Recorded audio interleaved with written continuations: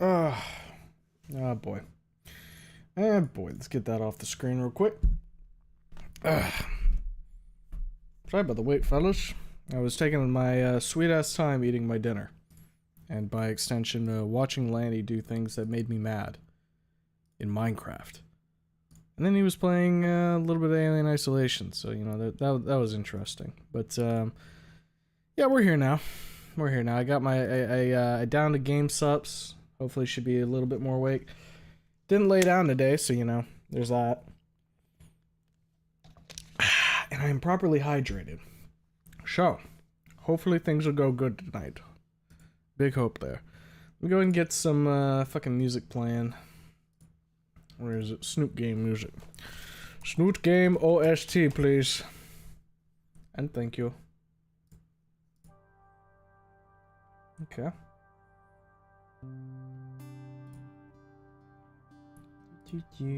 Got some Amberlight Brilliance, because that's the first one on the track. And I'm gonna let that rock. Alright, cool. Lanny getting down with the fear. Hopefully, one can pray that he's getting down with the fear. The thing is, and Lanny mentioned this to me, he was telling me that he isn't finding Alien Isolation this scary anymore. Like, he's gotten past, like, the initial fear of the alien. I don't know how true that is. I'd have to look at the fucking statistics, but... So he claims. So he claims. You might notice that, tonight we also only have one chapter on the docket. I will 100% commit to one chapter. The second chapter is a bit of a lower percentage. We'll see how that feels.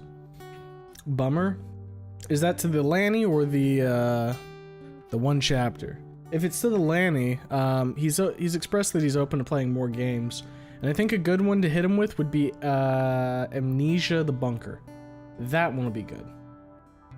Because, given what makes him scared, I think the bunkers would be a pretty good one.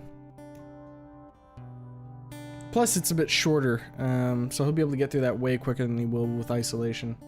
Both. Well, we'll probably... Hopefully, we'll get to the second chapter. I just know I'm feeling a little tired, so we'll see how I'm feeling after we crest that hill. Probably have a little bit less of a yap session so that we can get to it, but, you know. We're not gonna I'm not gonna deprive you guys. You guys love the yap session. It's like one of your favorite things. Everybody loves the yap session. I ask them, I say, chat, do you like the streams? And they're like, yes, Mr. Streamer, we like the streams. Could you yap more? I still wonder if I, like, actually should go through and put together, like, yap cuts for fucking, like, Inko Noted and Broken Wings. Because there's a lot there. You could easily get, like, 24 hours of yap. Oh god, could you imagine if I did, like, a 3-part yap compilation? Fucking Broken Wings, Inko Noted, and then None in the Chamber? That'd be ridiculous. It's gonna be a Duolingo stream, so I doubt we'll get another chapter today. Aw, fuck me, mates. Amnesia Bunker might be pretty good, friend. Not the Machine for Pigs? Wasn't Machine for Pigs, like, fucking bad? Or, like, mid as hell? I never really played it. Let me go ahead and get None in the Chamber up. I was not super prepared tonight, unfortunately, because, like I said, I was eating dinner and shit. 30-hour yap video, let's go. I feel like I should do that just to see, like, how many views would that get, you know? Was mid as hell, that's why I want Lanny to suffer. Oh, come on. Come on. Weren't you the one saying to give the little baby man a break earlier? And now you're gonna sit here and say we need to put him through the torture chamber.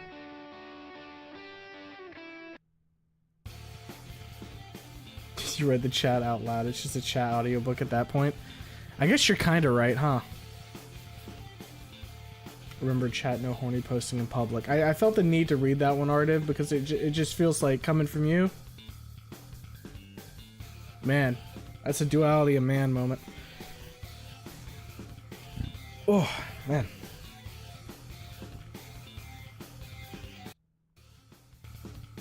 I don't know why it feels loud. Ugh. I was depressed more back then, so I was nice to Lanny. I feel a bit better now, so Suffering of Lanny's is back on the menu. My man's had fucking... He just overcame the sadness over the course of about 10 to 15 minutes. For that, I fucking salute you, man. Let's see here. What chapter were we on? We're on chapter 13. That's right. So that's Ties That Bind. So, for those who are unaware, I feel like it might be prudent to point this out. I think most people who are in the chat right now already know this, but Broken Wings, Jesus. None in the Chamber is going on hiatus because the author is needing to take some time for themselves for mental health. So, we currently are going to be able to read up to chapter 29. So that gives us, let's see. If we read 2 tonight, that gives 1, 2, 3, 4, 5, 6, 7, 8, 9, 10, 11, 12, 13, 14, 15 chapters we can go through. So you cut that in half. It gives us about 7 weeks worth of chapters. If we were doing 2 chapters a week.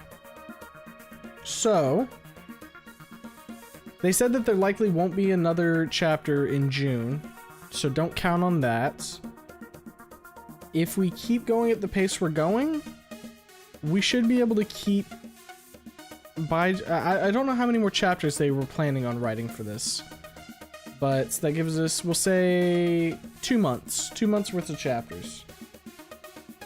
If you count like a fucking month is 4 weeks, right? I think I counted that right. So yeah, depending on how long of a hiatus they go on, we'll probably by the end of July be either hitting the wall, or we'll be getting right towards the end of the fic. Of course, the plan is currently, on my part, hold on a minute. Actually, I'm gonna pause the music so that way I can like actually listen to myself here, because I'm getting a little fucking hazy in the brain. The plan is for reading is that we're going to keep reading None in the Chamber. We'll probably lock those in as like maybe a Monday thing, and then we'll have, if we do a second reading for the week, which, you know, usually that's going to land closer to the Sunday time slot, that'll be us either reading one shots or starting another fic and starting to work our way through that.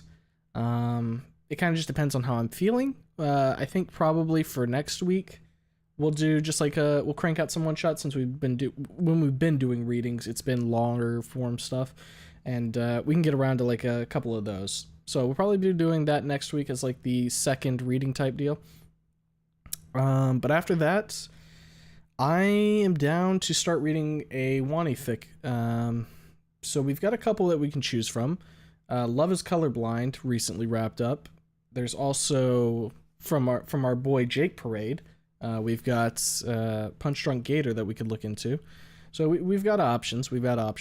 And then people have obviously recommended some other snoot fics, but given that we'll be going through None in the Chamber, it feels prudent to be able, or, you know, go and do Wani as well. You know, do those in parallel, since, you know, some people want the Gator, some people want the Tarot. You know, I can appreciate both sides. I mean, you know, I lean more towards the Gator, but that's not here nor there. So yeah. Also, branch off some other fics, question mark. Multi-track yapping.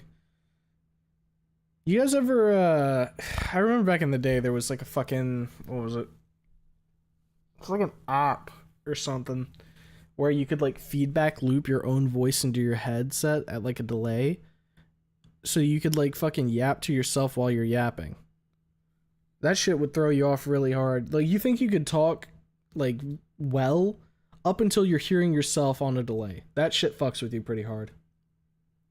Punch Drunk. Alas, we should be democratic. I'm tired of democracy. I want dictatorship. I'm the streamer, goddammit. I hold the power. Nah, but we would probably like leave it up to like a vote to at least get the garner or check like the interest. So yeah. And then there's the whole thing that I mentioned last stream too, where probably if I can figure out like a what's the word? If I can figure out a kind of script or like some questions to ask, maybe if we're lucky, we could try demoing a version of that creator spotlight idea that I had mentioned. And I think a good member to do it with would be Jake.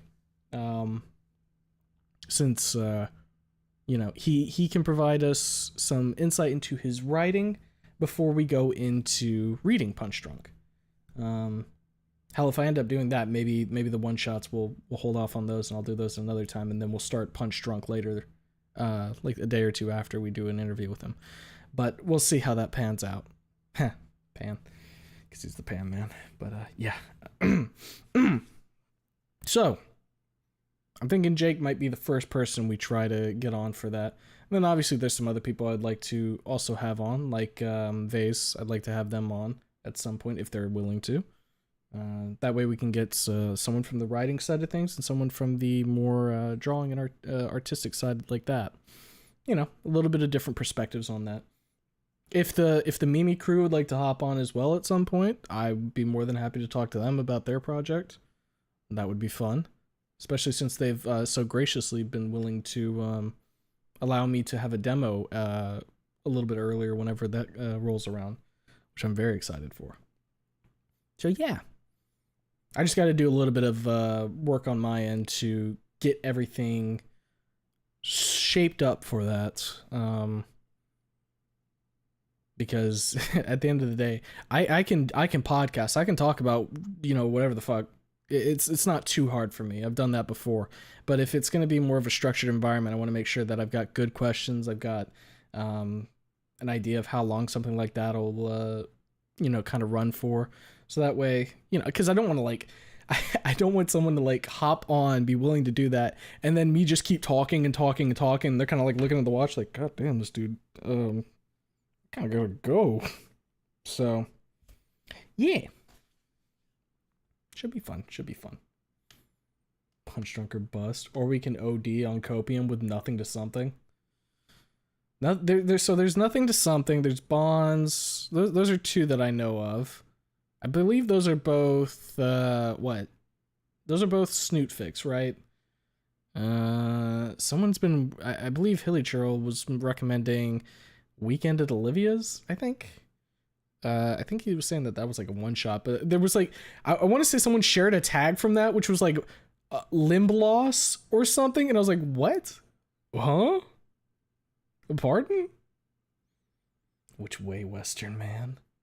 And at some point get Olivia on as well, and Fang. Could you imagine? Then Rosa, Tracy, etc., and Naomi.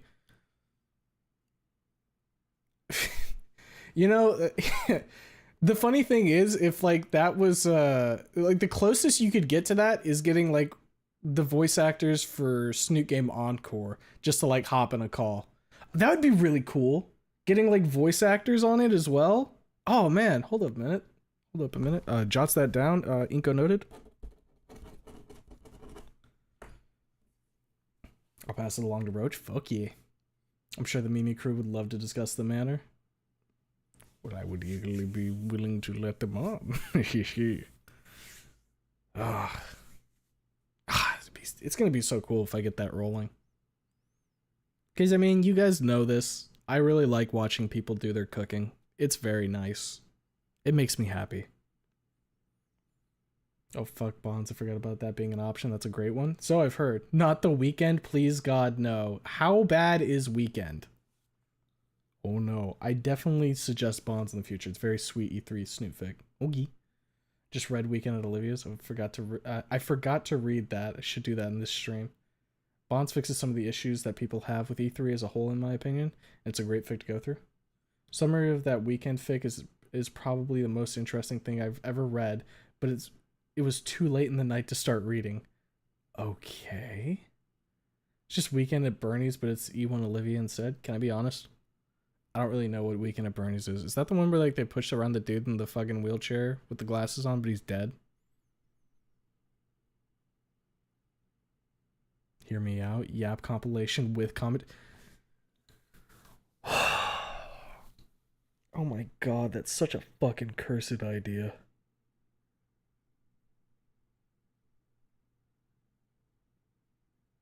No, because now I'm sitting here thinking about it. How could I make that work?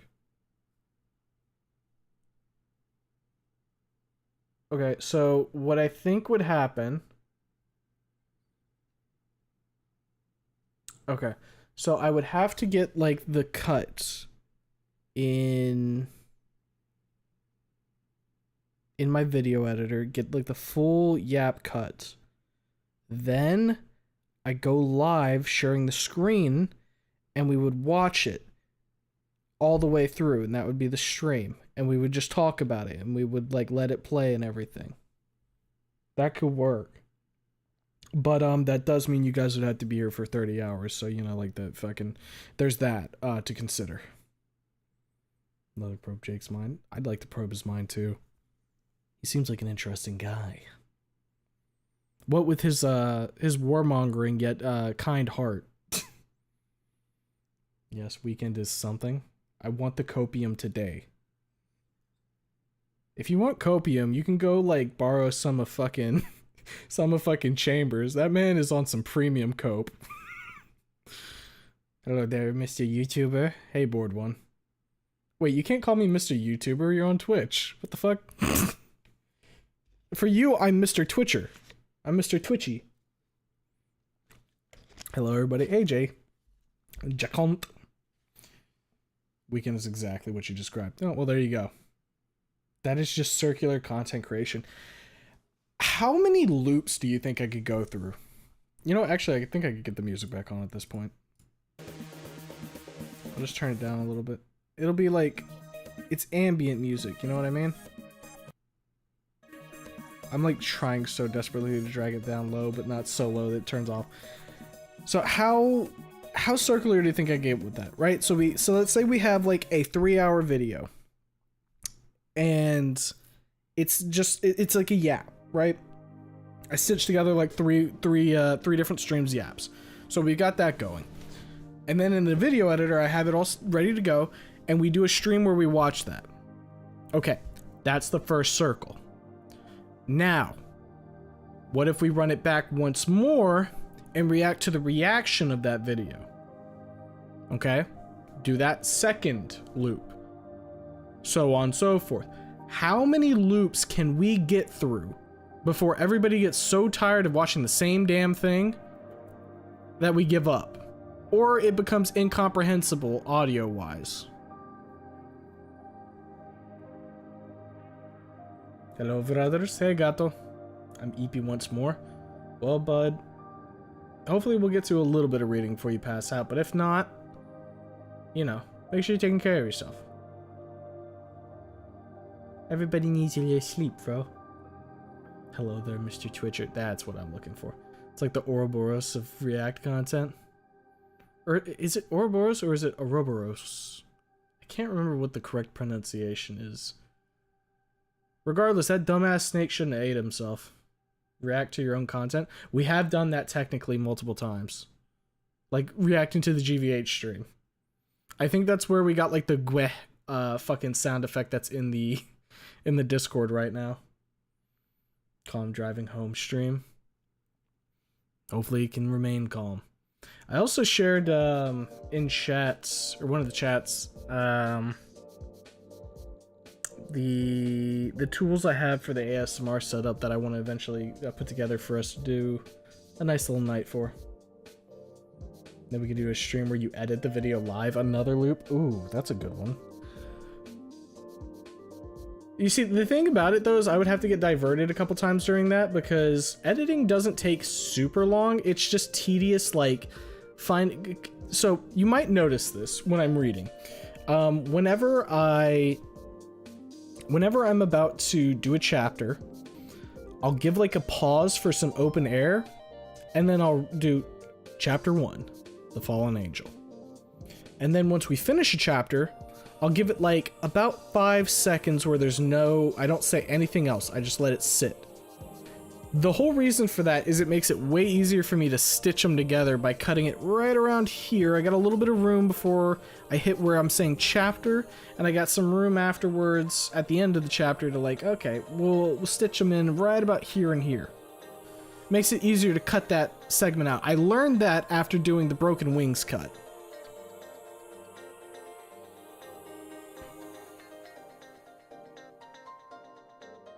And I've been trying to keep that going since then, at the very least. Hold up a sec. I want to pull this up real quick. From... Motherfucker. Let me do... Why isn't it letting me search? Huh? Is the from search option not available in streamer mode? That would be so fucking weird. Really? No shot. Hold up. It's not available in streamer mode. Wow. Okay. That's... I guess it's because it needs to use the names? Weird. Strangey. Okay. Give me just a moment. I'm pulling some stuff up real quick. Ugh.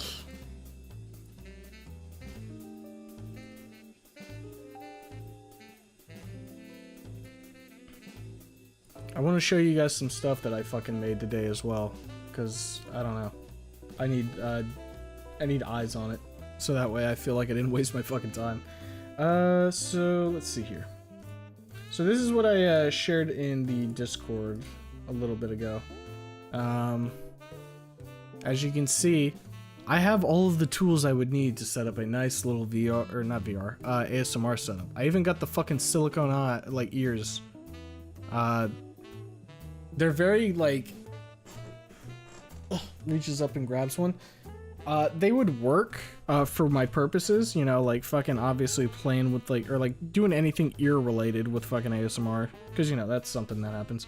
The issue is they were like, there was no hole for like a mic, so I had to like fucking scoop out a hole where I could. So you see them in the background, you see them like right here. These like Rode M5 like pencil mics, I think they're called, or something similar.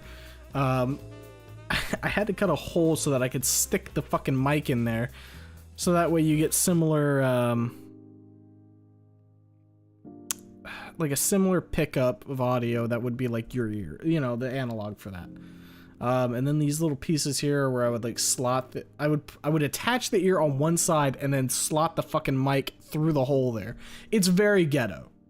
I really should have just bought like a fucking one of those like heads, or like one of the ear ones, like, you know, the ones I'm talking about if you've ever like listened or looked into ASMR. I should have bought one of those. It would have been way easier, but I'm a fucking stubborn asshole and I'm like, I could do this. I could make this work. And then this is a Zoom H6, I want to say it was, for like audio recordings and stuff. And you get 4 channels and everything. So ideally you would attach one mic to either of these inputs on the side here. Ignore this is just something that came with it. And you would have one be your left channel, one would be your right channel, and then you plug that, you would run them all through here, get them set up, and then bada bing bada boom, I got a fucking ASMR setup. It's just one of those things that I actually have to do it, and you know, so whenever I actually decide to get around to doing a little bit of fucking funny ASMR or whatever, that'll be kind of like the setup I'm using. Ugh, puts the fucking ear back. I should probably grab a coffee. Sleep won't bless me today, so I'm just gonna stay up till the interview. If anybody's curious about the pronunciation, it's Kant-E with a long E. Been called to the office, being dangerously close to getting the C bomb dropped on me over the intercom. Okay, so Conti, right? Am I getting that right? Hopefully I'm getting that right. Oh god, we're really getting the ASMR thing then. Well, you motherfuckers wanted it, right? That's what you wanted. Yes? Okay, cool, cool. Not to mention, it's not like I can do more than just a little Fang. I've got like some fun ideas for that type of stuff. I think it could be good. I don't have like a bunch of like fucking things to use for like sounds. You know, I never really thought that far ahead, but even just like a calm reading could be fun with like a binaural setup. So that might be something to look forward to in the future. I know that like ASMR isn't like everybody's cup of tea, but I like ASMR. I listen to it from time to time. I find it pleasing. Even if it's not something that helps me go to sleep. I mean, I'll do it. I'll listen to it while I'm sleeping, but again, I'm kind of like the person who could listen to like white noise, and that would help put me to sleep. So, you know, it's just something to keep my ears busy, you know, if that makes sense. I keep saying, you know, I really need to drop that. Principal Spears tells you he's proud of you, ASMR. You've done so good at this school. I'm so proud of you. Look at your grades. You could get into any college you wanted. Rain ASMR helps me sleep every night. Oh, what was the fucking, like... What was the cursed, like, bit of knowledge regarding, like, sleep, or, like, not sleep, rain sounds? Wasn't it that, like, most rain sounds that you hear in, like, shows and shit is like, chicken frying? Can't wait for it to accidentally slip off the table and deafen everyone in the VC. Oh, that would be crazy. I would probably try and demo, like, a fucking ASMR thing in the VC. You know, funny enough, I was playing Osu earlier today, right? And I think somebody was like, man, I wonder why the Mr. Streamer always mutes when he's playing Osu. I'm like, well, it's because my keyboard's loud as shit. And they're like, okay, but like how loud? And I'm like, okay, let me unmute and show you. I mean, fuck, hold up a sec. I could even like show you guys. Give me just a second. You guys are gonna get a little bit of keyboard ASMR here. Let me boot up OS. I'll just play like one song. Only one chapter today? Aw. Don't worry, it might turn into 2. I was just committing only to 1 right now because I was unsure how I'd feel at that point. Alright, hold up just a sec. Display capture. Oh yeah. Oh, I forgot. Okay, there we go. Osu is a little weird when I do a display capture. You gotta give it a second. Okay. Yeah, so I'll leave the mic unmuted so you guys can hear kind of like what my fucking keyboard sounds like when I'm playing this shit. I'm not gonna... Obviously the song's muted right now, so that way you can just hear specifically the keys.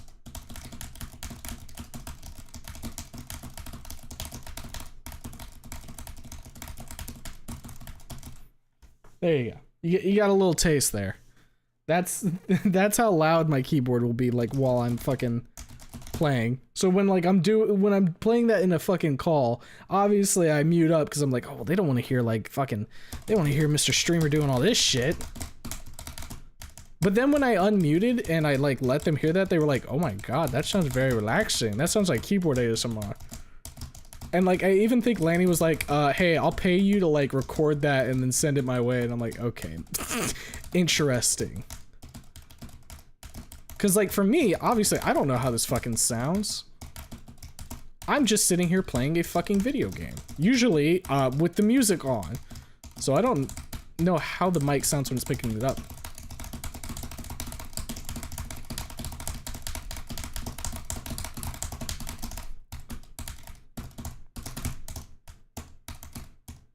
Alright, this isn't an ASMR stream.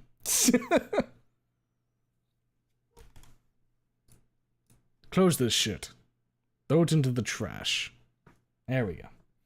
Alright, and then it should... There we go. There we go.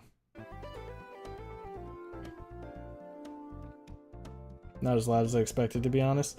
For me, it sounds loud. But then again, it could be like my mic just helping me out there. Sounds aggressive, less loud and more aggressive. Lanny just built different. That motherfucker is built different, let's be real. So yeah, that's the ASMR setup type deal we got going there. And then more stuff. I don't know why, but today I just felt very inspired to make things. So now I shall show you those. We've got this here, which was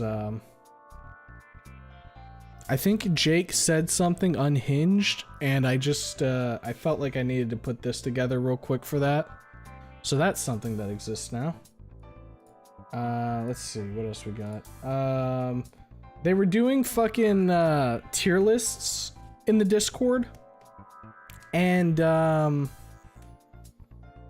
I did mine, and you can kind of see it here. Lanny decided to look at my tier list and gave it a 3 out of 5. And so I responded to him with this.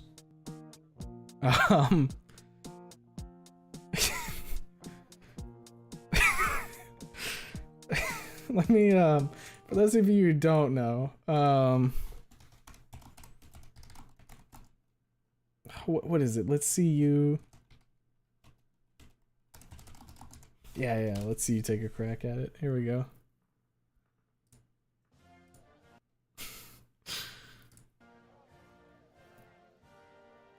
Oh, is it not gonna actually, like, give this the fucking audio? Just, oh, this is cringe. What the? Alright, I'm closing the tab now. I'm closing the tab now. I don't want to see what's up there. Let's see. And then the last one, because I was having, so if you've looked around a little bit, you know that I've got a couple of takes about characters, and I have to try and beat the purple allegations, but then Iron, I believe, said something, and it was, all right, I'll just put it on screen. I don't got much to say in my defense, man. It is what it is, you know? It is what it is. Feels appropriate. Tier list Discord stream. Did I miss anything? Nah, not yet. You missed keyboard ASMR. You did miss that, I guess, if you really wanted that. Not click that other vid for the bit. Alright, we'll go back and click it, because I'm a fucking... What can I say? I'm a whore for easy content. Do it for the Vine. Purple takes. Purple care takes. Purple runs your life. Purple and green, man. It's purple and green. It's rough out there. Why did you end the stream so quickly last night? Mia that's why. Jack hit his shovel a bit too hard. Hey, look, chat. It's me. It was you. It was you, Bon. Memes, Jack. They're the DNA of the soul. And he doing the work of God. Put it on the fridge. I could throw all 3 of them in there if people really want me to, because you do have to kind of go collect them. Otherwise, Mr. Streamer's recommendations fell for the purple brain rot. Sad. Look, all I'm saying is my bully's way better than your bully, Ardiv. Okay. I don't make the fucking rules. That's just how it is. Mr. Creamer's our puppet to control. Unfortunately, kind of. Lean characters. Dude, here's the thing. Jake's making a fucking lean dino as well. I gotta see how that pans out. Did I hear Mia Seaman again? Yeah. Mia what? Don't watch last stream. Sorry, Mr. Creamer, but Snootwife is just better than them. You're entitled to your opinion. You're wrong, but you're entitled to your wrongness. Streamer didn't fall for purple brain rot. He hates Trish as well, guys. Stop. True, I do think Trish is an Omega bitch, and I would throw her out of a window. Look, it's not my fault that... You know what? It's the hair. You know, the hair... Iron pointed this out as well. Messy hair is a very big thing. It's really nice. It makes the brain start to buzz in a very good way. Fucking pulls up the fucking Susie folder. Where is it at? Fucking look. Messy hair. It's great. I will not be taking feedback on this. This is not up for discussion. I am right. And if you don't agree with me, you're wrong. I also saw that I see everything except when I don't. Yo, freaking shame. It was the abs for me, to be honest. Do I need to pull up the fucking thing again? Look. Okay. The design pulls me in. The hair, I'm like, okay. What do we got going on here? Next slide. Oh, she's kind of mute. And she's holding up a sign. Oh, this is kind of cute. Next slide. Fucking abs. Strong woman. I'm right there with you, man. I made a couple synapses fire off. New lean dino, huh? Yeah. I don't remember what the name of it was. Shit. I'd have to like go dive for this. I don't remember where he shared it, but I do know he shared lean dino before. I'd have to here, let me see if I can like fucking sniff it out in like a timely manner. There's a ton of fucking, oh boy. Wait, from Jake, purple. Ah, found it. Here we go. Yeah. This is one of the ones he was gonna have for, I think, one of his next fix.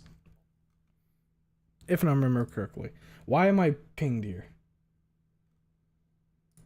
Oh, fucking Iron wants this to be on screen. This was Iron's tier list. This is what he thought was peak. You can digest that real quick while I go look for mine, because you know, at the end of the day, he's entitled to his opinion, despite how wrong it may or may not be.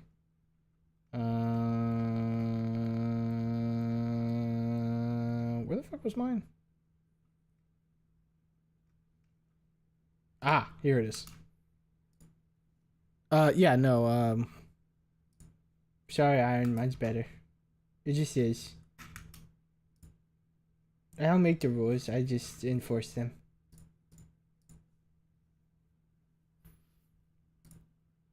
So yeah, there. He obviously added some more to his. You see, there's a Wunko, but this was the tier list originally, so this is what I worked with. So you know, there's that. But yeah, this is Zara Sinclair, which fucking diving GF if I remember correctly. Jigs Zara streamer had neuron activation last stream.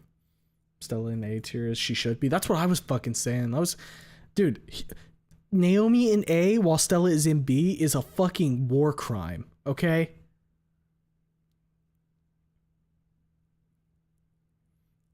Fang in S is a plus, but Rosa in A? Look, Rosa's really high. She's really high up there. She's like part of the highest A tiers, okay? I don't know, something about Schizo's design has been growing on me. I think it probably is a little bit because of None in the Chamber. That you know. Rose is great though. Honestly, probably should have bumped her above Schizo, but you know, the brain said what the brain said at the time. It's not my fault. But yeah.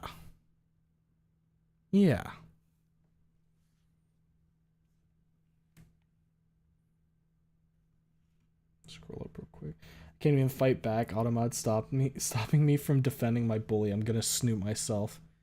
That's what Mia would want, right? So I mean, you're following what she would want you to do.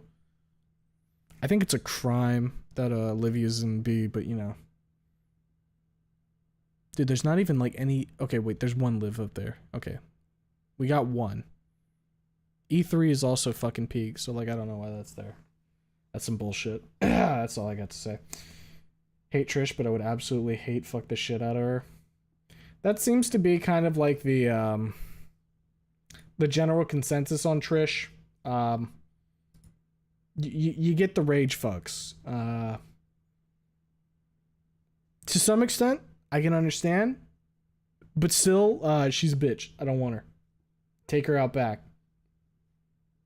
Sorry, Mr. Creamer, but you have to look at the objective facts. Ideal tarot wife is cute, has Snoot, loves me. Yeah, well, fucking... It's fucking... I'm not even gonna try right now. Not even gonna try because I'm gonna trip on my own feet. In his list, E4, Olivia, Nico are S tier, but Olivia from when you first met her is B tier.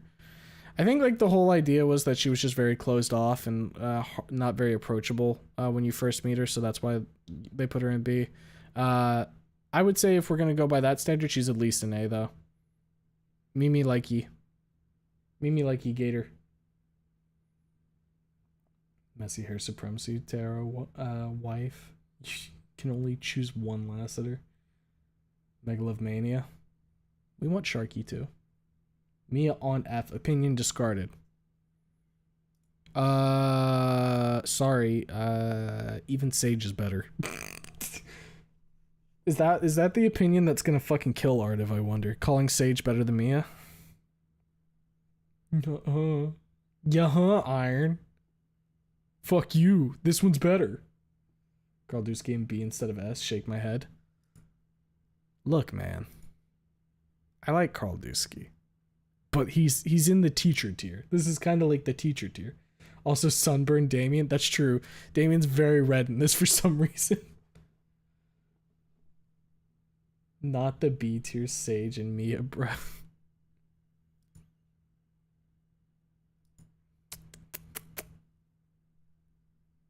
Nah, fuck Trish, not sexually whatsoever. Brother, what is that Sage tier? Sage poster Zone of Shame, it appears. Look, at least I gave you the luxury of having Sage in just D tier. Yeah, that might kill Artiv's mind. Artiv just said, Automod, let me speak for once. Do I need to go to the graveyard and see whatever the fuck you've been trying to do? Claim argument was so good you failed to do a rebuttal. Okay, let me fucking take a crack at it. So what do I have to do? Like 3 check marks. I mean, we can do is cute. That one works. I mean, you can't. Does this count as a snoot? It's like a maw. Let's go. Is cute, has tail.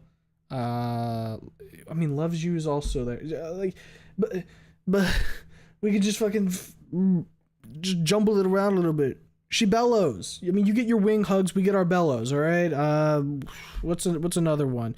She plays music. She does drawings or paintings. Bada bing, bada boom.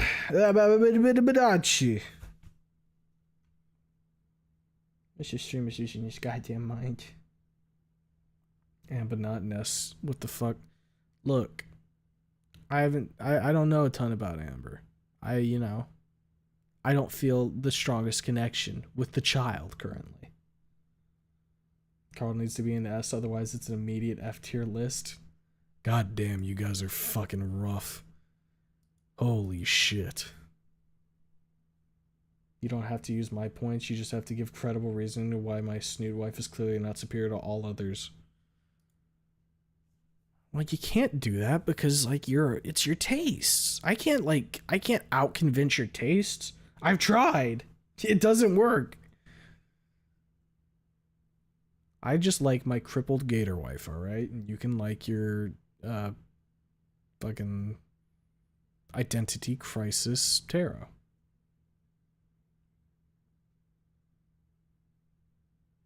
Where's my music? I want my music back.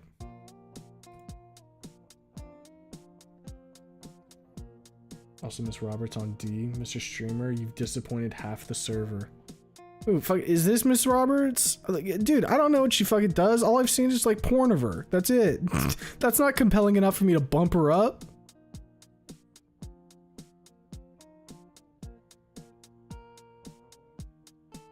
Oh, she's in GVH, isn't she? She's like in a couple of the mods for Snoot, I think. I guess I did put... This is Stacy, right? I did put her here. I don't know. She's kind of a bitch. I don't really like her. That's also part of it. I'm late. What did I walk into? Mr. Streamer showing his wrong opinions. Fuck you! Miss Roberts? Is that what you're referring to, Borderline? So funny when I can tell you're reading Lassiter's messages. Well, yeah, obviously, he's the fucking Fang simp. You know where he is a mile away. Wife tier battle? Now you have made a compelling argument. I'm pulling up the Discord. Okay, the graveyard is populated right now. And it's just Illusions saying, hello, chat. Okay, with a GIF. Very cool. That's the point. I feel it's pretty poetic that the tarot, having an identity crisis, ends up with a guy who's literally anonymous.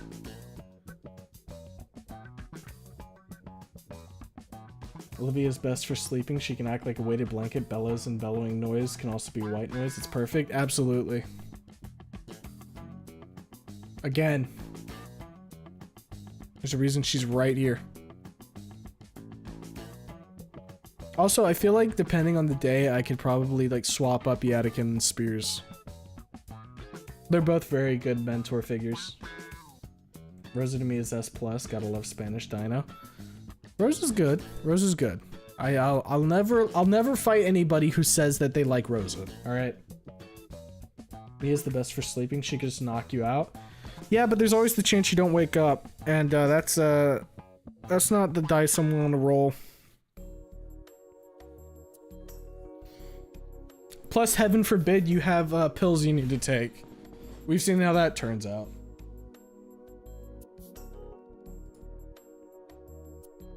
Alright, hold up a sec. I need to... What was the video we looked up? Oh, yeah. Hold up. Let's see you take a crack at it. So what the fuck was... What the fuck was this? Wait, is this Gianni?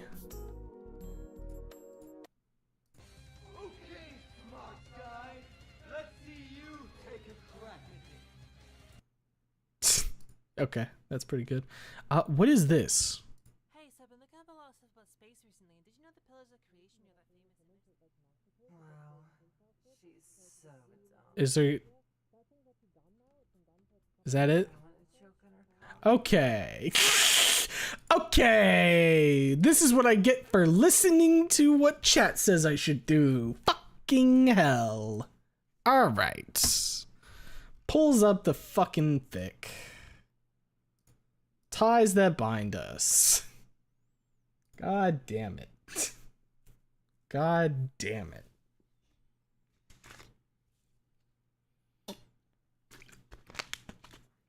Olivia better than Fang 100%. Well, or like Lasser doesn't agree, but I agree. Why is there a dead guy in S tier, or are we assuming no cancer? Because the dead guy's still cool? Imagine zombie Yadikin, it'd be awesome. Not realize that it was that. Sounds like someone is stuck in a low luck build. Fuck you, Artiv. You better have a high endurance build if you're over there fucking trying to get with Mia. Otherwise, she will perform a Mortal Kombat fatality on you. Though, knowing your track record. Home safe on record time. You'll all have your likes. You do you, boo boo. Okay, yeah. I don't know why it took me so long to fucking get that one through my mind.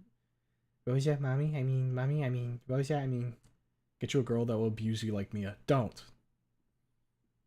What the fuck did I just miss? I blame Artiv. It wasn't even Artiv this time is the worst part. I was looking away for literally 2 seconds. Lady Dick jump scares. Your recommendations are becoming interesting. Yeah. Well, that wasn't even my recommendation. That was like what happened when I just looked up. Let's see you take a crack at it, wise guy. I don't even know why the fuck that was there. Artiv, post that Naomi version. Most corpses are cool, Mr. Streamer. False. Most corpses stink, and they aren't neat. There's a few that are cool, though. Yadikin's corpse would be one of them. I already get those fatality moves in my dream, so it's not that bad of an outcome. Oh, God. You know, for as fucked up as the inner workings of your mind are, you are interesting to have around, Artiv. I'll give you that. It's good Chad is abusing you. No, don't let Chad abuse me. What the fuck? This is bullshit. This is an outrage. I'm into... Alright. Fresh corpses are warm. Yes.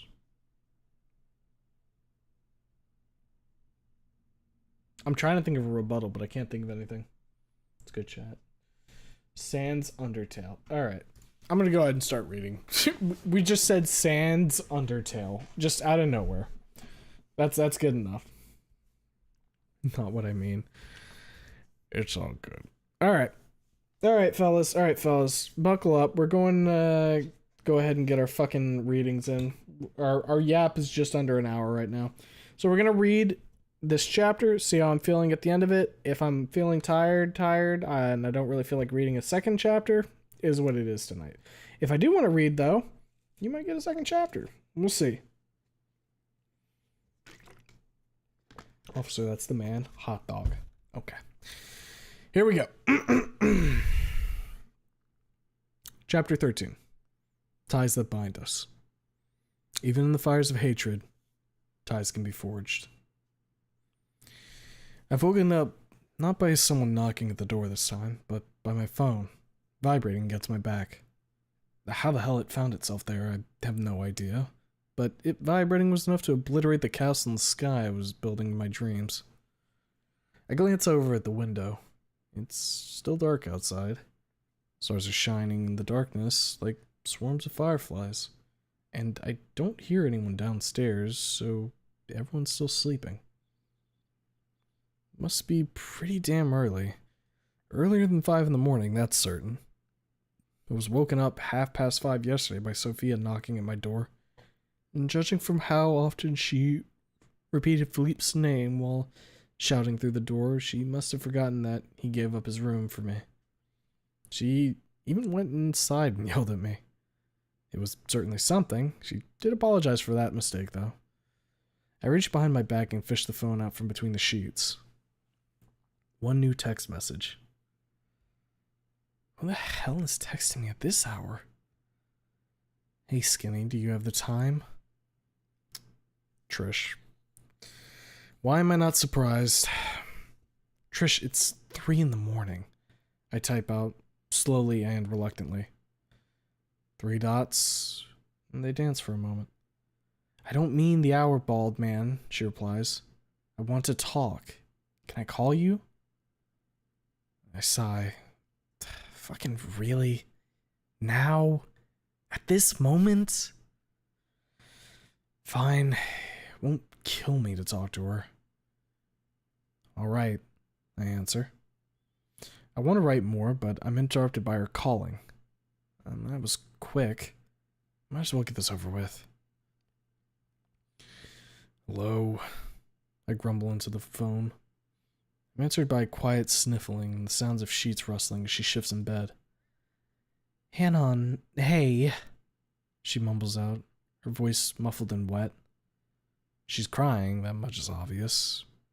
Why, though? It's because I left her hanging yesterday? Or maybe she's trying to pull some manipulation bullshit with me? Fuck, don't flatter yourself. Her world doesn't revolve around you. Well, not wholly. Besides, if she wanted to mess with your head, she'd just call you out of the blue, not text you when you're supposed to be sleeping. Might as well humor her. Hey, Trish. I rub my forehead, staring at the ceiling. What's up? Why are you crying? She sits in the bed. I was laying in bed, trying to sleep, you know? But I couldn't. Kept thinking about Fang and what I did, and... She takes a slow, wet breath. It made me feel shitty, you know? She sniffles again. I'm sorry for waking you up. I bite my tongue before I make a fool out of myself again. Now I can think freely. So it finally hit you, huh? About damn time you got it into your head. It's fine. Actually isn't, but she doesn't need to know that. Focus. Distract her somehow. Calm her down so you can get back to sleep. Yeah, sleep, that's it. It's not that fucking pit in my stomach. No, sir. I only want to return to my castles in the sky, thank you very much. It's not that the sadness and despondency in your voice is tugging on my heartstrings so hard that they're in danger of snapping. That notion's simply ridiculous. Start with something simple. Don't let the conversation fizzle out. How was your day? She laughs, a bit shakily. It was okay. Went to the therapist and hung out with my dad. You know, he bought me a book about bugs. I frown. I can't help but chuckle. Trish, Reading a book about bugs?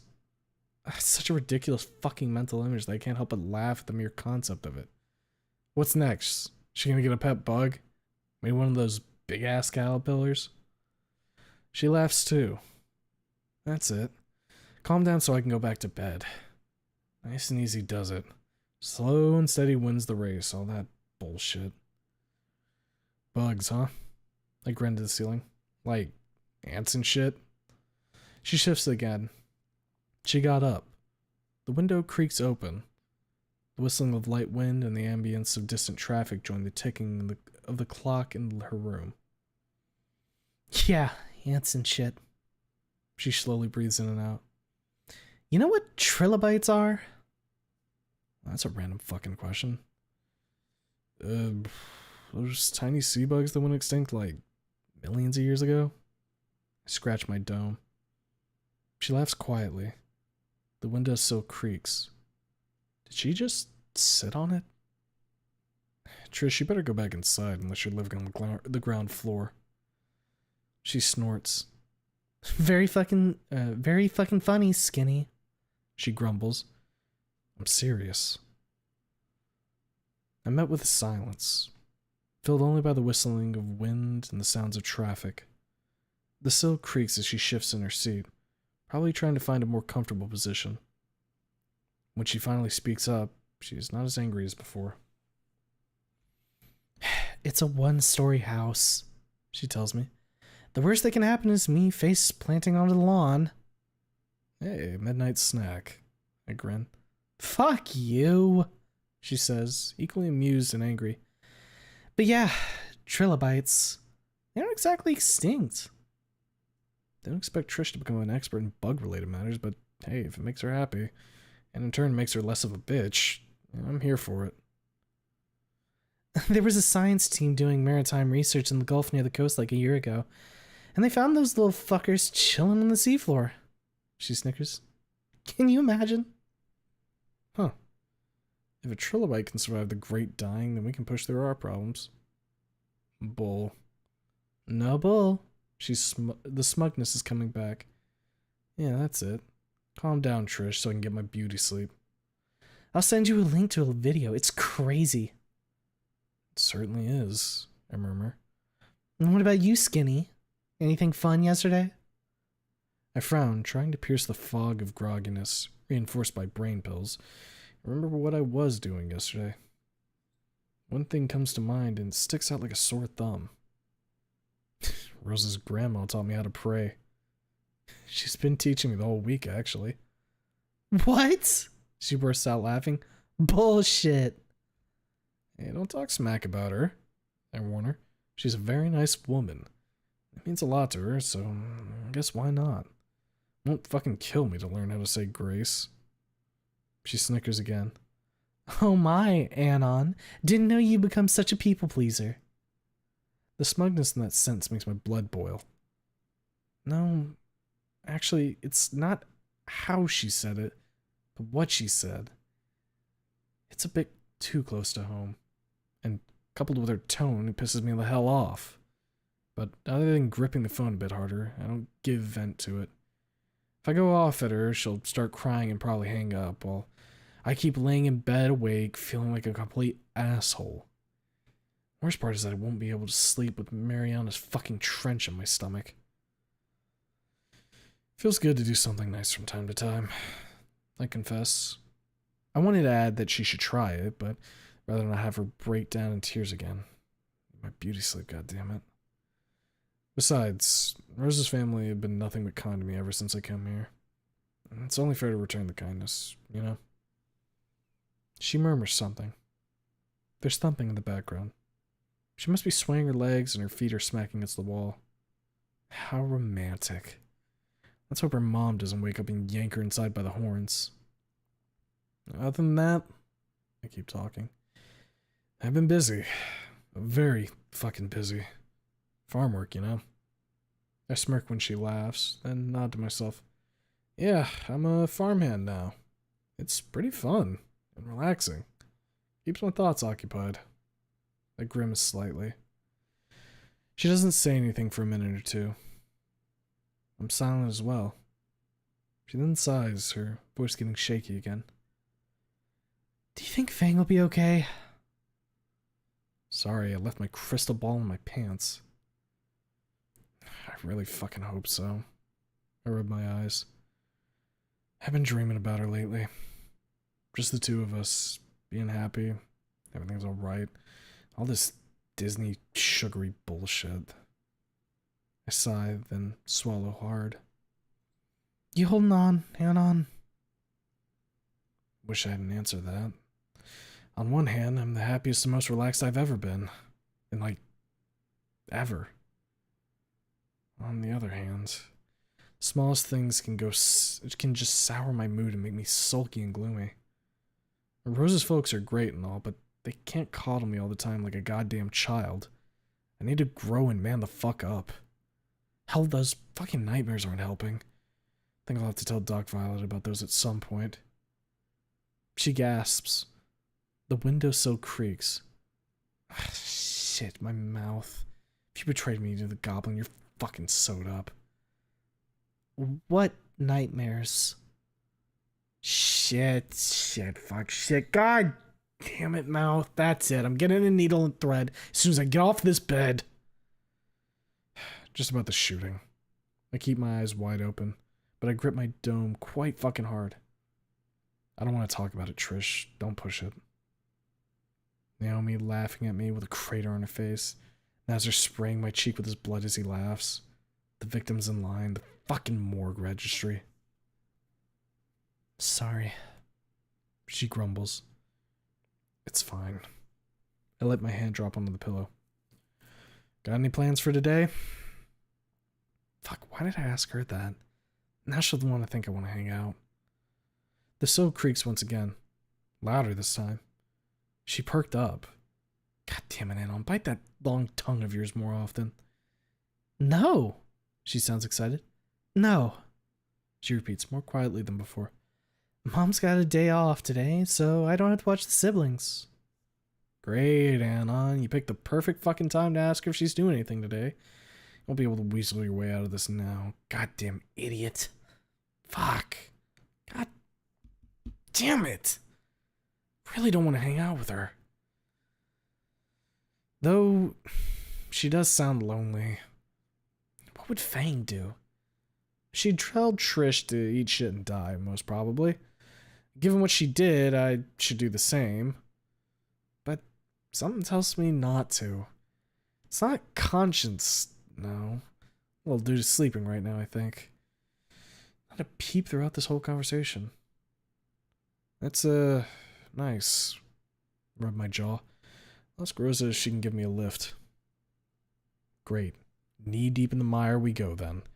Keep digging that hole, Anon. Maybe your coffin will fit inside once Reed catches wind of this. Really? She gasps. Oh, fuck yes! Huh. She does really sound excited. Fuck it. Fine. Won't kill me to spend some time with the trigger. Not sure about Reed, though. I do wonder what we'll be doing, since I'm even more of a penniless loser now. My bank account is almost dry, and I will not ask Rosa for handouts. I can't go without any money, though. Asking Trish to foot the bill for whatever we should be doing after I asked her to hang out would be a real dick move. Think, dumbass, think. I know. I'll ask Simone for some moolah. I'll work it off. Yeah, that's it. It's not a handout, it's a wage. A small wage. $100, $200 tops. I am eating his food and sleeping in his house after all. I hope he won't refuse it. It'd be really fucking awkward to call this thing off now. Yeah. I rub my eyes. I'll text you later. Sorry. You good now, Trish? Yeah. Creak. Thump. She's back in her room, I think. Thanks, Anon. I really, really appreciate it. Huh. Pit is gone. Cool. Now I'll finally be able to fucking sleep. Glad to hear it. Sleep well, Trish. She stifles a laugh. A real happy laugh. God damn it, don't strain those heartstrings, you dollar store guitarist. Sleep well, Anon. She hangs up. I roll over to my side and put the phone on the bedside table. Rainbow stares at me with those googly eyes of his. Is he smiling? Nah. Must be my groggy brain fucking with me. No watering trees today. When I asked Simon about it, he told me that we won't be watering them for a month at least. The mix is highly concentrated, he explained after breakfast. You can't overdo it or it'll harm the tree. Makes sense. Too much of good stuff and all that. Instead of playing gardener, I was given a different job today. Simone gets me a pair of overalls and Wellingtons. After I'm all dressed up for work, we head out. He collects a pair of rakes and a shovel from one of his shacks. He gives me the shovel, then takes me to the stable. It's a large, well-lit concrete building. The walls on the inside are covered with wood. The stalls are empty. Philippe let the animals out in the morning so they could frolic on the range. Fucking reeks in here. The animals smell mixing with the stench of manure. Here I found Moises, along with one of his siblings, a 15-year-old dark orange-brown ankylosaur. Moises welcomes me with a nod and a shake of the hand, and so does the younger kid. You will be cleaning the stable with Matthias and Moises today. Simon hands his sons the pitchforks. Collect the manure and put it in the cart. He nods at the large cart, sitting near the entrance of the stable. Papá, ¿puedo en cambio ayudar a Felipe? Matthias asks, looking around with an expression of unwillingness. No, Felipe me está ayudando con el camión. Camión. Simon frowns. Get to work. He looks at me. I'll check in on you in 3 hours. I want all of the manure in that cart when I get back. Understand? Of course, Simon. I nod. He nods back at me, glances at his sons, and leaves. We stand in silence for a moment, looking at each other. Matthias stares at his pitchfork as if it was a dangerous, poisonous snake. He clearly doesn't like this job. Vamos. Moises nudges his brother and nods at me. Get that cart over there. I ain't sweeping the shit off the floor. I shrug and do what he says. I put the shovel into the cart and pull it over to the last stall. Are those horses expensive or anything? Yeah. Moises opens the stable. Have you seen Rosa's car? That Mercedes? I walk in after the two. He nods and points at Matthias, to the corner of the stall. Is it Matthias? I think that's Matthias. He himself starts raking the old hay on the other side. Our time breeding a pair are worth more than that. He grins, seeing me staring. Well, that gives me new meaning to filthy rich, I mutter, picking up a large portion of manure. I then carry it to the cart, careful not to drop any on the floor outside. I go back and do the same thing, over and over again, until all of it ends up in the cart.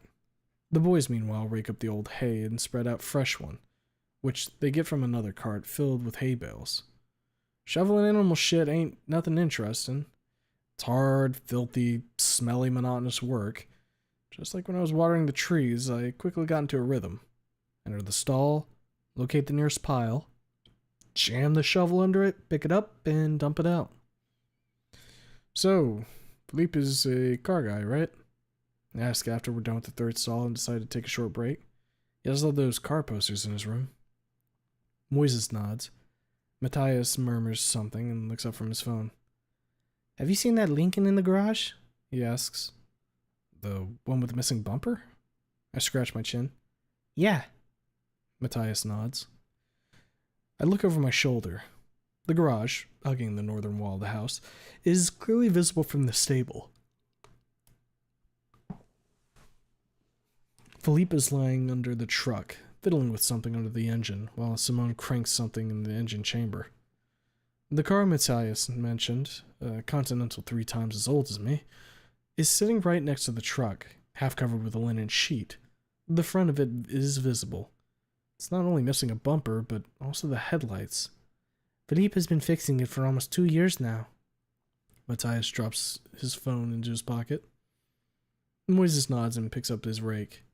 We go to the fourth stall. Used to be our grandfather's. He begins raking the hay. It's been sitting in the backyard since it broke down. Abuelo couldn't be bothered to fix it.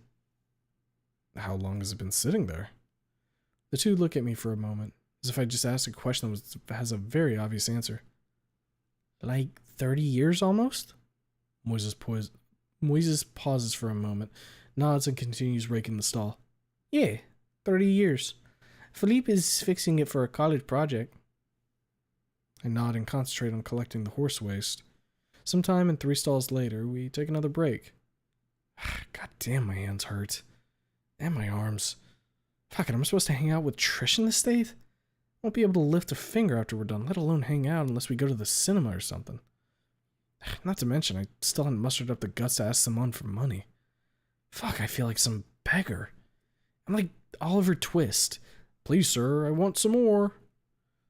I wonder if Simone will freak out, like that cook did in that scene. So, what is Philippe going to do with the car once he's done fixing it? I ask, rolling my arms and spreading my fingers to get rid of the stiffness. He wants to make it into a lowrider. Moises spreads his legs, sitting on the stool. Waste of a good car, if you ask me. No esos son geniales, Matthias protests. Te gustan porque... Te gustan porque le gustan a Philippe, Moises retorts. The point is, Philippe is going to put the hydraulics on that car and will shake it apart at a meet somewhere. He shrugs and glances at Matthias, who frowns. The two start bickering. I use that momentary distraction of the two to get my phone out and text Rosa. I explain to her what I have planned for today and ask her if she would be willing to give me a lift. I was about to go shopping with Stella anyway, she replies. Sure. Does my dad know? I quickly type out a reply. Not yet, and I don't really have much money. How do I ask him about it? I don't want to come off as a beggar. The wait for the reply lasts but a very short time. Just ask him, she tells me. Dad hates when you try to lie. Besides, you've been helping him out a lot. I hesitate, but only for a moment. My fingers dart over the screen at the speed of sound. I want to work off that money. Do you think he'll agree? He will, don't worry, Rosa assures me. Just ask him. Well, she is his daughter. She knows him better than I do. Thanks. We're done with the stable shortly before Simone comes to check in on us. We sit and chat amongst ourselves while he checks each stall. Finally, he gives a nod and a murmur of approval. All right, he tells us. Anon, take the manure. He pauses and tells Moises something in Spanish. I peek out from behind him. Philippe is resting his back against the wall of the garage, smoking a cigarette. Man, I could really use a smoke. Haven't had any for a long-ass time. And a cig after hard work sounds like really good right about now. We separate after we leave the stable. I go with Simone, while Moises and Matthias go in the opposite direction, towards a large garden sitting across the orchard. Alright, this is the perfect opportunity to ask Simone what I want to ask. Simone? He looks at me over his shoulder. I wanted to ask. I pause. Fuck, this is so awkward. I've been here for such a short time and I'm already asking for money. What is it? He stops and turns to me. I can feel Philippe's eyes on my back. Please stop staring, big guy.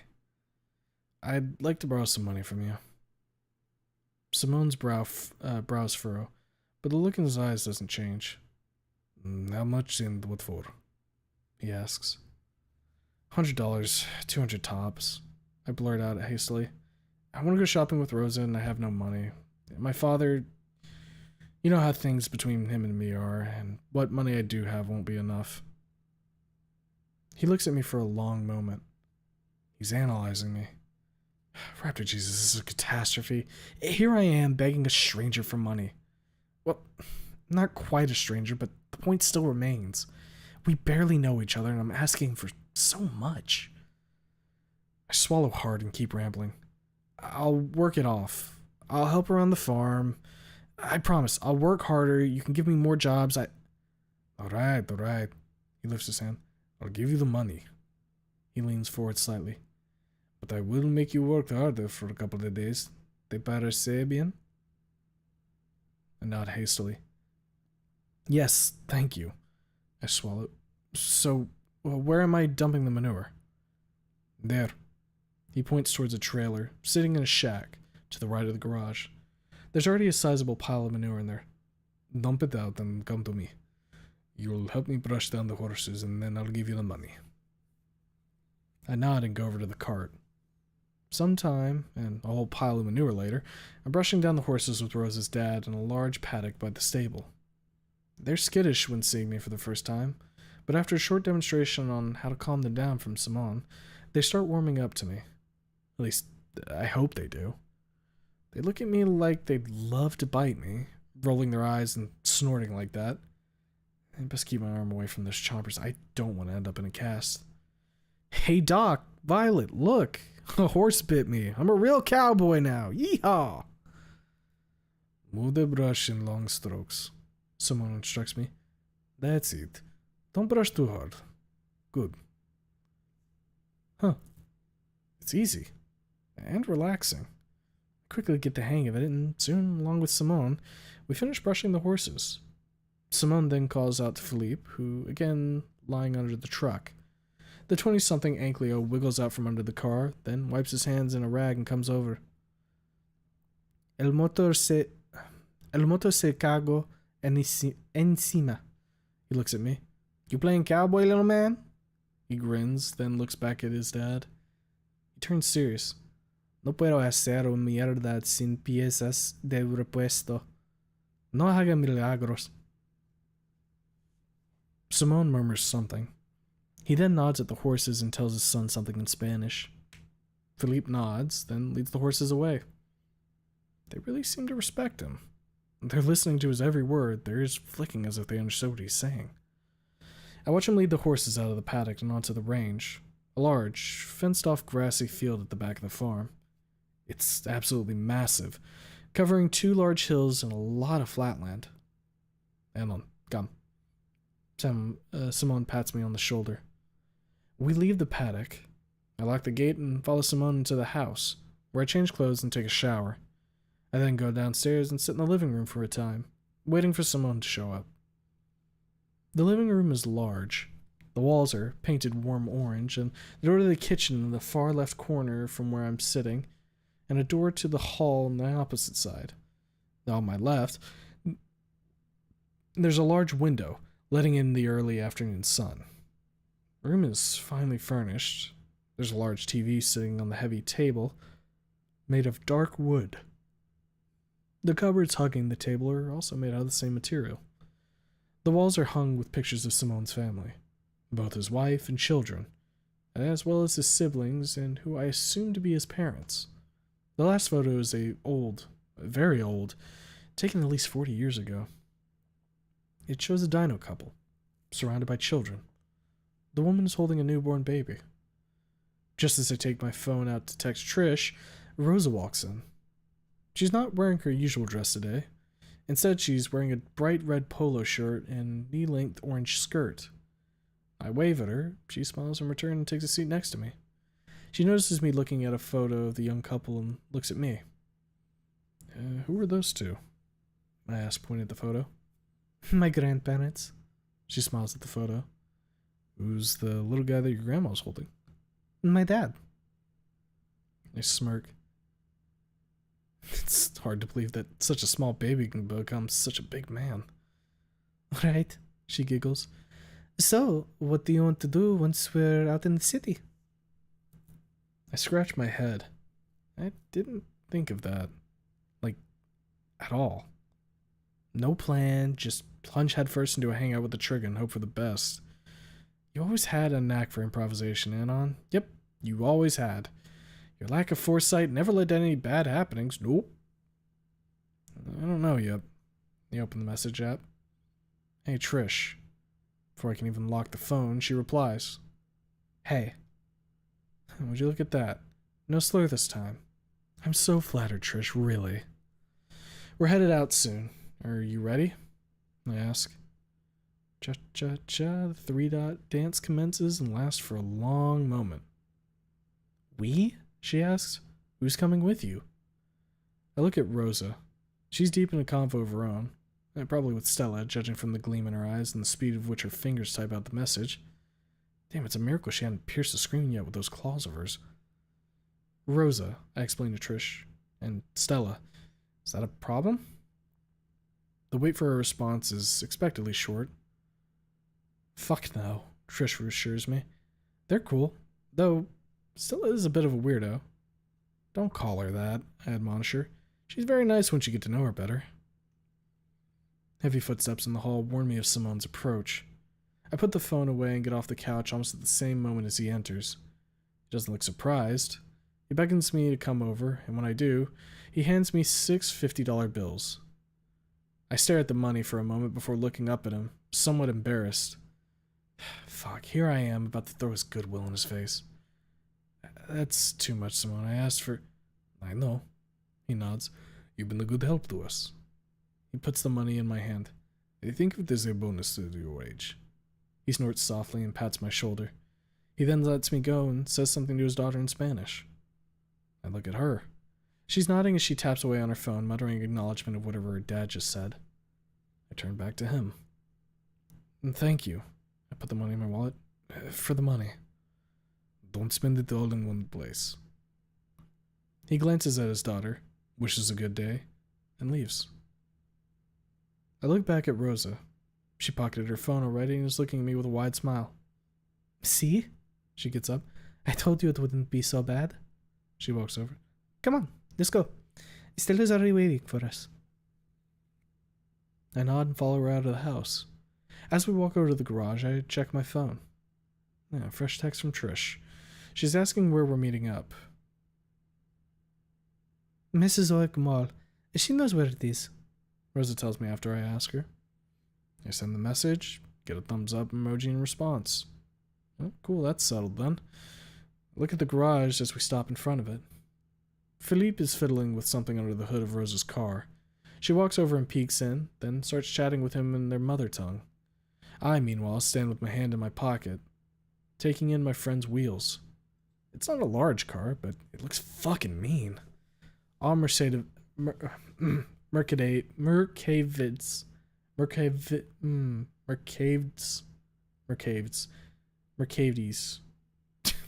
Not sure how to pronounce it. Cars have that distinct look. They look heavy and firm, like a boulder, but they're as nimble as a spear chucker chasing a woolly mammoth. Hell, this thing must have cost more than my parents' house, especially since it's an import. Tax must have been astronomical. Only the best for their daughter, huh?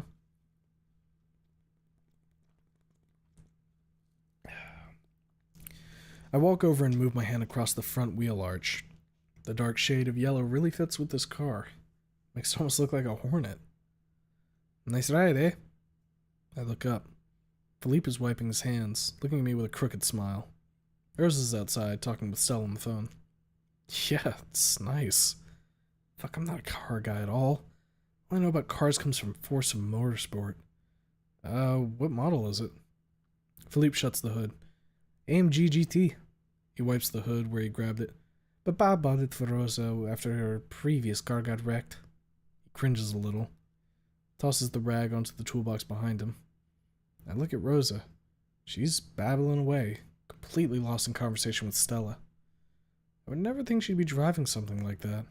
She always struck me as the kind of girl who drives something small like a Mazda, or Mercedes, or Toyota, or Totoya. Not a Euro monster of a sports car. What did she drive? Mazda Miata. Huh, I was right. Papa said that he won't put her in a death box like that again. Felipe frowns once more and nods to himself. Yeah, he spared no expenses. He pats the roof of the car. Should have bought her a Navigator or Escladino. I rub my chin. Those are big and safe.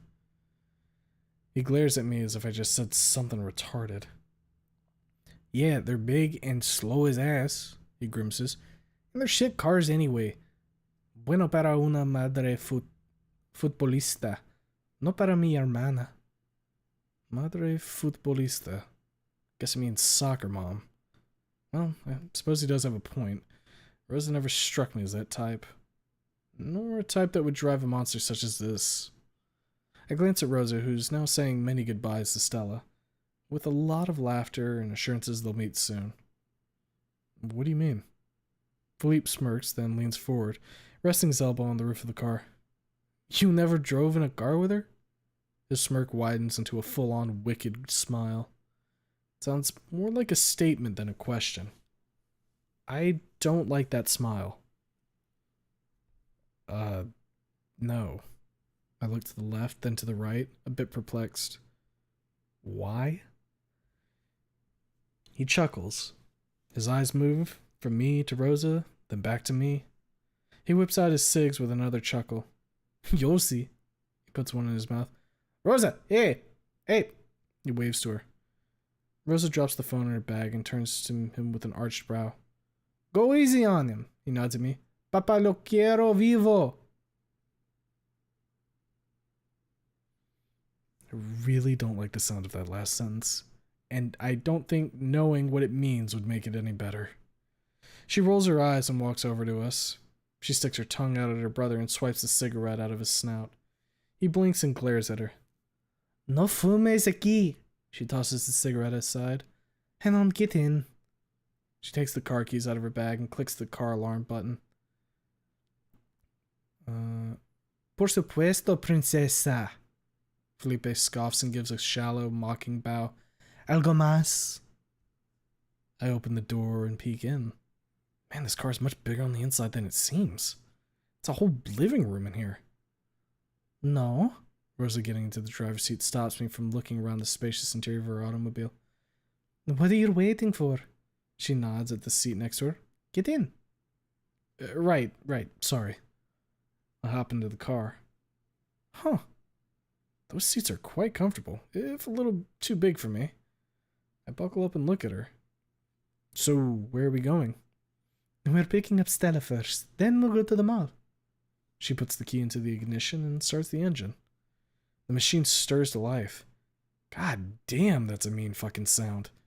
I heard it a couple times during my short stay here, and each time I expected the windows of the house to rattle.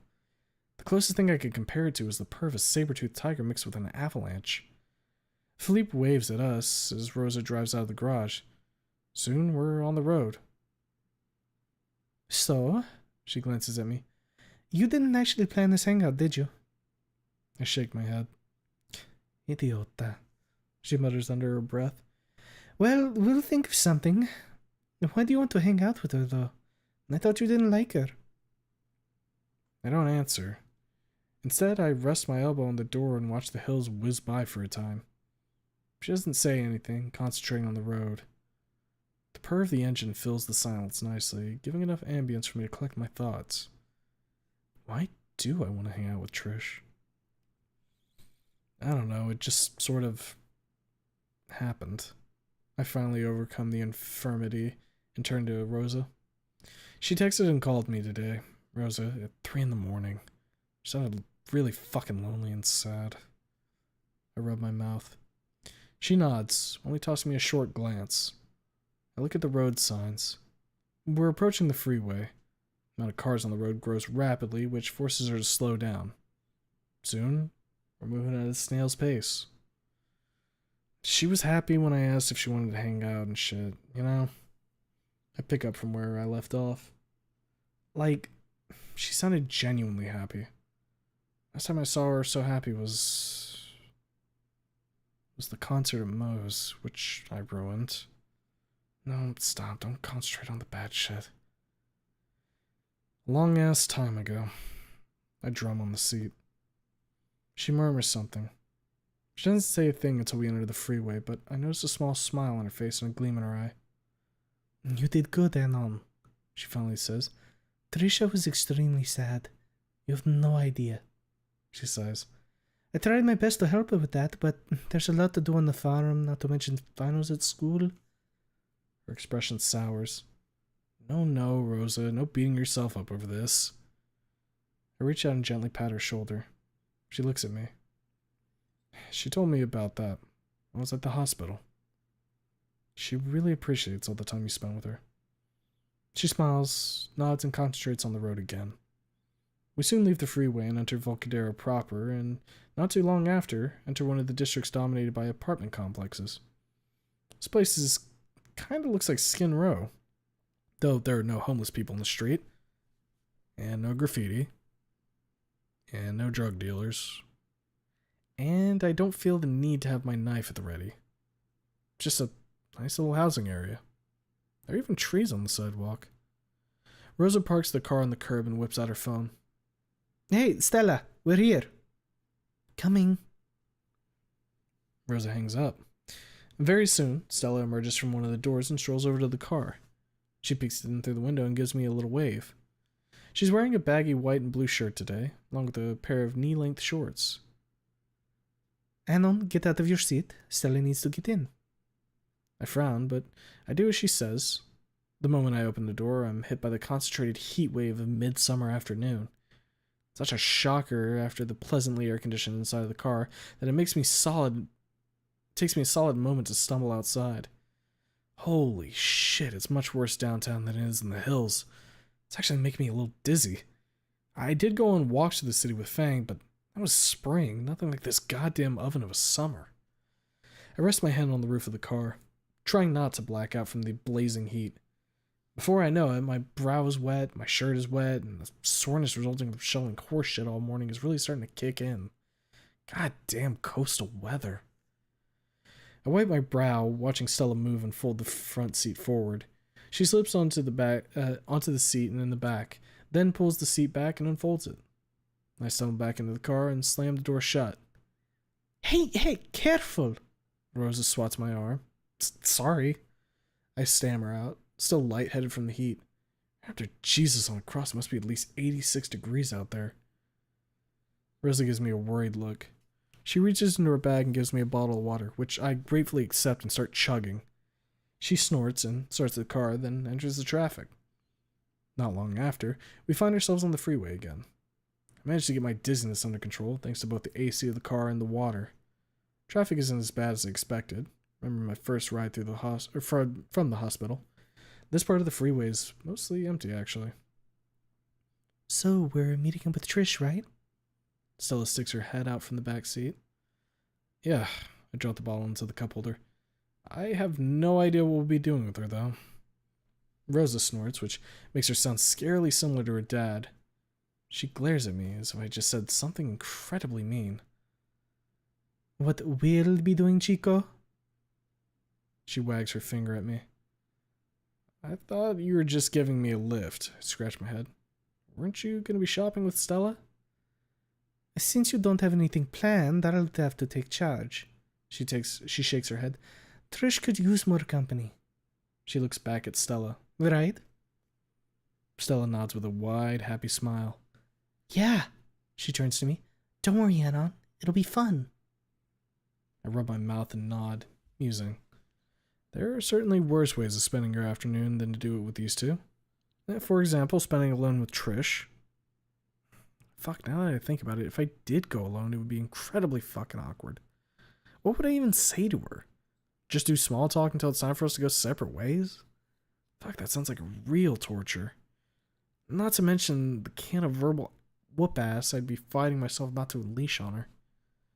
Yeah, having backup in these two is a good idea. Thank you. I look at Stella, then at Rosa. I'm interrupted by the sound of a car horn, blaring at us from the right. Who the hell is honking at us? Just overtake us, asshole! More car horn blaring at us in short bursts in rapid succession. Rosa slows down a little, and the honking stops. Got yourself a real car, bro! I turn my head and see a metallic green and black Chevrolet Cave Marrow with a large scoop on the hood and a set of thickly spoked wheels. The driver's windows rolled down. Huh, he's a human. Dark hair, tan complexion, and a somewhat chiseled jaw and large, wide-ass smile on his face. Oh, wait, is that a Banji? Oh, wait, no. This is Stella. Oh, hey, is that Banji? I look back at Stella. She's staring through the window. Who's Banji? A friend. Rosa leans forward to get a peek at the guy. Looks like he wants to go. A go? Fucking what? The cave marrow keeps the same speed as Rosa. The driver continuing to taunt her and honk his horn. What do you mean by a go? I don't know why, but I grip the seat somewhat tightly. She only smiles. We have arrived at traffic lights. I watch Rosa fiddle with the display on the dashboard.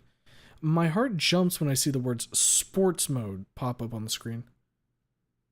Rosa? What are you doing? I turn to her. Instead of answering, or even acknowledging my question, she puts her eyes on the road before her. I swallow when she revs the engine. Fuck, it sounds even more mean than before. There's a hint of whine in the turbocharger in there now. I look at Stella. She's wiggling, almost jumping in her seat.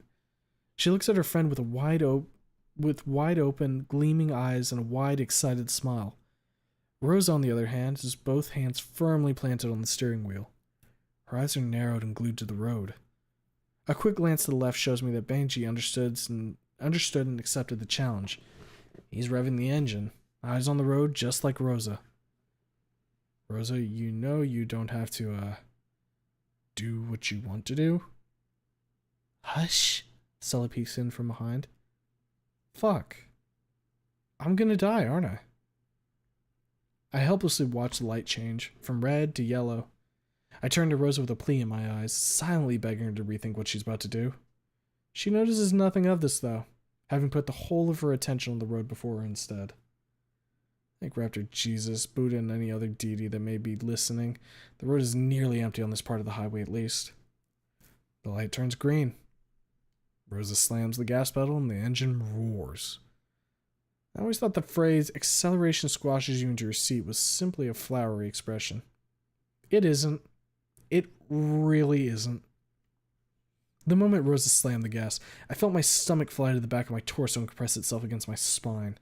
The same with the rest of my guts, both in the upper and lower half of my body.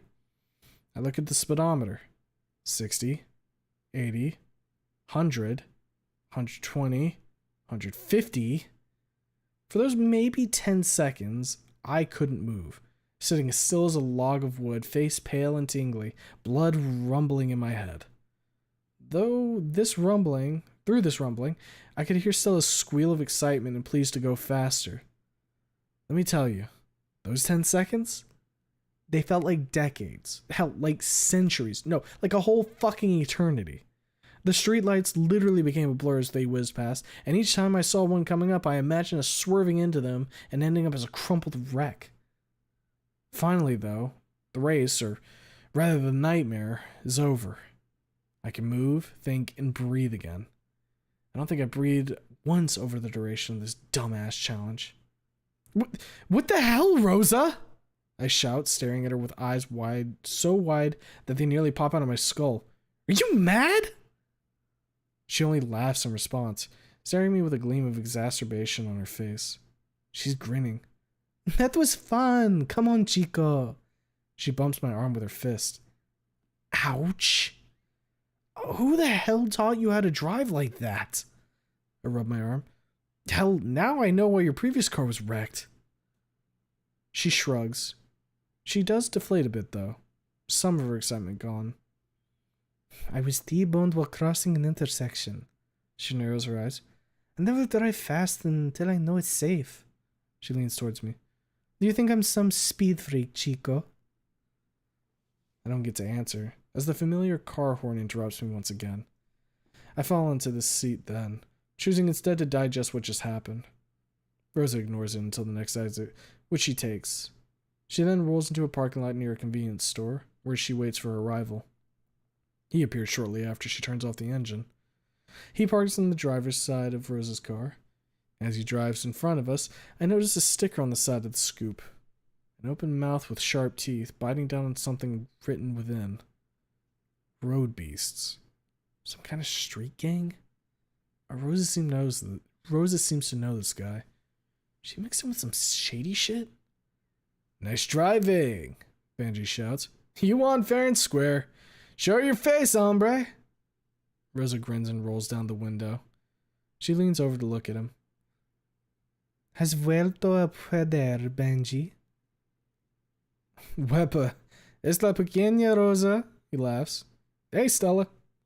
He waves at the stego, who's peeking in from the back seat. And who are you, hombre? He points at me.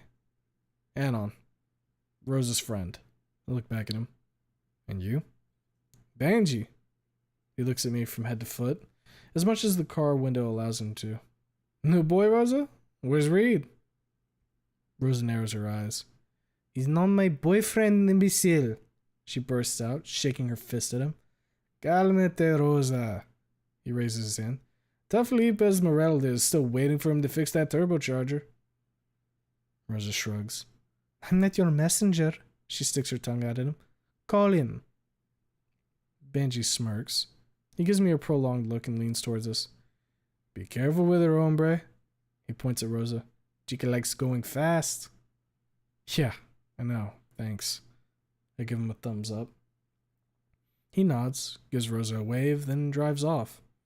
Rosa watches him leave with narrowed eyes and a half smile, then enters the traffic herself. We sit in silence for a time, each of us busying ourselves with something. Rosa with the road, Stella with her phone, me with my thoughts. This whole thing is losing its appeal the longer I thought about it. Why did I rope myself into this? Finn could go absolutely fucking mental if she found out. Hanging out, spending time with the girl who ruined everything, only because I felt bad about her being a little sad. Some boyfriend I am. Literally making friends with someone who should be my mortal enemy. Truly, I am worthy of Fang's heart. A golden fucking standard. Might as well have nicked that string myself with Trish. If Reed finds out and decides to snap my neck, I won't stop him. Fuck, maybe it's not too late to call this thing off. Just take your phone out and text Trish. Tell her that something came up and you can't come. She'll be sad, though. Who gives a shit? She didn't fucking care how Fang felt after the concert. Hell, if not for my backup, Fang would probably fall even deeper into her friend's clutches. What the fuck am I doing? I moved my hand across my head. Remember how she cried after reading that goddamn letter? Hey, Conscience. It's been a while. You already forgotten what she told you this morning? What, that she felt shitty about what she did to Fang? Well, why-dee-da. Fucking took her a while. You remember how much of a cunt she was earlier?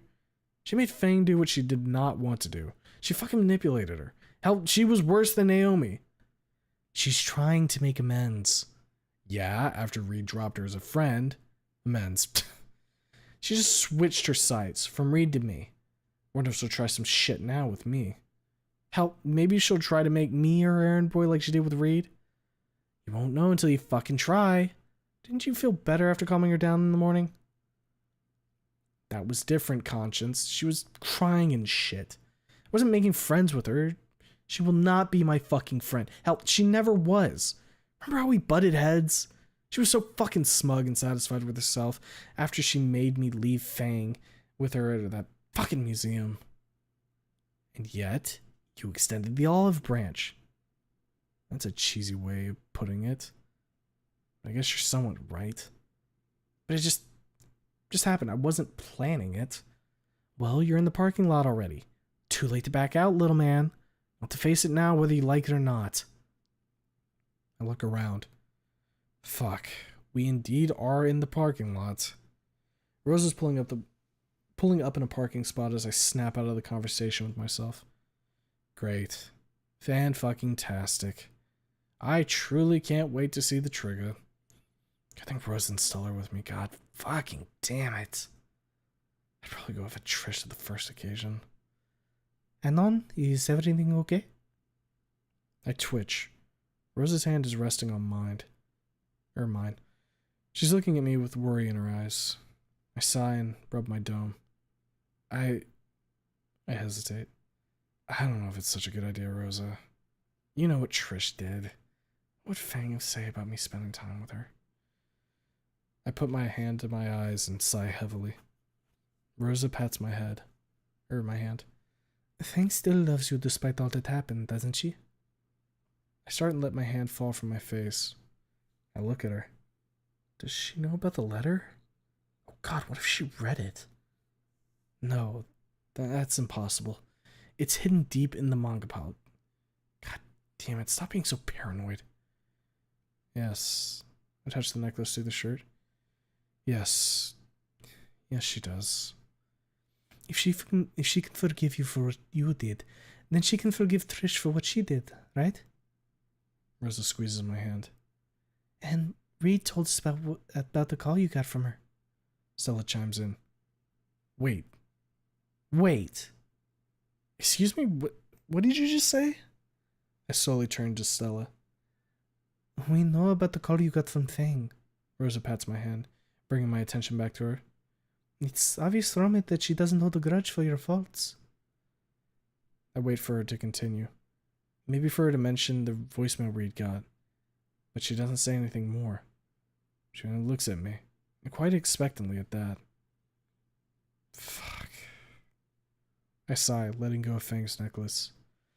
Still, I don't feel good about what we're about to do. Stella nudges me with her fist. You're about to cheer up a girl that's been awfully sad for a long time. She frowns at me. She deserved it. I grumble. Rosa lets go of my hand and swats my arm. I wince, lean away, and look at her. She's frowning. Her eyes are narrowed, eyes gleaming with anger. Stella, too, is giving me a glare, but hers is more full of disappointment than anger. As if she expected better of me. Futile hopes, my dear friend. Don't say such things, Rosa scowls. You've never seen or said... I did. I interrupt her. Trish stumbling towards the door. Trish beating on my chest with her fists. Trish resting against me, trembling and silent. Trish weeping into my chest, squeezing me hard enough to make my ribcage creak. She played a big role in what happened, and what Fang did. I grumbled through gritted teeth.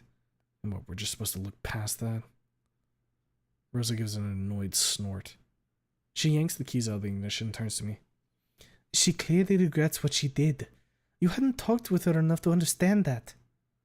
Well, yeah, I was in a fucking mental ward, into which I was put after the result of her meddling. I didn't exactly have conditions to hang out with the architect of Fang's downfall. Excuse me for being so fucking inconsiderate. Don't be a coward, hombre. Rosa opens the door, letting hot summer air in. I'm just not sure if this is the right thing to do, Rosa. I watch her leave the car. I'm not fucking scared. I get out also, with Stella following close behind. We start walking towards the mall. You proposed this meetup, not me, Chico. Rosa narrows her eyes at me. If you're so unsure, you can still back out. She swings her arm towards the bus stop at the edge of the field of asphalt. I'll tell Trish something came up for you, that Papa needed you on the farm. Go, there.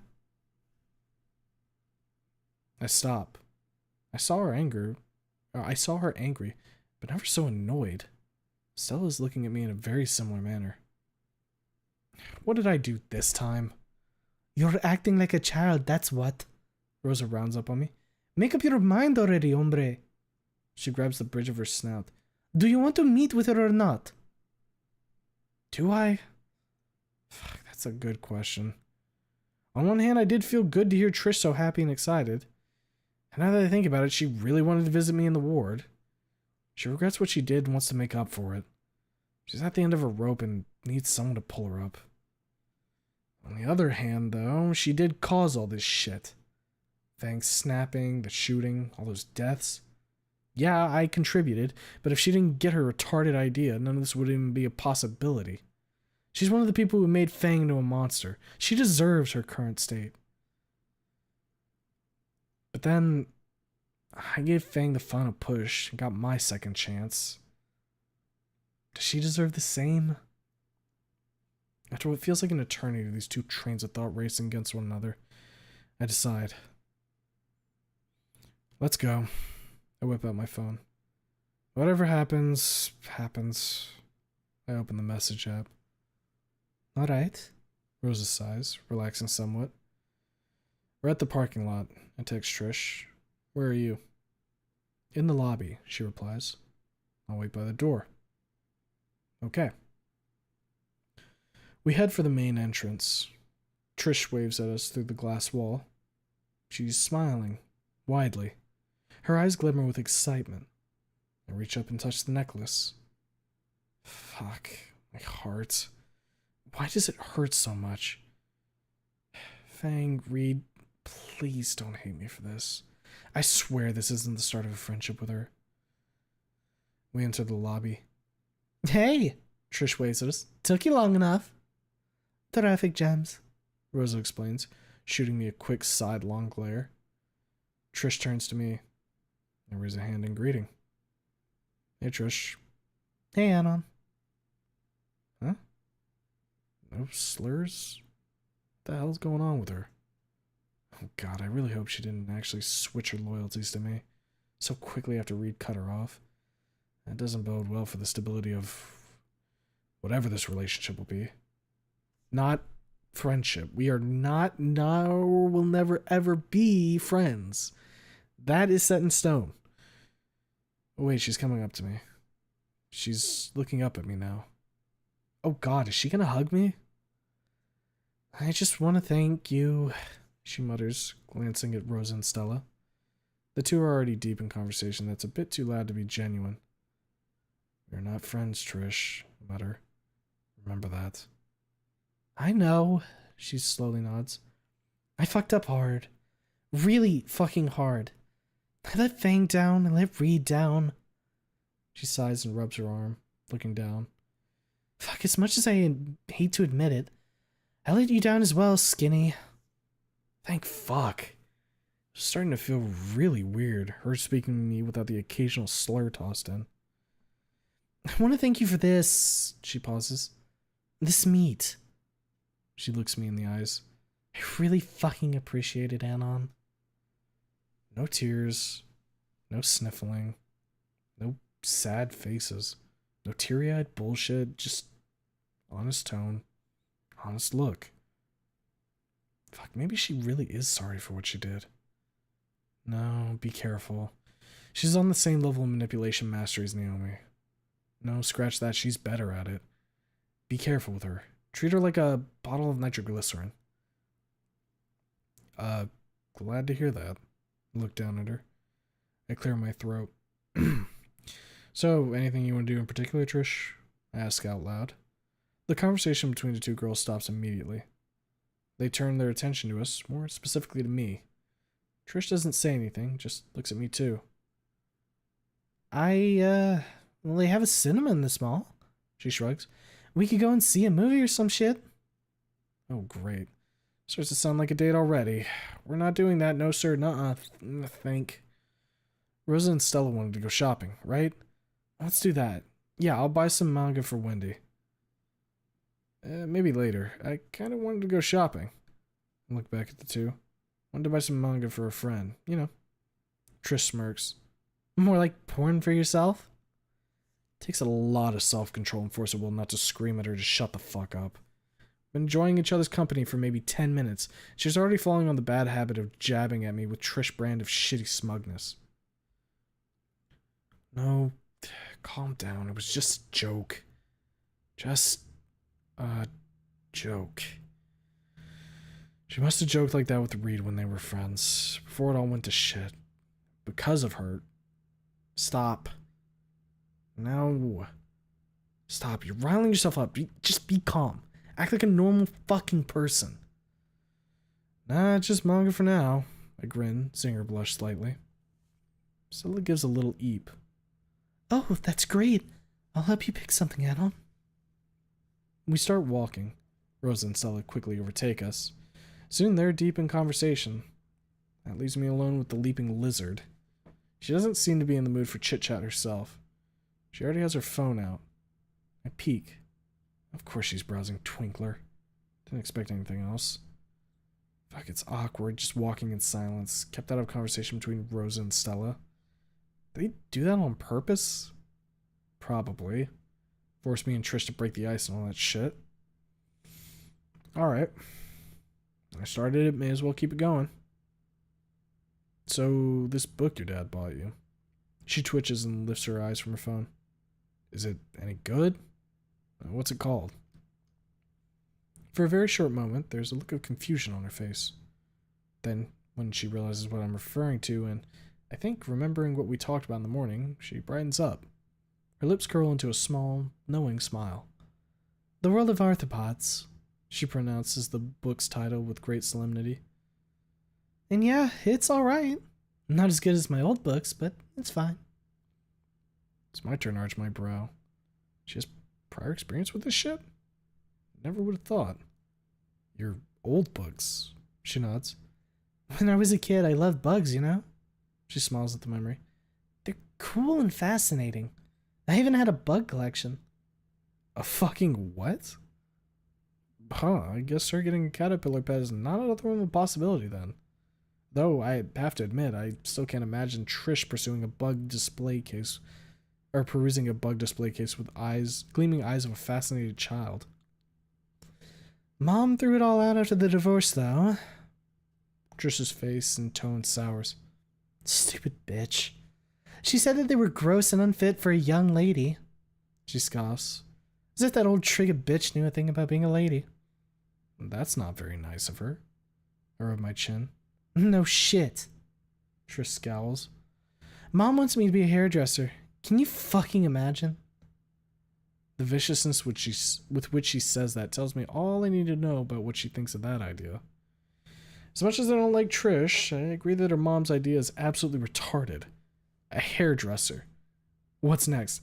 Have children you can barely keep fed with your dead-end job? We stop to let a small crowd of college kids through.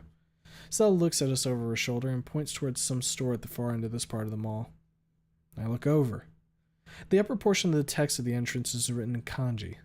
The text below announces it's a store with manga, anime, and all essentials for the enthusiasts of the Oriental.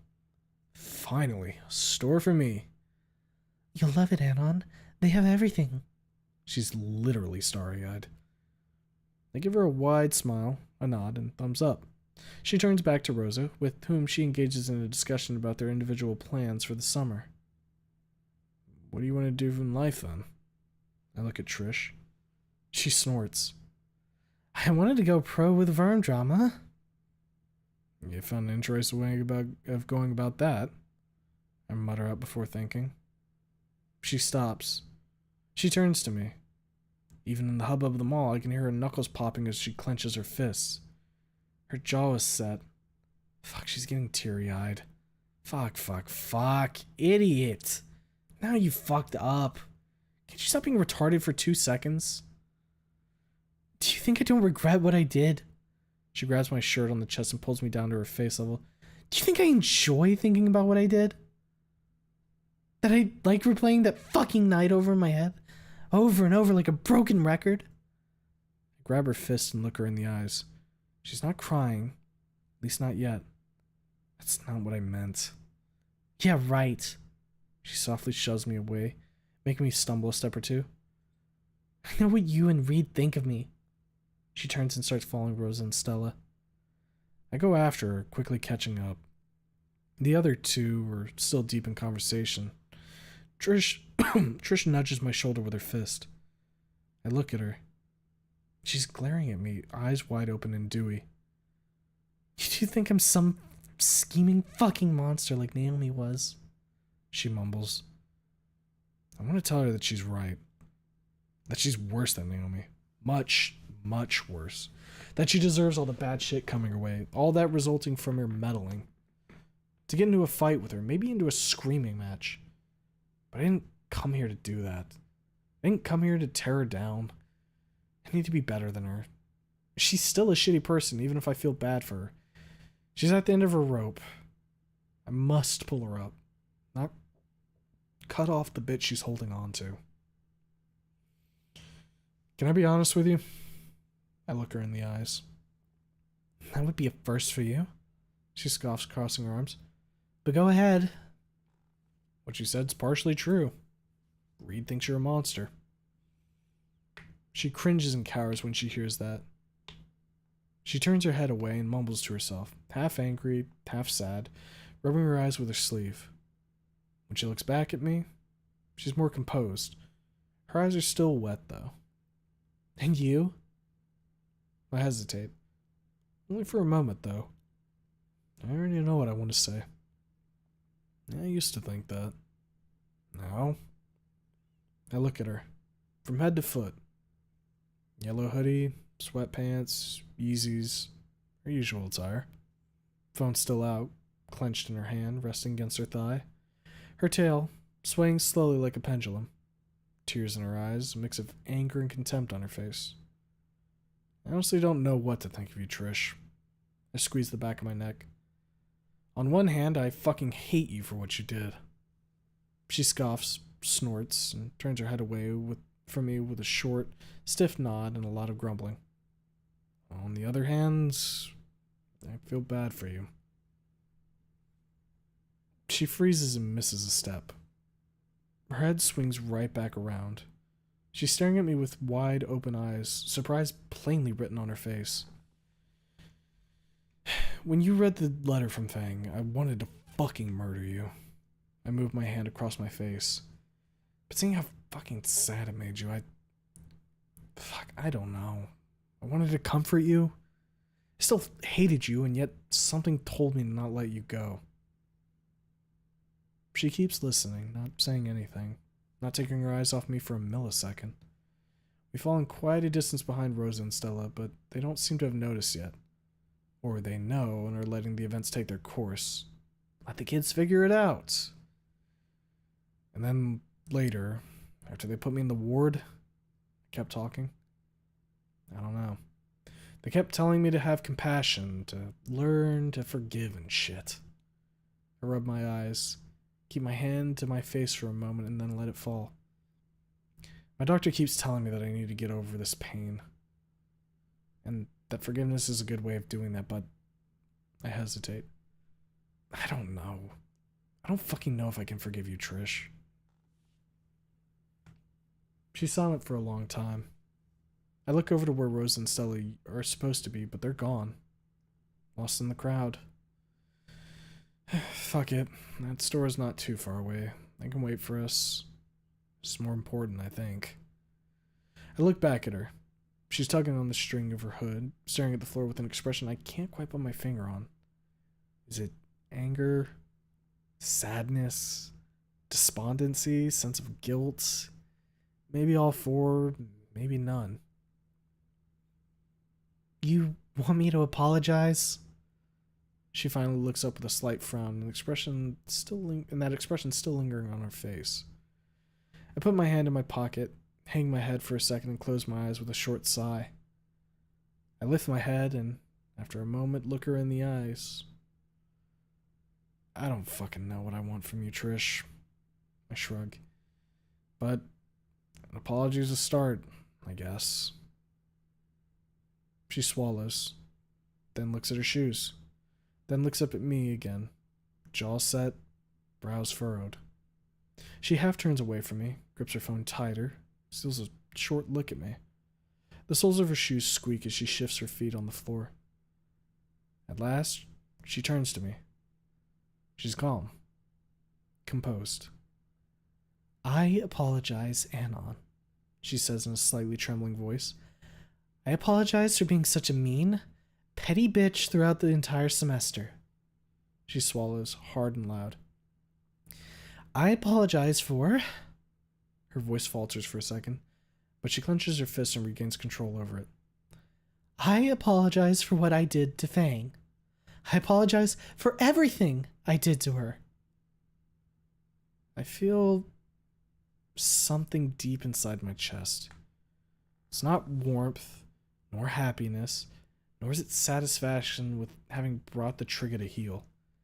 It feels good, but it's a different kind of good. It takes me a long-ass moment of looking at it to realize what it is. Relief. Another knot in my chest. Untangled. I hesitate.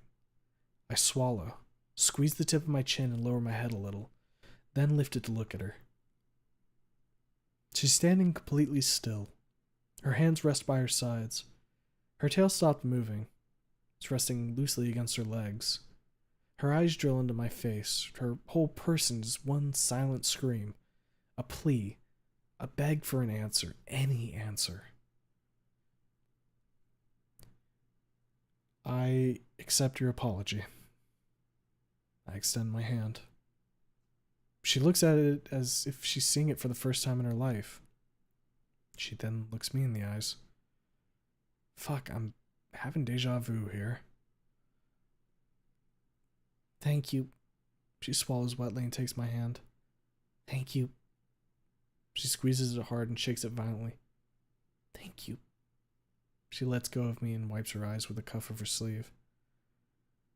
I point at her. She freezes.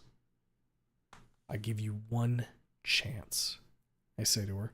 One fucking chance. I stab the air with each word. If you try to pull some shit, we're through. Got it? She swallows and nods. I apologize too. I sigh, looking to the side. Her shoes squeak on the floor. For not talking to you like a normal person either. I snort bitterly and shake my head. Who knows? Maybe all this shit could have been avoided if I wasn't such a little bitch. Rock bottom made me into who I was. This ain't rock bottom anymore, though. Things change. People change. Mostly. I hope I can. It's fine. She gently nudges my chest with her fist. Let's go find Rosa and Stella. I nod and smirk. Yeah, enough jerking each other off with how forgiving and benevolent we are. Let's go. I nod towards the bookstore. We arrive there a few minutes later, chit-chatting about minute bullshit. Trish even shares some small bug-related factoids on her way. You know, Anon, if you were an ant, you could lift a semi. Bullshit. I snicker. There you are, Rosa exclaims, tapping her foot on the floor. Where have you been, Chico? She glares at me, hands on her hips, eyes narrowed. I glance at the salad gobbler. With Trish? Rosa rolls her eyes, mutters something in Spanish and points towards Stella. Little Stego is pursuing the extensive selection of manga at the far end of the store. Stella's been chewing my ears off about you two for the past 10 minutes. She swings her arm toward the Stego. Venga, venga. Okay, Mom, I mutter, prompting a snicker from Trish. A swat on my shoulder makes me wince and reminds me of who I'm dealing with. I rub the sore spot and scoot inside the store. The rest of the day goes by rather uneventfully. That is, if you'd call a whole day of shopping and carrying bags for 3 girls at once across a shopping mall the size of a small city block uneventful. The soreness from stable work really starts kicking my ass by the end of the shopping spree, but I grit my teeth and bite my tongue. No one likes a party pooper. We go our separate ways in the late afternoon. Trish makes me promise to call her once we get back to the farm, and then we leave. We drop Stella off at her house and enter the freeway about half an hour later. What did you talk about with Trisha? I turn away from the window and towards Rosa. She's not looking at me, keeping her eyes on the road. We had an honest talk. I turn back towards the vista of Volcadera slowly shrinking in the distance. The distant lights of the city shimmer in the hot evening air. That's it. She pats my shoulder. I look at her. She's smiling. You did good, Anon, she says. I'm proud of you. I smirk and nod at her. Thank you, Rosa. The rest of the drive goes in relaxed silence. Well, almost silence. Shortly after our little exchange, Rosa turns the music player on. I immediately recognize the song that starts playing. It's one of the songs she and Reed were singing in the video we watched back at the hospital room. I glance at the player. Los Angeles Azules. Dr. Psyquitra. Huh. Nice to finally hear this in full. Though it does feel a bit weird without hearing Reed and Rosa laughing as it plays. We arrive at the farm, blanketed in warm tones of banda music. Rosa stops short of the garage when I get out. The moment I step out of the car, I see Simone coming off the porch and going towards me. He puts his hand on my shoulder and looks me in the eyes. Come with me. He's serious. My heart drops. Oh shit, did something happen? Did I do something? Are we past the curfew? Those and many other questions well up in my head in a whirlwind of uncertainty as Rosa's dad leads me to the inside of the house. Once in the hall, he directs us toward the living room. There, I see a serious-looking dark pterodactyl man in a suit, sitting with his hands on his thighs. Seeing me, he stands up and looks at Simone. This is Mr. Y Mouse, I presume? He points at me. Yes. I look at Simone, then at the stranger. I swallow. I start shaking. I try to flex my body to stop that, but it doesn't work. Soon I'm shaking as if it was the middle of winter and I was standing outside in nothing but my undies. What the hell is this? Is he a cop? I didn't do anything. Oh shit, does he want to interrogate me? Who are you? I ask. Agent Elias Harper, Federal Bureau of Investigation. He shows me his badge. I'm here to inquire when you'll be available to provide testimony for the trial of Ripley Aaron.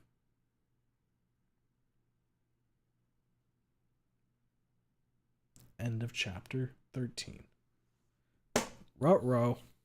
Ripley's going to court, baby. They getting his ass. Holy shit. It's over.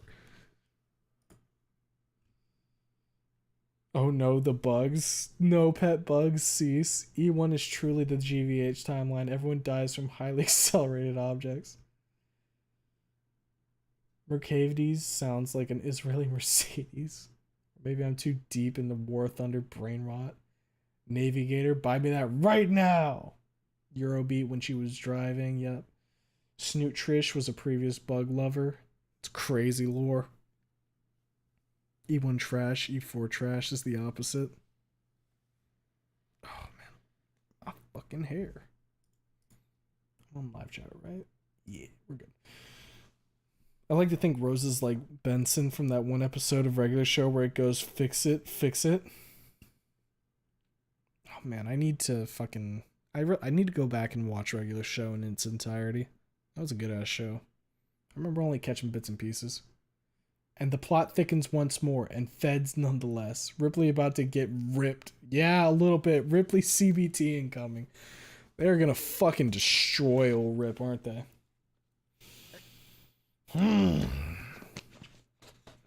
Alright. Well, I fulfilled my obligation. The question is, do I keep it going? Or do I kick back for the night? I'm not sure. I'm not sure yet.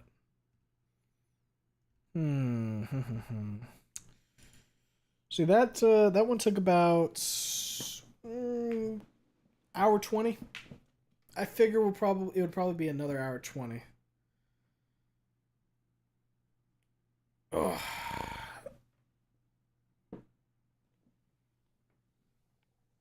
Stretch a little bit here. I'll figure out in just a second. Ugh. Seriously, from here on out, it's a mess. I barely could read it without getting angry at a certain character. Oh boy. Depends on how you feel about it. If you want to know more story, continue. If you feel eepy, then you don't have to. Well, the thing is, like, of course I want to know more story about this. That's why we keep reading. It's just a matter of, do I go ahead and do another chapter tonight, or do I let it sit for a little bit and then we pick it up next week? Because here's the thing, even if I'm feeling a little tired right now, I doubt I'd be able to lay down and just like pass out. You know, I'm not like at that point of a sleepy boy. I'd probably end up like sitting in the call for a little bit and just chilling out if I did. But dead boys are afoot. Rip Ripley. Up to you, boss. It always is up to the boss. Maybe do some one-shots. Nah, if we're gonna do one-shots, we're probably gonna like leave those to like a dedicated stream to them. When we're doing like these long-form readings, I kind of want to try and keep them isolated as just that being what the stream is, so that way if somebody wants to rewatch it, because like the thing is, if I do one-shots, it's a little harder to leave it in the title, you know what I mean? Like, it would have to be None in the Chamber, The Fallen Angel, Chapter 13, plus assorted one-shots. Instead of just, like, if I'm doing a one-shot stream, I want that to... those can either be in Gorilla streams or dedicated one-shot streams, I think, is how I want to do those. Read a Weekend at Olivia's, eventually. Kind of want to continue this because Ripley is getting his comeuppance. Depends on what you want to do, to be honest. You've been up since 5 a.m. ET time. Yeah, you know how it is. I mean, fucking, I'm East Coaster right now, so I'm coming up on 2 a.m. here in a minute. Just found something amazing. Let's take a look here. Well, I'm very EP, so I'll leave now. Good night, good morning, everyone. And remember to horny post chat. Actually, fact checks you real quick. Didn't you say don't horny post on main? Yeah, remember chat, no horny posting in public. You've just went back on your own fucking words, Artiv. You're gonna die now. I'm gonna fucking kill you. Love to hear more. Mr. Streamer becomes Mr. Narrator, Mr. VA. Oh, there's never a shortage of Mr. Streamer talking like for a fucking full ass couple of hours. Let's take a look at what Baroth sent here. If this isn't too loud. And action. Oh, goodness fucking gracious. Who cares about this? Skip. There we go. What is this? King Kong versus 3 T-Rexes, but with Ed, Ed, and Eddie sound effects.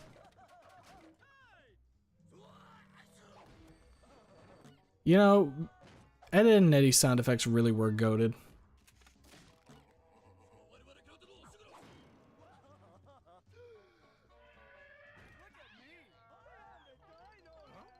Let's jump to like oh, there's a lot of replays here. Let's see what's going on right here.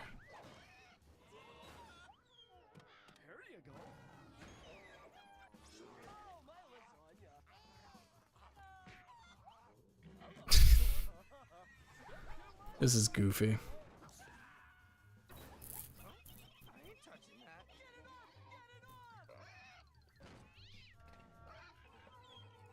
Go ahead and I'll drop that in the memes channel. That's pretty good. I do like that. It's a little funny. It's a little funny. Pink.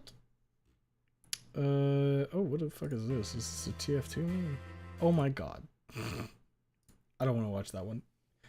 I think Sniper just dropped his pants to fill like a jar of Girardi. I'm good. I'm good. Say we continue. There's still a decent amount of time left. The amount of time left on stream is completely up to Mr. Streamer.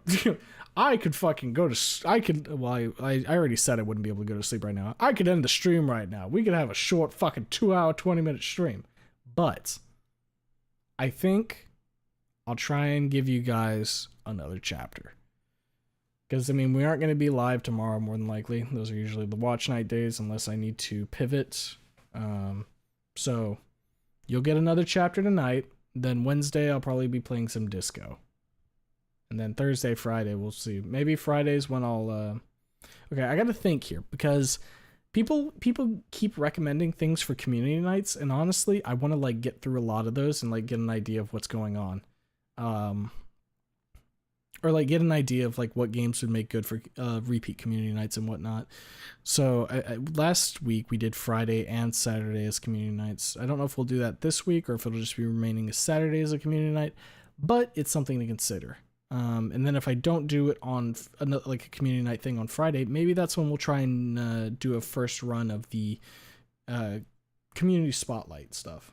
So Snoot Game Encore is a new video with Nazar. Ooh. Let's check that out real quick before we continue. Make it nice to... Oop, hold up a sec. Make it nice to have. Calming, really. Ed and Eddie to Stope. It really was a good fucking show. I loved that show. It ended at like a good point, too, without pissing everything away. I honestly watch a VA added rendition of Inco Noted or Caveman in Games lines with Mr. Creamer in the lineup. Not joking. Well, I appreciate that quite a bit. If at any point they wanted me for something like that, I'm super down to lend my voice for that. I mean, it's not like I really have fucking like a portfolio or anything. I guess you could count my channel as my portfolio at that point, but you know, I've mentioned before I'd be interested in getting into like voice acting side of things at some point. It's just one of those things where you'd have to actually go find like work for it, and I don't know, I'm a lazy asshole. You guys know this by now. But you know, if anybody ever approached me, I'd probably be down. Just a little guy. Poggers, think of the tarot wife. It'll give you the strength to continue. Oh, 100%. Hooray, yay, more. Chapter where we all consume, and I'm not reading the last part of that. Apart from the occasional tongue slip, the vibes, in my opinion, are prime cuts. Yeah, the tongue slips are very fun for me, you know, when I start fucking flubbing and I'm like, oh jeez, here we fucking go. My brain can't work good. What is the community spotlights? It's just like a fucking placeholder term I'm using for like the idea I had where we get like different community members, be them specifically from our Discord or like the Snoot / Wani fandom at large, creators, and pulling them on for like a stream where we kind of have like a podcast / interview type deal, get an idea of like how they go about their creative business and being able to ask them questions about it and whatnot. You know, shining lights on people who deserve some recognition type deal. I read a Jurassic Park Snoot crossover. It was kind of cool. Made me want to rewatch the first Jurassic Park. I haven't watched Jurassic Park in fucking forever. Oh yeah, Snoot Game Encore. Let me go ahead and pull that up before I fucking forget, because you know how it goes with me. Snoot Game Encore. Oh, this is 10 days new. Okay. This is my dumbass just not having, like, actually seen it. That's where that comes from. Oh, perfect for the Rosa bit. Good night, chat. I'll watch the VOD in the morning. Okay. Rest well, Goob. Brain does the same thing. Be cool. Night. Mr. Creamer, as a Mexican, listening to you butcher Spanish is fucking hilarious. Never change. I like to think that occasionally I do it okay. Like, sure, I fuck it up quite often, but, you know, there's occasionally moments of brilliance. Maybe. Hopefully. Ugh. Maybe interview a Snoot Game Encore team. I think it would be cool to do. Absolutely. Though I wonder, like, the thing is, if I was gonna interview them, we'd probably want to do that type in, like, batches. So, like, you get some of the writers for, like, the changes they might have done. Because Encore is adding some more stuff in that sense, aren't they? So some of the writers, some of the artists do, like, a batch of them, and do... I think one that I would very much enjoy doing is one with the VAs. But the thing with that is not all the VAs are currently public, are they? So I don't know when I would even be able to do that. Not to mention, obviously, I would have to get all of this, like, set up time-wise with people. I'd have to make sure I have a bunch of questions prepped in advance. You know, try to make it professional to some extent. And that's why we're going to be starting with some of our own community members. They're going to be people I'm more familiar with, more comfortable with. And so hopefully we can kind of figure things out as we go a bit easier that way. Starting with the NASCAR, it seems. Ooh, NASCAR. And do funny VA moments. Or funny VA's moment. I think that's one of the cool things about being a VA is being able to just, like, do funny moments with your voice at that point. Because it's like, oh, this is the character. What's up, Mr. Streamer? I'm back at it again. After a whole week of being sick and getting to see you is good. Well, I'm glad that you're feeling better, man.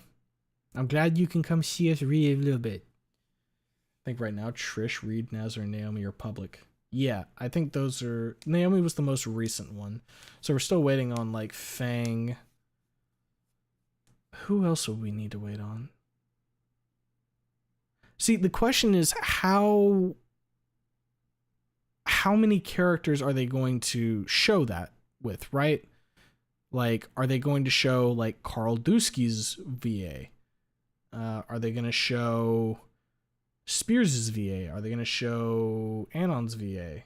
You know what I mean? Well, of course they're going to show Anon's VA. That's going to be like one of the last ones, I'm sure. But yeah, you know what I mean?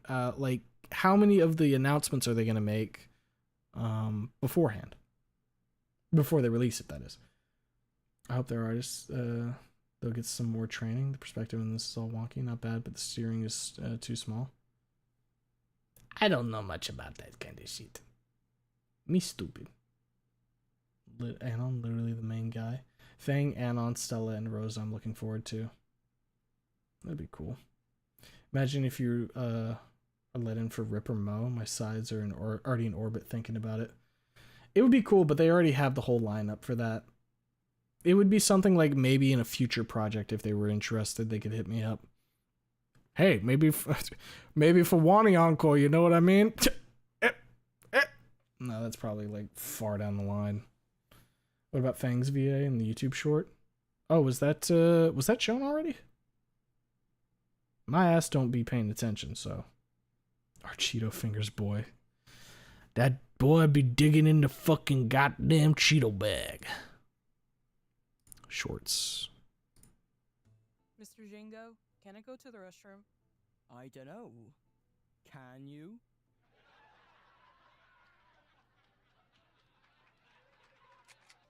Casualties still coming in. Motive unknown. March 8th, 2024. Could be. Mr. Jingo, can I go to the restroom? Could be Thanks Via. I don't know if that's the one they're using for it or if that was just like someone lending their voice though. No. Jesus, not Oneko. Can you guys imagine if I got to voice Oneko? That'd be fun, wouldn't it? You guys would be able to fucking hate me. I think they might have also shown Stella and Rosa, but I just forgot. They haven't had like a main video for them. That much I can say.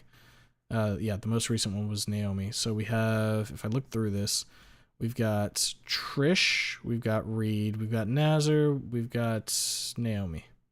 So, you know, those are the ones they've exposed so far. And it looks like at the rate they're going, it's about like a reveal a month. But I don't know how, I don't know when Encore's really slated to be releasing around.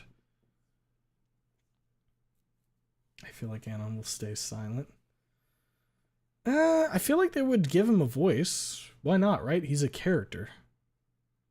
We can never hate you. Well, thank you, Morrowind, but I certainly believe that some of the audience could easily hate me if I started being Oneko voice.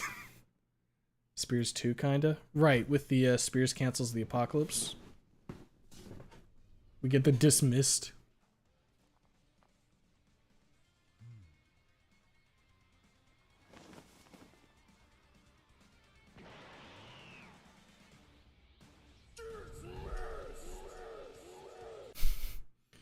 They already said they had to replace the original Anon voice due to scheduling. Oh, that sucks for the OG Anon.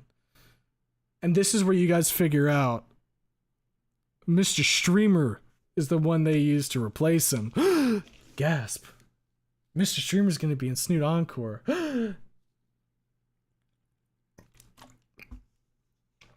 Nah. That would be cool though. Can safely say you turn into a scene kid with cuts all over you for how well you took it in the gameplay. You barely escaped wanting to reach in the screen and unalive him. True. Fucking one, like, it's funny too, because you think about like the different endings, right? You got E2 and E1 in Snoot. E2 makes you feel hollow. E1 makes you feel hollow, but in a very different way. Kind of a similar, like, sort of emotion that you just don't feel good, right? E2 and E1 and Wani, E2 and Wani, you're like, oh, this fucking sucks. It's so Jover Bros. E1, you're like, I would like to behead this man. I want to put him in jail and throw rocks through his fucking window. If Mr. Creamer VA's Oneko, he can just act like himself when he's not on stream. Fucking rough. That is a cruel insult. Guys, I'm a nice person, I promise. Good for you, man. All right, let's watch this video, shall we?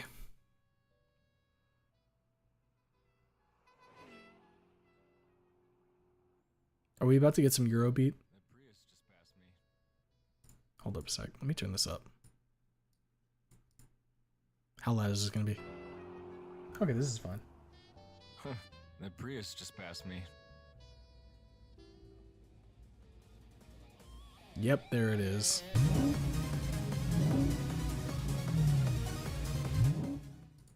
The NASCAR, baby. Yeah, baby. What the fuck is this? How to cheese every boss in Terraria. Nice. Very cool. I love that. Okay. Passed by a Prius, I'd be mad too. Bro, I'd just be driving, alright? I don't give a fuck what happens on the road as long as I'm alive. Oh, chat, why are you going for the throat? Sometimes they want to hurt me.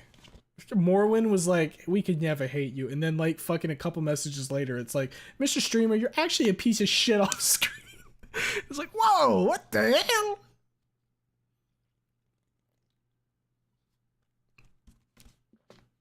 All right. Chat, you're going to get like a quick 2-minute reprieve. I'm going to go grab a new water.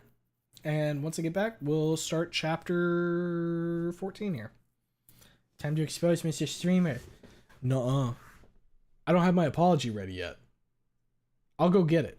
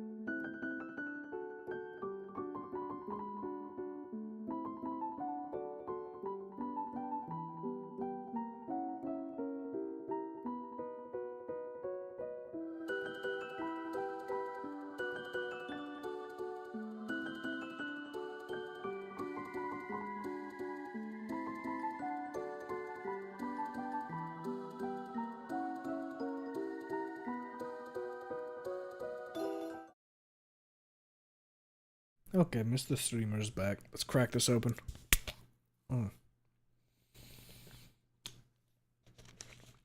Looks like we got random ego moment in the chat too. Crazy. Thing that made, in my opinion, Wunko so much worse than E1 Anon is that Anon's mistakes can be chalked up to he was too stupid to say or do the right thing, while Wunko actively chooses to be horrible. Yeah, like Wunko just feels like he has way more like active participation in what goes on. He like, it's his issues that cause everything to go shit. Anon, it's like a culmination of like his issues and everybody else's as well. It's not solely on his shoulders, but with Wunko, it's basically solely on his shoulders. Of course, Inko Noted kind of makes it more plausible that it's other people as well, but like, fuck, man. Wunko's not great. Got passed by a Prius today. On my way home, flip the guy off. Change the world. My final message. Goodbye. Dude, I do 75 minimum, but like, damn, some motherfucker passed my ass at like 100 miles per hour. I just let them do whatever the fuck they're gonna do. You know what I mean? I'm not gonna fuck with them. If they want to go super fast, fuck it. I'm taking my time. Yeah, you're taking Billy. Fuck Billy. I wasn't doing anything with him anyways. One he freshly painted would be the Encore equivalent. And they plan a demo. Wait, is that like an actual project that's happening? If so, interesting. I haven't been in that situation. I could say that there might be another angle to that. He relocated so much and so often that he couldn't develop friendship skills. So he stuck to the superficial things in order to have a quick way to get friends and not be alone for the time being. Basically does that not out of malice, but because he doesn't know how to do anything else. I mean, there's like arguments for like why Wunko's the way he is, but it's just so easy to fucking hate the dude. Like, what, you know. There's certain things that I feel like most people can at least know. You know what I mean? Like, you know that you shouldn't do that. But maybe that's just giving people too much credit. A frame-by-frame repaint of Wani would be sick and on theme. Yeah, a little bit. We going to art school. No, I'm just giving a name. I meant Snoot Game Encore demo. Okay, gotcha. Okay, well, fellas, I think we go ahead and roll into chapter 14 here, because it's going to take us about like another hour or something, so we might hit like fucking 4-hour stream. That means my ass is going to be up pretty late. So let's go ahead and get things rolling. Everybody get nice and comfy in your chairs, get your guaguas, get your whatever the fuck you're drinking, and let's get this thing rolling, shall we?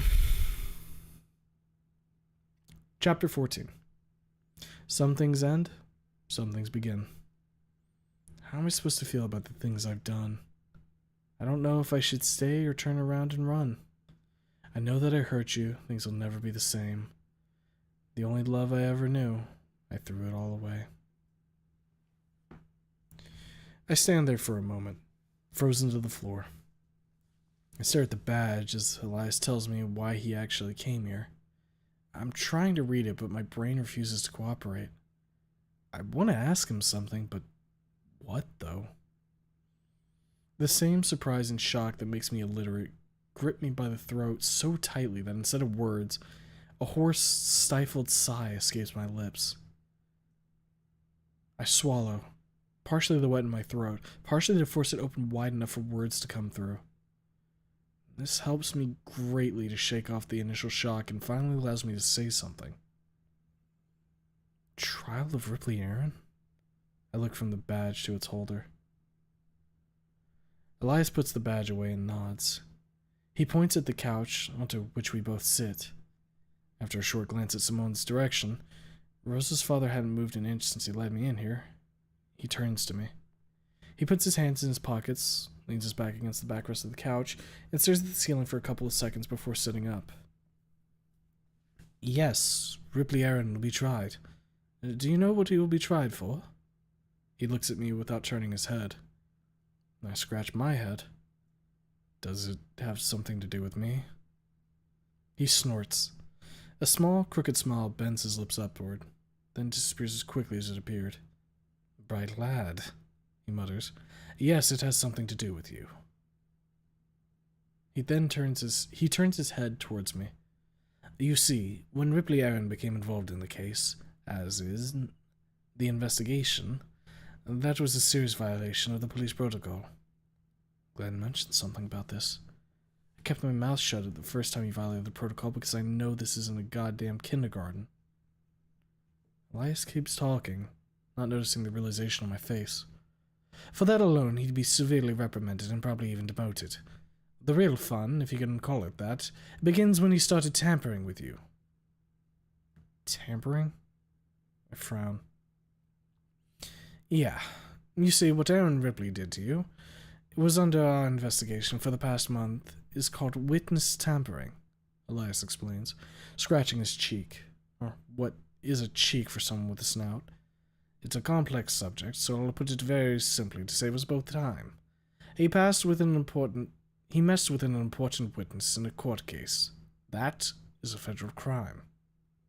Federal crime? Ripley's a fucking felon.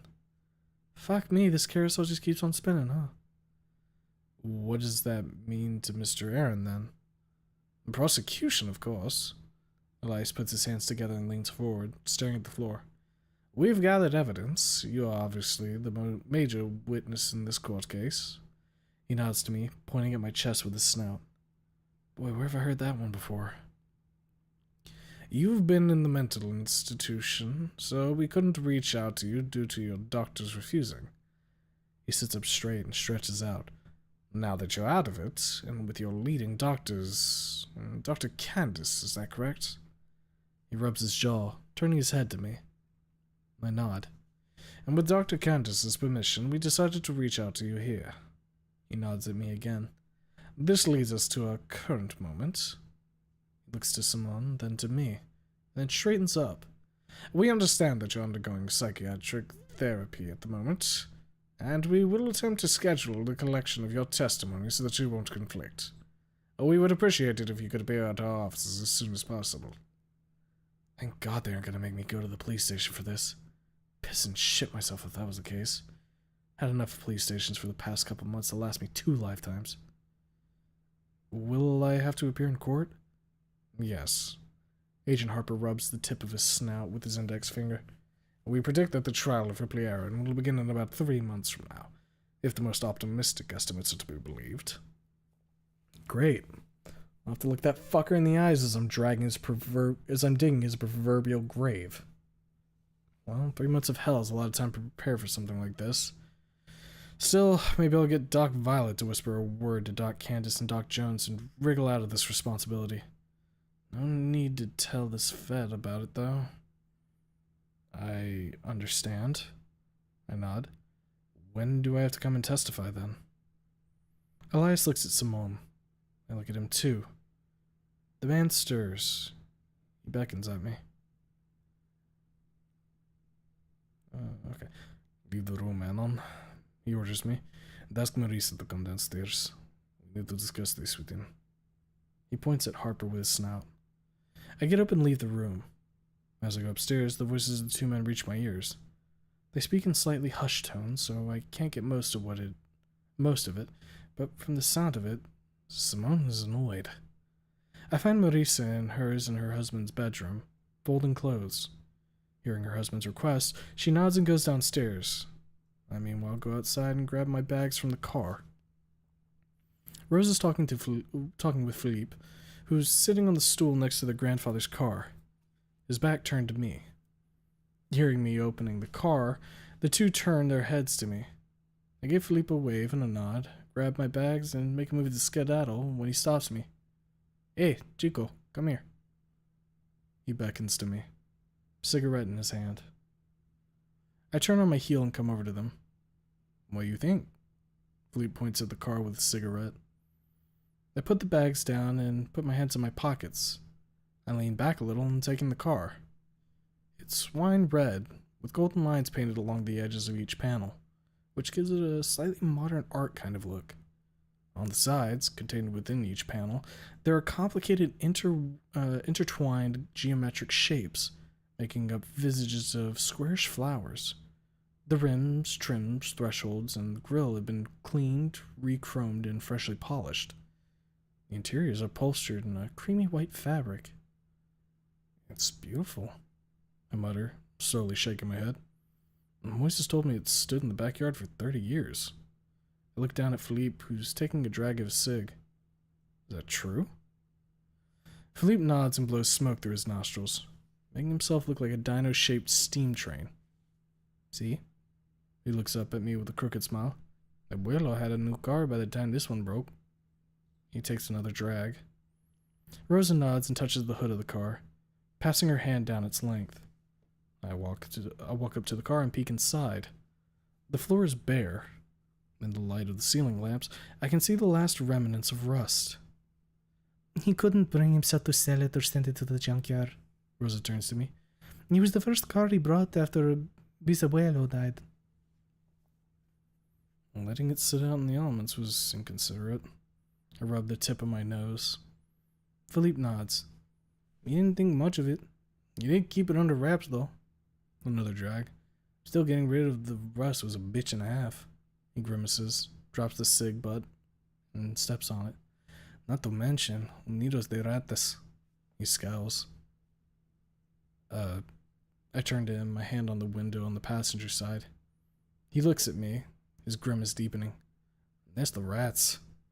He points to the back seat. I glance at where he's pointing. Nothing out of the ordinary. Look back at him. I had to throw the whole couch away. Takes another cig out. It was eaten and burrowed through. You wouldn't believe it. Contrary to what he says, I find it very easy to believe. I didn't see any saber-toothed miniatures around here, and rats are common on farms, I think. How the hell did they get into the car is anyone's guess. Maybe the windshield cracked, or the floor rusted through enough for them to get in. Moises said you're gonna make it into a lowrider. Philippe snorts. Rosa turns and glares at me with an arched brow and a half smile. She and her older brother then exchange looks and both snicker. Moises is un idiota, Felipe mutters, lighting up the cig. Don't listen to that dumbass. I'll never do something like that to this car. He points at it with his snout. Then what are you gonna do with it? He snorts again. Not drive it? He furrows and raises his brow at the same time.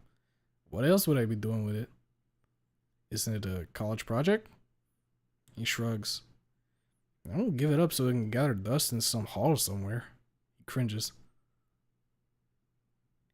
Moriria No, I can't fucking do that one. Moriría antes de que eso ocurriera. Yeah, it's in a quieter tone. I'm so sorry. I nod. Makes sense. It's his car. It's his work in his car. I look back at the vehicle, then at Rosa. She's crouching by the front, looking at the missing headlight. Turn to Philippe. He looks at me, then shifts his gaze back to the car. Maybe I can help you with it. Rosa shifts in her spot. Philippe lets out a short amused laugh, his mouth letting out enough smoke to make him look like an angry dragon. Do you know anything about cars? He glances up at me. Playing racing games doesn't count, hermano. He grins. Despite what Moises might tell you. I'm a fast learner. Turn back to the car. It's a real beauty. Stick to farm work, he grumbles. You don't see me butting into your work. Rosa stands up and glares at him with her hands on her hips. He calmly returns her look, unfazed by the angry glimmer in her eyes. They stare at each other for several moments before Philippe shrugs and looks back at his masterwork. Anon wants to help. Let him. Rosa, he doesn't have to if he doesn't want to. That's Anon. Rosa, he doesn't have to if he doesn't want to. I protest. Philippe's right. I don't know shit about cars. And the Continental. Especially cars like this. Philippe gets up from the stool. A quick glance at him shows me that he's looking down at his sister. ¿No ves, princesa? He murmurs. She glares at him. Deja de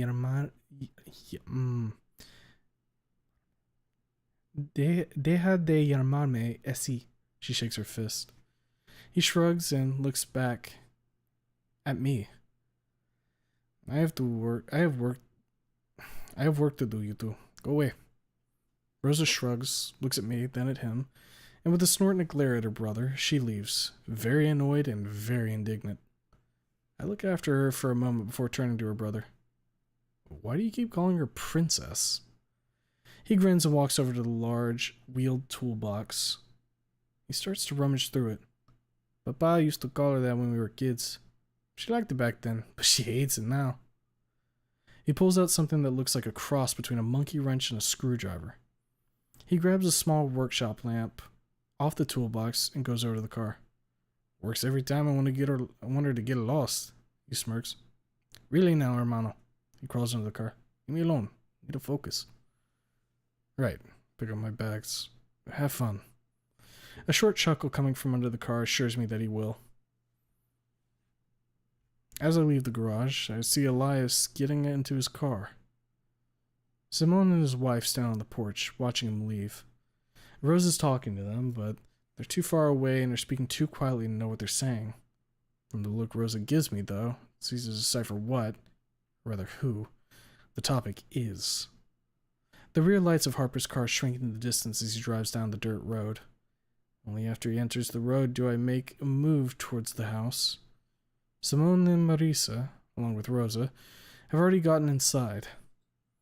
As I carry the bags up to my room, I wonder, how does Samantha take all this?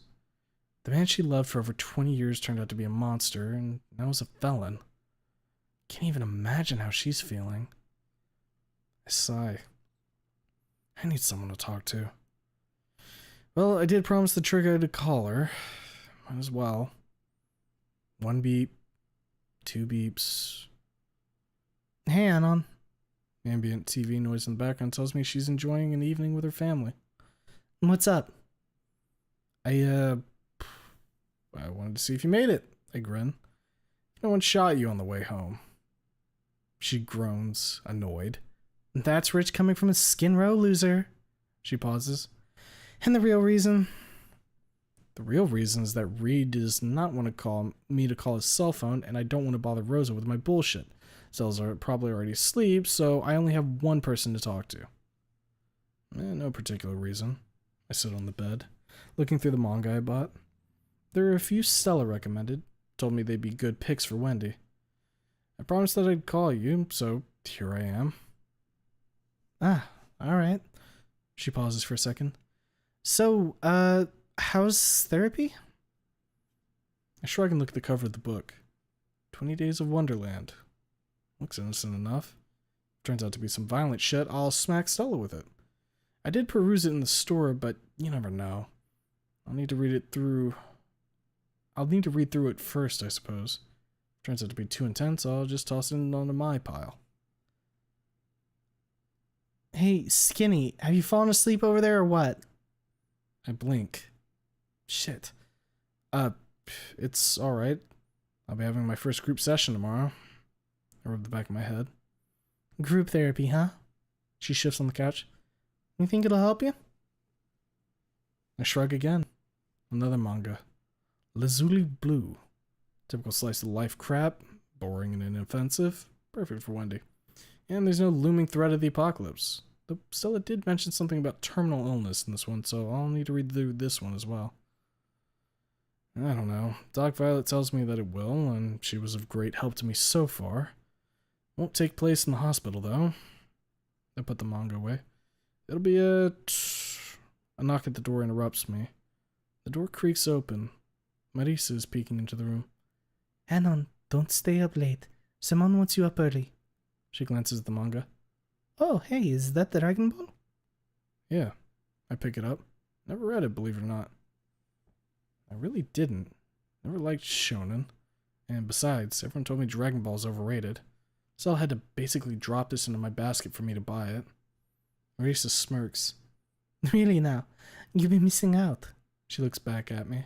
Remember, don't stay up too late. She backs out and closes the door. Not a word about what they talked about with the Fed. Something tells me that I'll find that out tomorrow. On my way to therapy. Who are you talking to? Oh yeah, the trigger's still on the phone. With Rosa's mom. Put the book down. Anything I should know about group therapy? She gets up from the couch. Footsteps. Sound of door opening, rustling of grass. Wind and evening city ambience. Distant sound of rap music coming from somewhere behind her. What the hell is she doing? Is this whole therapy business such a taboo that she has to leave the house to talk about it? Everything alright, Trish? Creaking of wood. She sat on a bench. Or a lawn chair. Mom doesn't like it when I talk about that stuff. She was opposed to it, you know? Like, really opposed. She hisses under her breath. She then speaks in a mocking manner. Trisha, you're not crazy. Why would you need to go to a doctor? She smacks her knee. Maybe because I wanted to end myself, you old fat stupid bitch? I should be shocked and surprised with what she just told me, but honestly I expected to hear that.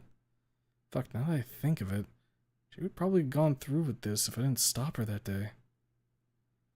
Maybe your mom just needed time to understand that you needed help. I rub my jaw, the stubble rustling against my palm. Some folks are old-fashioned. Yeah, like your dad? She sneers. Bad example. I shake my head. Just some folk view therapy as a sign that you're a loon and you need to be put in a straitjacket. So people saw this shit in the olden days. Maybe you're right. The chair creaks again as she shifts. Someone calling her name in the distance. Fuck me. Mom wants something. I'll talk to you later, Skinny. And bye then. She hangs up. I look at my phone for a moment, then drop it on the bed and pick up the manga and set it on the desk. I'm so damn tired after today. It's been fun, the latter half of the day at least, but man, it was tiring. In more ways than one as well. I think I deserve a soda. I get out into the corridor and go downstairs. There, in the living room, I find the female members of the family huddled on the couch, watching some tear-jerking drama on Snoot Flicks. I'm greeted by stares, hisses, and demands to move quicker as I pass in front of the TV screen. Whatever, they can rewind if they need to. I grab a can of soda from the fridge. Just as I open it, Philippe walks in through the side door. He greets me with a nod and grabs a beer from the fridge. I watch him open it for which he uses his claw as a bottle opener. He notices me looking. Cool trick. Point at the bottle with my soda. You do that at parties? Un maldito cómico, eh? He murmurs. I try my best. I sip my soda. He grimaces. Obviously you don't. He sips his beer. You doing anything? I shake my head. He beckons at me to follow him and leaves the kitchen. I go after him, taking another sip. He looks at me as I put my shoes on. After we leave the house, he points to the garage with a bottle. You want to help me with the car, eh? Yeah, I nod. He takes another sip, enters the garage, and sets the bottle down on the wheeled toolbox. He then goes over, not towards the Lincoln, but towards the pickup. He beckons at me to follow, which I do, after setting down the can next to his beer. I thought we would, I begin. Your coche is mine to work on and mine alone, he interrupts. You break something. You'll help me change the oil. I look back at the Continental. So he calls it El Coche. I guess every car needs a pet name. Nazar called his car the NASCAR. Wonder what Rosa calls hers. I stop by the front wheel on the passenger side of the truck and look at Philippe. He had already rolled up his sleeves. Go to the shelf. It's over there. He points at the far end of the garage. There's this brake can with a nozzle on it. Give it to me. I go over, and after a moment of scanning the shelf, I find what he's looking for. As I go back, I take a look at the can. Engine Doc's Universal Cleaning Spray. Smiling car gives me a thumbs up. I give him the spray. He sends me off again. As I go search for the oil filter and some other stuff, I hear the sounds of spraying and him muttering to himself. After some time, I return with all the items he wanted, and he instructs me to get in the inspection pit, as he calls it. I feel a bit uneasy, squeezing myself between the car and the pit. For a moment, I imagine it slipping and falling, squishing me into a paste. I shake these thoughts off and hastily descend the ladder. He gives me a container, a wrench, and a screwdriver. You put the container under the pan. He points under the engine. When I tell you, you unscrew this. He points at the cork-looking thingamajig in the oil pan. Then, after I remove the filter, move the container up. Got it? I nod and do as I'm told. It's piss easy. We're done in half an hour. Philippe helps me get the container out of the pit. It's bitchin' heavy, and hoists me up with one hand. As I wipe my hands in the rag he gives me, he gets into the truck. The engine roars to life. "Oh, there, por fin!" he exclaims. He then slowly drives out of the garage and parks the truck on the other side of the house, on its usual gravelly spot. He's soon back, and after beckoning me to come over, he takes his beer and goes out. We spend the next couple of minutes drinking, smoking, and chatting. He quickly notices me glancing over at the car and pokes me with his bottle. "Hey, Chico, you're a long ways off from touching that." He nods at the Continental. "You're El Coche? You're El Coche?" He laughs. Calling your car El Coche is the same as calling your cat El Gato." He grins. "No hables español, verdad?" I shake my head. He nods. "You better learn then," he murmurs and drags on the cig. "You'll be living here for a while." I'm quiet for a while, smoking and finishing my soda. I look over at Philippe's car, and ignoring his glares, I take in its beauty. It's truly a work of art. The hood got the same treatment as the rest of the car. Golden borders at the edges of the panel, geometric shapes in the middle. On the hood, though, the shapes make up a sun, not a flower. Why don't you want anyone helping you with it? Philippe glances over at the car. I got Moises to help me one and only... I got Moises to help me one and only time. He scowls and growls softly, crushing the cigarette in his hand. I can hear the hiss as it scorches his scales, but he doesn't even flinch. He mutters a long string of what I assume to be curses, all in Spanish, and all sounding extremely vile. When he speaks up out loud, he's calm. "Torpe idiota." He throws the ruined cig away. "I got him to try and help me remove the rust. I gave him the angle grinder and told him to be extremely careful." He pauses to sip his beer. "Imbecile got a hole in the body." I nearly dropped the soda. My head whips around to look at Philippe, who's in turn looking at me. How the fuck did that happen? I pressed too hard. Just caught on the metal. Another low, throaty, angry growl. I look closer at the bare spot under the grill. Indeed, There is a strip of bare metal there, sticking out like a sore thumb. Odd. Didn't notice it earlier. Maybe this is what Rosa was checking out. You have no idea how long it takes to get such a clean weld and to sand it down so it looks as good as this. Moises used power tools beforehand? Philippe scoffs and glares at me. Of course he did. Wasn't the first time he handled an angle grinder either. He sighs. Fault is partially on me. I should have just given him a rust remover. He sighs again and looks into this bottle. Empty. He looks at me. Hey, thanks for the help with the truck. He pats my back. Unlike his father, he does not hold back, which results in me stumbling forward and almost face-planting into the lawn. Oops, sorry. I regain my balance and turn to him, rubbing my shoulder. God damn, he hits like a sledgehammer. This is gonna be sore tomorrow. It's fine. I roll my shoulders and grimace as my body responds with pain. Hey, do you know anyone named Benji? He pauses with a lighter halfway up to the cigarette in his mouth. The look in his eyes as he lifts his head is very cautious. Depends. Where do you know him from? He and Rosa raced on the highway. Philippe snorts, lights up the cigarette, and leans against the wall. He puts his head up and blows the smoke out of the corner of his mouth, his snout pointing at the stars above. He stays like this for a while, during which I enjoy him. He offers me a cig, which I happily accept. Rosa and her racing, he says, bringing the lighter up to the end of my smoke. Benji thought her all sorts of stupid things. So you know him. Is he in a gang or something? Philippe shakes his head and looks up again, his hands in his pockets. You mean the road beasts? He chuckles. They're street racers. Tuners. Ever seen Fast and the Furious? Who hasn't?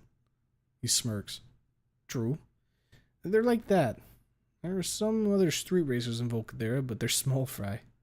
He looks at me. Do you want something? He mentioned something about a turbocharger for some Esmeralda.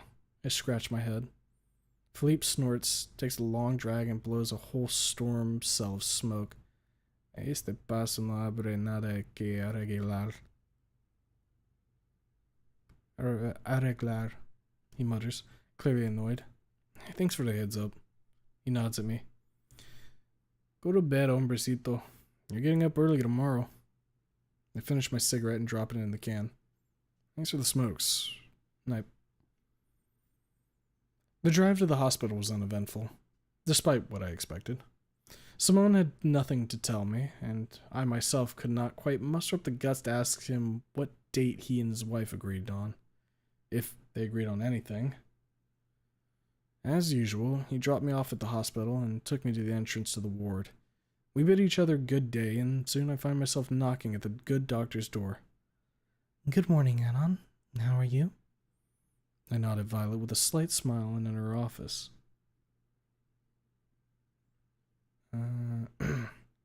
I'm good, Doc. Thanks. I plopped down onto the couch.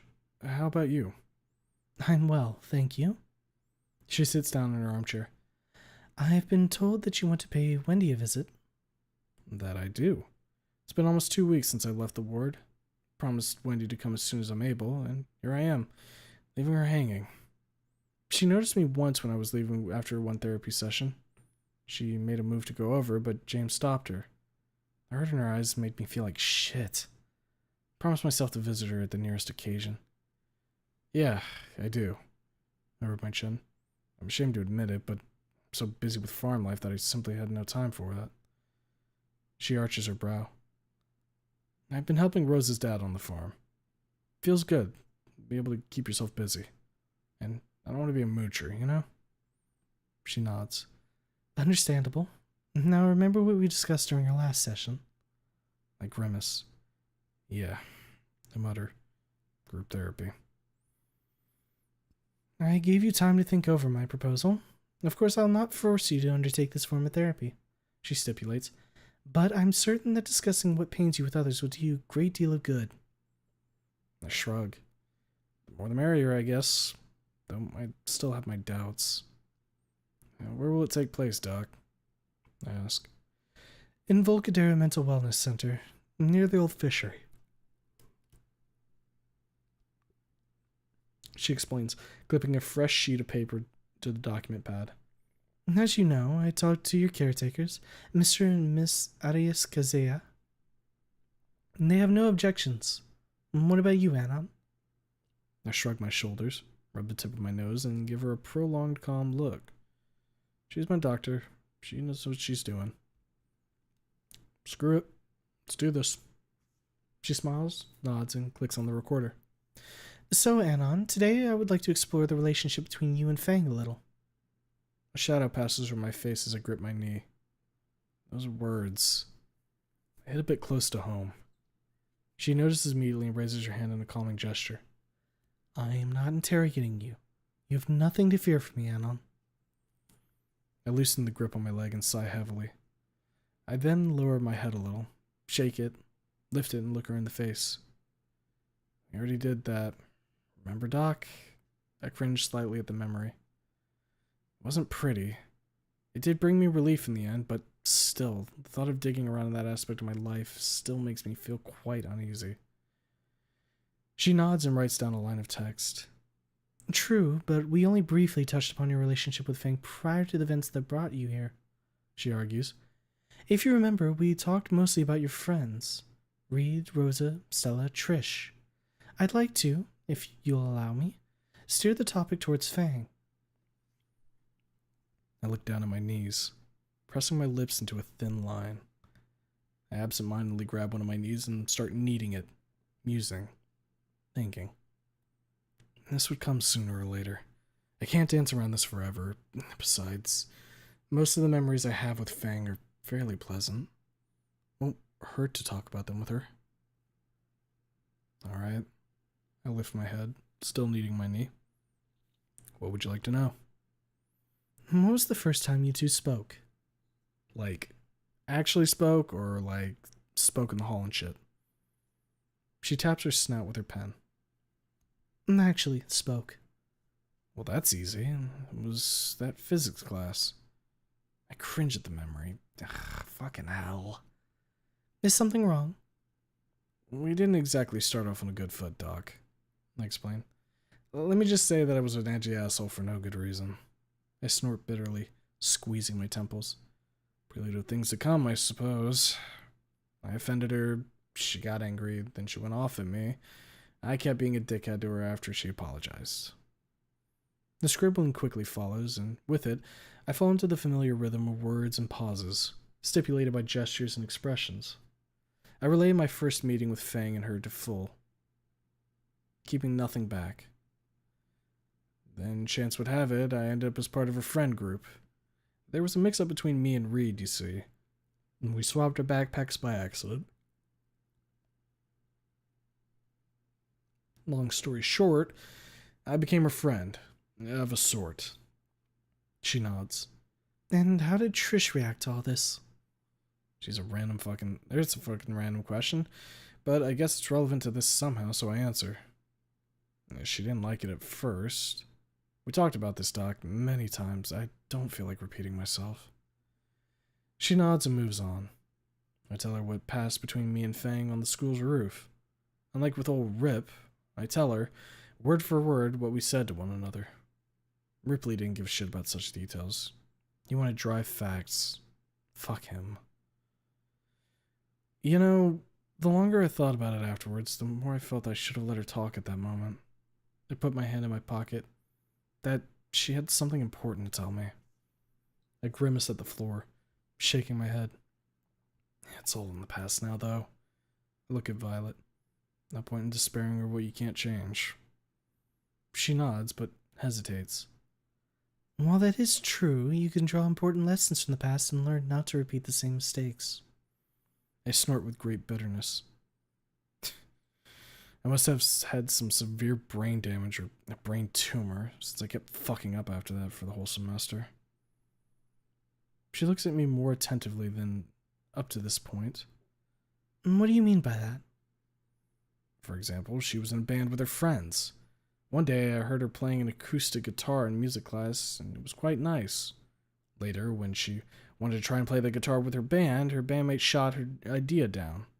Some friends, huh? Thank you, Captain Hindsight. Truly, your wisdom knows no bounds. I had a chance to speak up, but I didn't. I smacked my thigh. I was a fucking coward. Little bitch. Should have said something. She enjoyed playing guitar and they made her play bass. She didn't like playing bass. That was one of many things I fucked up during the semester. And what were the others? The concert of Moe's and my ruining of it come to mind almost immediately after she asked this question. I was such a dumbass. What do I know about cable management? I don't know shit. But can anyone really blame me? Reed was a stoner back then. So fucked up on drugs he was barely conscious. Hell, even if he did it because of anger looming over him like a shadow, he was still drugged to hell, up to hell and back. Fucking hell, he tried putting carfentanil in the smoke machine. I told her about the concert. She listens to me carefully, asking a question or two, but she mostly notes things down. When I get to the part pertaining to me fixing the cables, she interrupts me.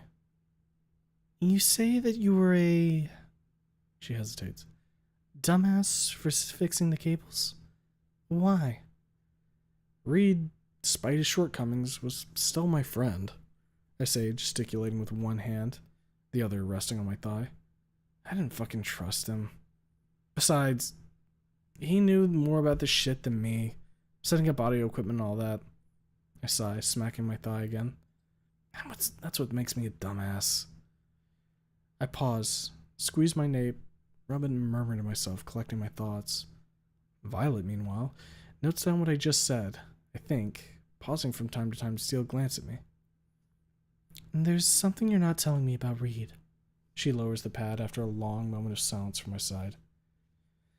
My face is an open book for a qualified specialist like her. Well, honesty is the best policy. Reed was a druggie back then. I leaned forward, clasping my hands together. You wouldn't fucking believe it, Doc. I look up at her. She saddens a little, her face tensing up slightly.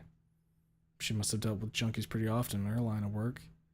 If those ended up here, none of it could have been a pretty sight. I wonder for a moment, pondering how many of them ended up in Block B. From how much sadness and compassion there is in her eyes, I can tell that it was more than a few. He was always drugged up with something. I continue keeping my eyes on her. He had reason to. Good fucking reasons. But those are personal and I do not want to discuss them with you. I hang my head, gluing my eyes to my shoes. He's in rehab now, I think. Last time I spoke to him was 2 weeks ago. She nods and writes something down. After a moment's pause, she speaks again. Was it his intoxicated state that made you just trust him? I shrug. Maybe. I myself am not sure what pushed me towards making that decision. Me knowing Reed solely as a drugged-up errand boy, Trish's played a role in that, sure. We knew each other for some time by that point, though. Despite being a junkie and Trish's bitch, he was trustworthy. And he did show that behind the veil cast over him by the drug cocktail coursing through him, he was a sharp, observant guy. He saw through my bullshit about not being at Vermdrum's concert immediately. I had my head very far up my ass back then. I give a short, bitter laugh. I did pull it out eventually, but it was too little too late. I shrug. I guess this, like most other things during this shit show of a semester, is much more complex than it seems. You're looking at this from the current perspective, Violet argues. What did you think and know of Reed back then? I give her a prolonged, confused look. She continues. Hindsight, while helpful in recognizing our mistakes, can sometimes cloud our judgment in other aspects. She raises the document pad and puts her pen to it. What did you know of Reed back then? For how long did you know him? He was Trish's errand boy. He was a druggie. I hesitate. He was pretty smart, but sometimes did stupid shit, like putting carfentanil into a smoke machine before the concert of Fang's band. I rub my jaw. So, what? Was I just justified with myself not trusting him? Given what you know about him back then, which I presume is much less than now. She trails off, then quickly picks up where she left off. I assume you and him are on much more equal footing than you were prior to the incident. I nod a few times, muttering acknowledgement. She hems, considering for a few seconds before continuing. In hindsight, you made a big mistake. Wow. Thanks, Doc. Was not aware of that. Surely this was worth half an hour and back and forth between us. But we were talking about you from back then. She raises a brow, catching some of my muttering. You should have trusted him, yes. As you say, he showed himself to be capable, and he had experience in managing audio equipment. But I wouldn't judge myself so harshly if I were you. I start. Twitch. I sit up straight and stare at her in bewilderment. Not judge myself too harshly. I ruined the first real gig my sweet, sweet girl had, and what? I'm supposed to just shrug my shoulders and go, who cares? That is not what I'm suggesting, Anon. She slowly shakes her head. What I'm saying is that yes, you should acknowledge your faults, but you should also take into consideration your perspective at that very moment. I guess she's right. I don't know about that, Doc. I pinch the tip of my nose. I need to think it over. I still fucked up. Yes, you fucked up, she nods, but there was a reason for it, and that's what I'm getting at. Did she just swear? Goddamn, Dr. Violet, I wouldn't suspect you of that. I didn't trust Reed on this, I protest, smacking the palm of my hand with the other. That's the reason. What I'm telling you is to consider why you didn't trust Reed, she keeps arguing. Think about it during the time between our sessions. She glances over the clock. Our time is unfortunately over for today, Anon. She sighs and sets the pad down by the recorder. Is there anything else you'd like to add before we end this session? I shake my head. No. I rub my dome. You're giving me plenty to think about, Doc. As always. She shuts the recorder off. Very well. She gets up and goes over to her desk. From there, she gets a business card. It's the address of the clinic where your group therapy takes place, she explains as I look it over. I look up at her and nod. For a moment, a very brief moment, there's an inkling, an urge to tell her about those goddamn nightmares, to spill the beans and beg her for an answer and advice. But I don't say a word. I keep my face straight. Not yet. No need to disrupt her schedule. If I start yapping about this, we'll spend the next 3 hours discussing and dissecting every single minute of detail of that dream. I haven't enough to think about to last me those 3 days till the next sesh. So, when is this group therapy thing? I pocket the business card. I'll call your caretakers. We'll schedule it, she assures me. I get up and give her a thumbs up. Alright. Thanks, Doc. Anytime, she smiles. Bye, Anon. Bye, Doc. I leave her office in the ward. About half an hour later, I'm driving back home with Simone. The car is awfully silent today. No Blue Day to fill in the silence, and Rose's dad doesn't look like he's in the mood for small talk. Or so I thought. As soon as we enter the freeway, he speaks up. How was the therapy? It was fine, as always. I'll be going to group therapy sometime soon. I reach into my pocket from which I procured the business card. Doc told me that she'll call you and Marisa about it. He glances at the business card, nods, and concentrates on the road. Silence doesn't last long. He's the one to break it. Rosa told me you've dropped out of school. He gives me a sideways look. Why did you do that? Education is important if you want to get somewhere in life. Oh, shit. Does he know I want to enlist? Oh, no, calm down. He doesn't know. He only told Reed. And Spears. Fuck, and Trish knows about it too. I didn't tell Rosa yet, but Reed is with Rosa. She somehow found out about the voicemail. Shit. Did he spill the beans about my plans? I didn't make a secret of them, yes, but I very much prefer telling her that personally, not use Reed as a proxy. I rubbed the back of my neck. I had my reasons. Go to share them? Yes. Making such a decision is not something you should do willy-nilly. Does he know? Why else would he ask? We barely know each other. Why does he care? I'll be gone from his house and his life in a couple months anyway, and we'll never hear from each other again.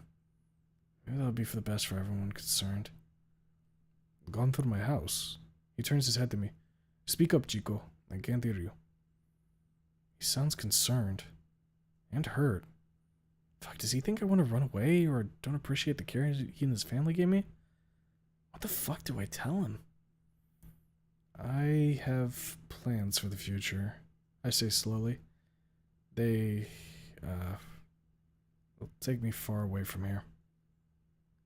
He stops the car at the side of the road and turns to me.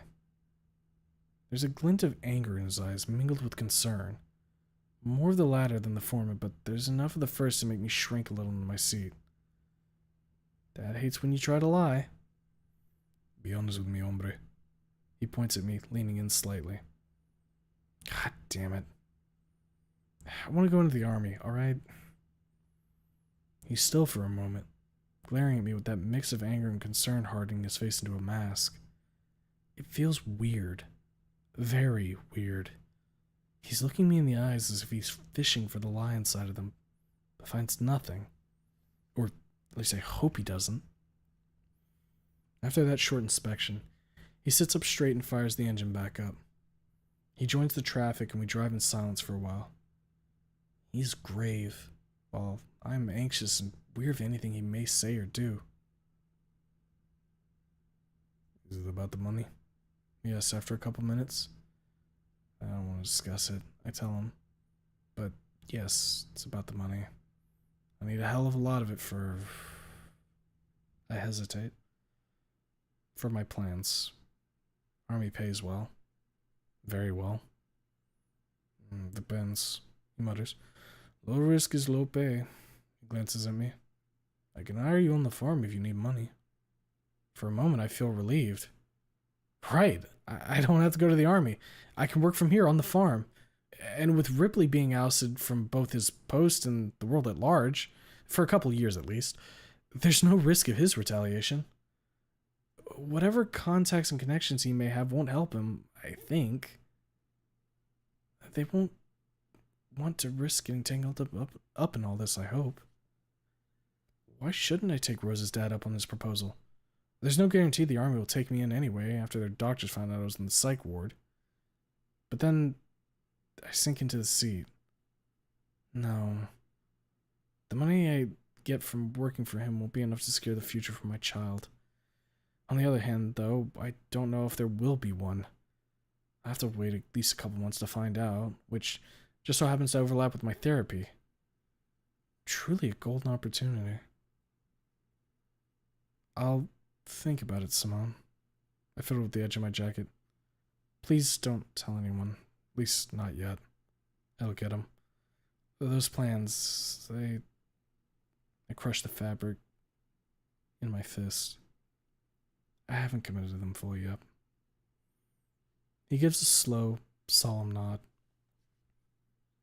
We arrive at the farm soon after. As he's driving down the road leading into the yard, I notice a car on the patch of gravel. It's the fucking NASCAR. My heart jumps. I sit up as stiff and rigid as a lamppost, while my eyes open wide, very wide. In my head, memories play out. Good, bad, and in between. All tied to that car, over and over, like a fast-forwarded video on repeat. Who? I swallow thickly. Whose car is that? I ask, pointing at it. If I remember correctly, it's Samantha's. Simone looks at me and starts, seeing how disturbed and wild-eyed I am. Is there something wrong in them? I rub my forehead, turning my eyes away from the NASCAR. I close them, as they're drawn to it, as if to a magnet. It's red. I forgot it's red. Like blood. His blood. Bang! Nazar stumbles backwards like a puppet with its strings cut. Bang! He hits the wall with his back, slides down and slumps on the stair step. Oh, God. Nazar hugging me from behind. his blood soaking my clothes, his blood spraying from his mouth. No, no, no. Simon's hand on my shoulder makes me realize that I'm shivering. Get a grip, little man. He does not have to know. If you show your weakness, your army plans will go into the fucking trash can. Are you alright, Anon? Simone squeezes my shoulder. I pause for a moment. I'm not. This car, it belonged to Fang's brother, and seeing it, the shivers intensify for a brief moment. It made me remember something from the shooting. His hand clamps down on my shoulder a bit tighter, almost tight enough to cause pain. But other than that, he doesn't make a move or say a word to comfort me. I understand, big man, and I appreciate the concern, even if you don't know how to show it. I want to be alone for a while. I let go of my head and look up at him. I don't want to disturb the family. He looks at me for a long moment. Then, with great effort, visible not on his face but in his eyes, he lets go of me with a nod. I open the door, hop out, and quickly go into the house. Samantha isn't in the hall, thank fucking God, and neither are Marisa or Sophia. On my way up, I pass by Rosa. She opens her mouth to ask what's wrong, but I pass her without a word and go to my room. I lock the door, then sit down on the bed, curled up with my knees under my chin. After a moment, I lay on my side, curled up into a tight ball. My heart is pounding. The blood rushes in my head. Its hum is almost enough to drown out my dark thoughts. Almost. Don't close your eyes, little man. These vengeful spirits are waiting in the darkness. God damn it, Samantha. Why didn't you sell the fucking car? A knock on the door. Anon? It's Marisa. Fuck, Rosa must have told her that I came back. Or her husband did. The door rattles as she attempts to open it. Open the door, please. Please go away, I say. My voice is calm, but it's trembling like hell. I'm fine. I just need to think. More knocking and more rattling. I don't answer those. I need to think. That's it. It's not the rigidity or the tingly paleness in my face that I don't want you to see. It's not that my heart is bouncing around like a pinball, threatening to crack my ribs. It's not the memory of Nazar dying before my very fucking eyes. I just need to think. Another voice joins Marisa's. It's Rosa's. Chico, open this door. She taps on it. Do you hear me? Fuck. Why do they care so fucking much? I'm a stranger. I barely knew their daughter before all this came crashing down on us all. We're not related. Hell, we're not even the same species. Dino camaraderie doesn't apply here. Yeah, I'm a bit sad, a bit disturbed. Who cares? It'll pass. It always does. I'll be fine. I don't need to worry them with my bullshit. More tapping, more rattling. Leave me alone, I shout. Why the fuck do you care? The knocking stops for a while. In its place comes a quiet conversation in Spanish between the mother and the daughter. Suddenly, the two voices are joined by one I didn't expect. Sophia's. The hell is she doing here? Why not have your entire fucking family pile in my room at this point? Go away, I say. I'm fine. You're not, Rosa speaks up. I am! I interrupt her angry. Go the fuck away. Leave me the fuck alone. Argument breaks out behind the door. Dies down quickly. Footsteps. A moment of silence. Then the only voice that remains is Sophia's. Open the door, Anon. She's not tender. She's commanding. She demands, not asks. If I don't... It won't be the first time when a child in my house locked himself in a room. She quickly knocks on the door 3 times. I have my ways of getting in. What, are you gonna kick the door down? ¿Quieres verlo? Something in her tone of voice makes me pause and consider. She will break down the door if I don't let her in, or have Simone do it. Yeah, that's exactly what I need right now, to make a circus out of this. Fine. I hop to my feet with this angry sneer. I walk up to the door and unlock it, then throw it wide open. Vamos, abuelo, vamos, abuela, vamos. I swing my arms, beckoning her to enter. My words, combined with the tone of voice, stirs up a fire in her eyes. When she looks at my face, though, and sees my expression, it dies down, as if blown away by the wind. We stand like this for a couple seconds, staring each other down before she stirs and enters. I close the door and turn to her. She sits down on my bed and gives me a long, expectant look.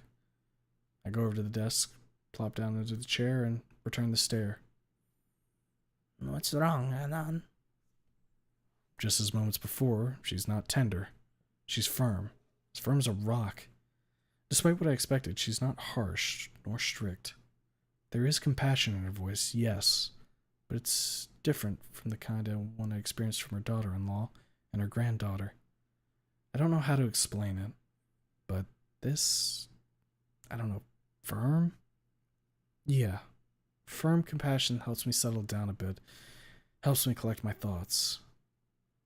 I remembered something. I turned my head towards the window from the shooting at Volcano High. I looked back at her. The car Miss Samantha drives belongs to her son, Sophia. What of her son? She asks. I grit my teeth, frown, tense up, and with an angry snort, I slam the desk with my fists. What few things are on it, the manga, the desk lamp, and some pencils and notebooks, bounce from the force of the strike. You don't want to know. I sigh, deflating like a balloon. I cover my eyes with my palm. It's neither pretty nor pleasant. She moves in her spot. I take my hand away from my face to turn to look at her. She's looking at me with more tenderness than before. A bit more. A tiny little smidge more. Niño, She leans forward. I saw things in the old country that would make grown men lose their senses. She straightens up. Puede que sea viejo, pero no soy frágil. I have no idea what that last sentence meant, but she says it with such conviction, such a hard look at me. It's not hard to guess its meaning. She's old but not weak. She will not faint if I tell her and all that. Very fucking well, Granny. Don't say I didn't warn you. Her son. Miss Samantha's son. I look her in the eyes. He was my friend. I swallow and cover my eyes with my hand again. Sophia, I watched him die. His own sister killed him. I clench my other hand into a fist and smack my knee. She shot him like a dog. I swallow slowly, attempting to stop my voice from shivering. I couldn't do anything for him. I could only watch. I smack my knee again. She's silent. I look at her. And now I'm having nightmares of him. And his girlfriend. His sister killed them both, and yet it's me whom they decide to haunt. She stirs. Her eyes widen slightly. Then she frowns and leans towards me with a concerned look. She asks me something in Spanish. I ignore her and keep talking. I dream of them. I see them and others who died that day. I grab my head with my hands. They keep saying I should apologize. I start slowly rocking back and forth, staring at the floor with wide open eyes. My heart starts racing, but I'm calm. At least, I think I am. When I speak, I sound calm. My voice isn't trembling. What does it mean, Sophia? I look at her. I didn't hurt them. Fang did. Why are they haunting me? Why? Why the hell am I supposed to apologize to them and not her? Fuck, why the hell am I even asking her this? She's a farmer's wife, not a spiritual guide. She's a spiritual person. I caught glimpses of her praying in the evenings and in the mornings as well as throughout the day, but I don't think she has much experience at this kind of thing. This shit isn't even a spiritual ordeal, it's guilt manifesting itself. I'll work it out with Doc Violet and it'll stop. Yeah, that's it. Come, Get up. Sophia beckons at me, standing up herself. I frown, but do as she says. She mutters something in Spanish and gets on her knees. She then points at a spot next to her, which I reluctantly do. After a moment of awkward silence, I look at her. She has her hands put together for a prayer. Her rosary is hanging out from between her fingers.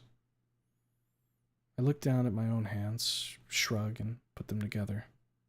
She gives a murmur of approval. What are their names? She asks. His name is Nazar, I say slowly. Her name is Naomi. I don't know the name of the others. She nods, rests her jaw on the tips of her fingers, closes her eyes, and stays still for a short while. I give her a look, then another. Just as I start to think that she fell asleep, she opens her eyes and looks at me. Repeat after me, she orders. Is the prayer in Spanish? I ask. I'll butcher the pronunciation.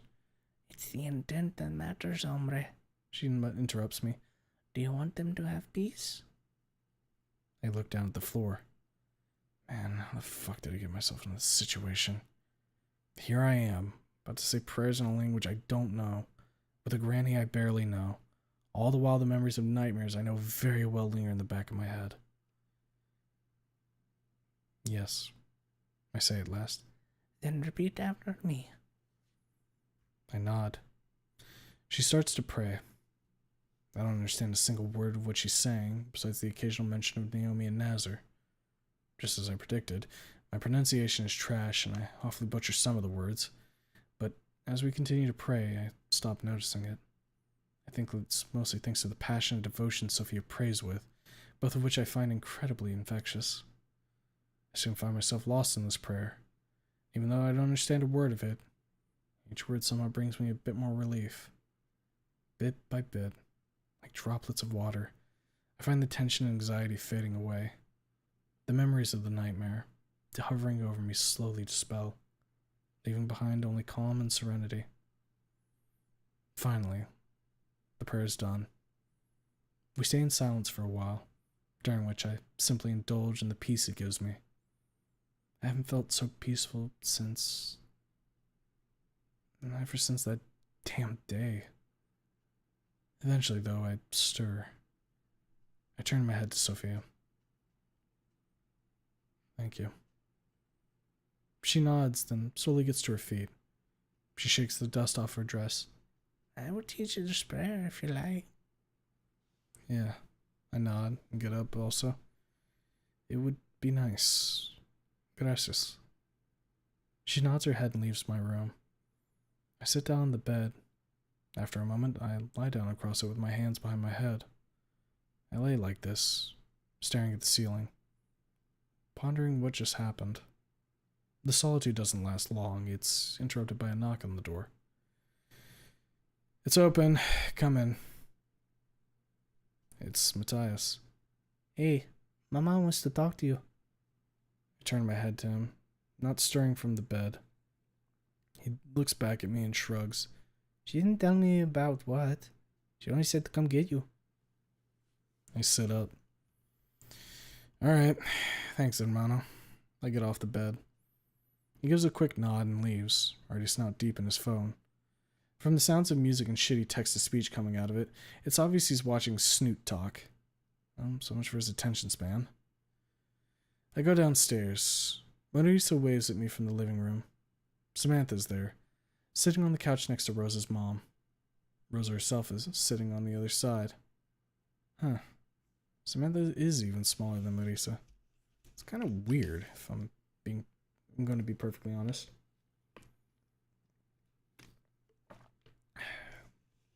Good afternoon. I give the 3 a short wave. You wanted to talk to me, Marisa? Both she and her daughter look much relieved that I'm in much better spirits than when I came back from the doctor. Rosa gives me a small smile, while her mom gives me an inquisitive look. Miss Samantha wanted to ask you something. The tiny Taros puts down her cup and looks up at me. Hanon, I'm visiting Lucy today, she tells me. Would you like to come with me? The surprise this question awakens in me is like a newt going off inside my head. I take a step back, goggling at the tiny matriarch. For a few seconds, I find myself only capable of working my mouth in futile attempts at speech, each ending with me either choking out a single syllable or an indescribable, pathetic sound. Fang. I'd get to see Fang. I'd get to talk to her, hear her voice, maybe even feel her touch. Do I want that? The answer's obvious. Yes, I finally managed to get out. Yes, I want to. All right, she looks at Marisa. I'll see you there then. She gets up, wishes us all a good day, and starts walking towards the door. Wait, Samantha, I stop her. Aren't you taking me with you? She stops and turns to me.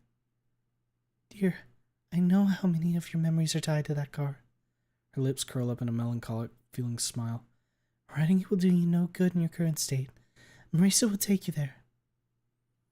I watch her leave, then turn to Rosa and her mother. Rosa, to my surprise, doesn't look pleased. Her mother looks worried, but I'd chalk that up to me wanting to go to prison. I really, really hope Rosa didn't tell her what Fang did to me. She probably did not, otherwise Marisa would staunchly oppose the proposal. Who knows, maybe even kick Samantha out for bringing it up. Go get your jacket, Anon. We're going in 15 minutes. Marisa gets up and leaves me with Rosa. Rosa, meanwhile, gives me a long, analytical look, full of both compassion and criticism. Narrowed eyes, slightly furrowed brows, paired with the overall air of worry and doubt make me feel quite uneasy. What's up with that look? I ask her, frowning. I don't think this is a good idea, Anon. She slowly says, shaking her head. Why? She looks aside, then at me. No, I just don't think you should. I step forward, cross my arms, and glare down at her with enough force to crush rocks. That surprises her. She stumbles on her words and falls silent, blinking once or twice. Oh, so I have to cheer up Trish, the person who caused all this shit, but God forbid I do the same for Fang? I scoff. Thanks, I lean in, but no thanks. I straighten up. She hisses, her cheeks flushed from anger. Her head shoots up, ours meet. We both stay still for a long moment, neither willing to back down. I keep staring her in the eyes, neither blinking nor looking away. Slowly, her resolve starts to slip. At first, she could only shift in her seat. Then, she clenches her fist and leans forward. Finally, in one smooth motion, she gets up to her feet and points at me. Couldn't take the pressure, I suppose. That's not what I meant. She raises her voice. Then what the hell did you mean? She looks to the skies, raises her arms, and with both her hands clenched in a fist. She used you, Anon. She lets her hands fall and lowers her voice to an almost whisper. Used you. She walks up to me and puts her hands on my shoulders. Do you understand? Swallowing, slowly and hard, I shake off her hands. So this is what it's all about. She knows my stance on the whole thing. Does she think that I'll break down in tears or have a panic attack when I see Fang? That the memories of that night will come rushing back and crush me? So what? You think she doesn't deserve consolation? Rosa blinks and turns her head away for a moment.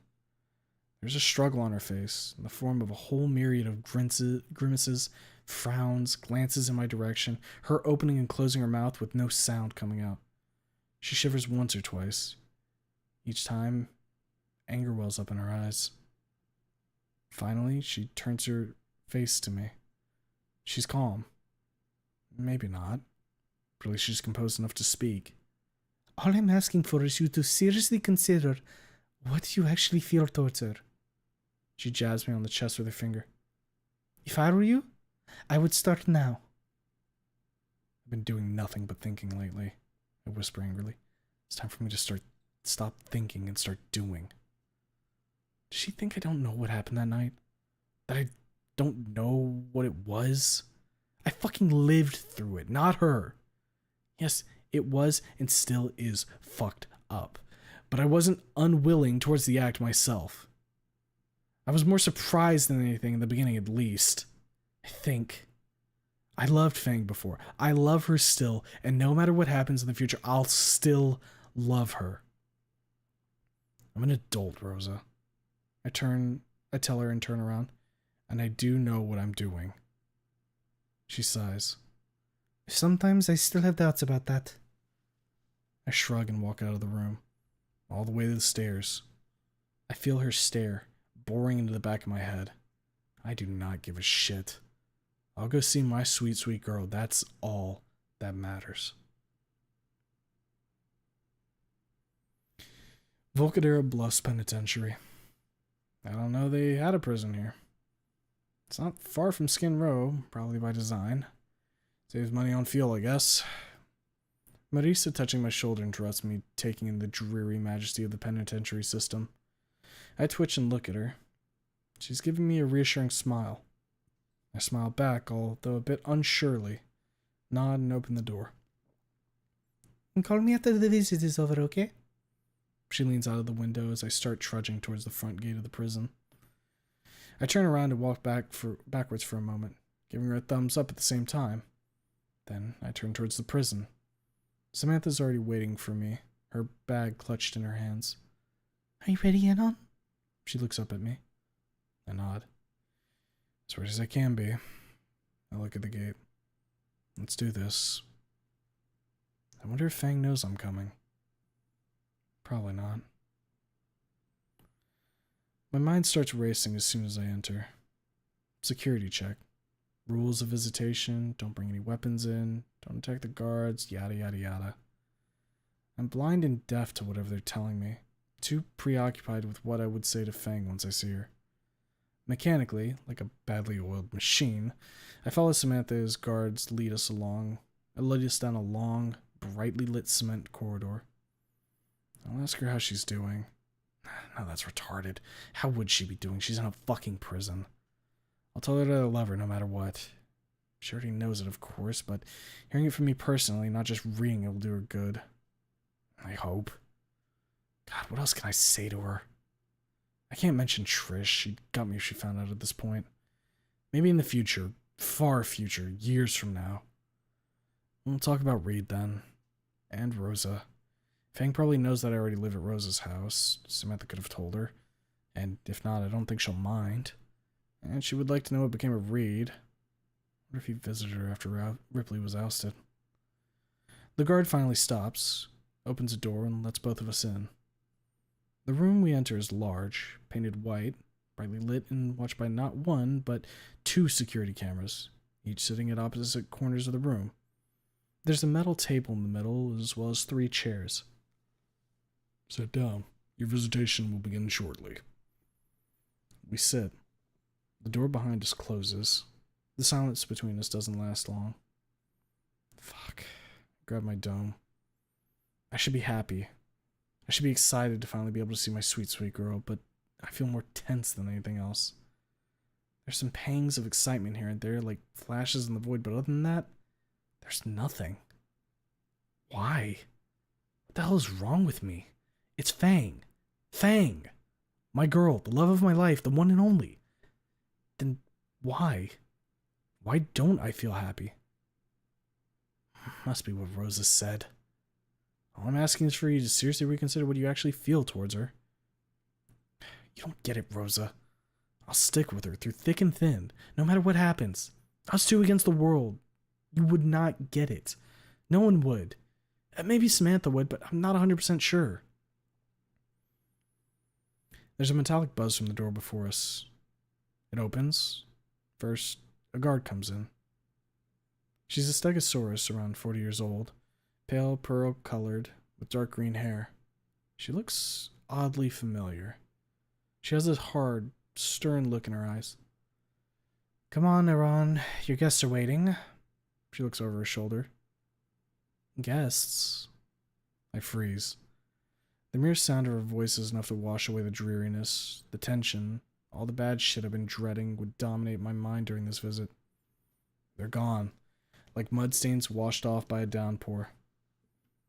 In their place sprouts up joy, excitement, happiness, and anticipation, all within the space of a couple seconds between Fang speaking and the guard getting out of her way, and her finally setting her eyes on me.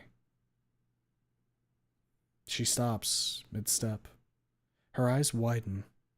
Her beak opens and closes a couple times, while her eyes grow wider and wider, her pupils dilating, then shrinking, then dilating again. She blinks 1, 2, 3 times. She looks at the guard, then at her mother, then finally back at me. She takes a step, then another. "Anon?" she mutters. I smile and raise my hand in greeting. I'm trembling. My face is flushed. I'm grinning like a retard and my throat is clenched.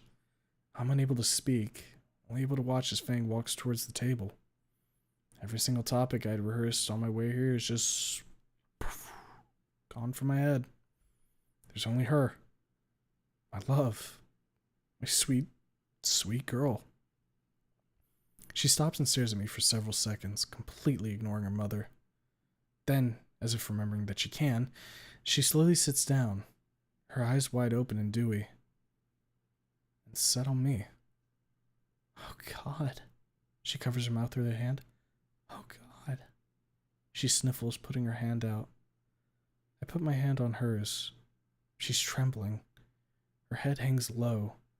Tears dribble down her snout and drip onto the table below. She suddenly turns her hand palm up and grips mine. It's a desperate, hard grab, nearly strong enough to make my bones bend. I hold back a wince and return the grip. We hold each other for a long, long moment. I take that moment to get a good look at her. She's changed. Her hair is no longer a cascading river of silver. It's cut short. Really short. Not quite a buzz cut, but doesn't reach far past her temples. There are a couple of scars on her face that look like claw marks. She's wearing a loose orange prison uniform with a number on the chest. I'm here, sweet tooth. I lean in to touch her forehead with mine. I'm here. Her sniffling intensifies, along with shivering. Her grip on me tightens, her claws dig into my skin a little. I don't make a sound. I lift my head and plant a kiss on her forehead. You, she mumbles and gives a weak, wet, shaky laugh. You goddamn dweeb. She nuzzles my cheek with her snout. How are you, Mom? She finally acknowledges Samantha's existence. I'm fine, dear. The tiny Taro wipes her eyes with her palm. Don't mind me. Talk with him. She nods at me. He really wanted to see you. Fang says nothing. She turns her eyes to me and just looks, greedily taking me in. She doesn't blink for long moments, and when she does, it's only for a split second. Her lips curl up and twist, the corners of her mouth going up and down in an erratic, quick rhythm. She opens her snout, then closes it. This repeats itself for a minute or two before she leans in and presses her forehead against mine. She mumbles something, too quiet for me to understand. With each whisper, a slight shiver passes through her. God fucking damn it. It hurts to see her like this. It hurts to see her so downcast, so crushed with guilt and remorse, so low and wretched. The chair rumbles as I get up. Her head shoots up and she stares at me as I slowly go around the table and stop next to her. She shivers and swallows wetly, watching me spread my arms wide. She gets up. For a moment she stands still, shivering and sniffling. Then, in one swift, smooth motion, she steps forward with a loud sob rising from her chest, wraps her arms around me. She clings to me tightly, her hands digging into my back. Her claws dig a little into my skin, but I don't give a fuck. Her comfort is worth a bit of pain. I start a little, feeling her wings close around us.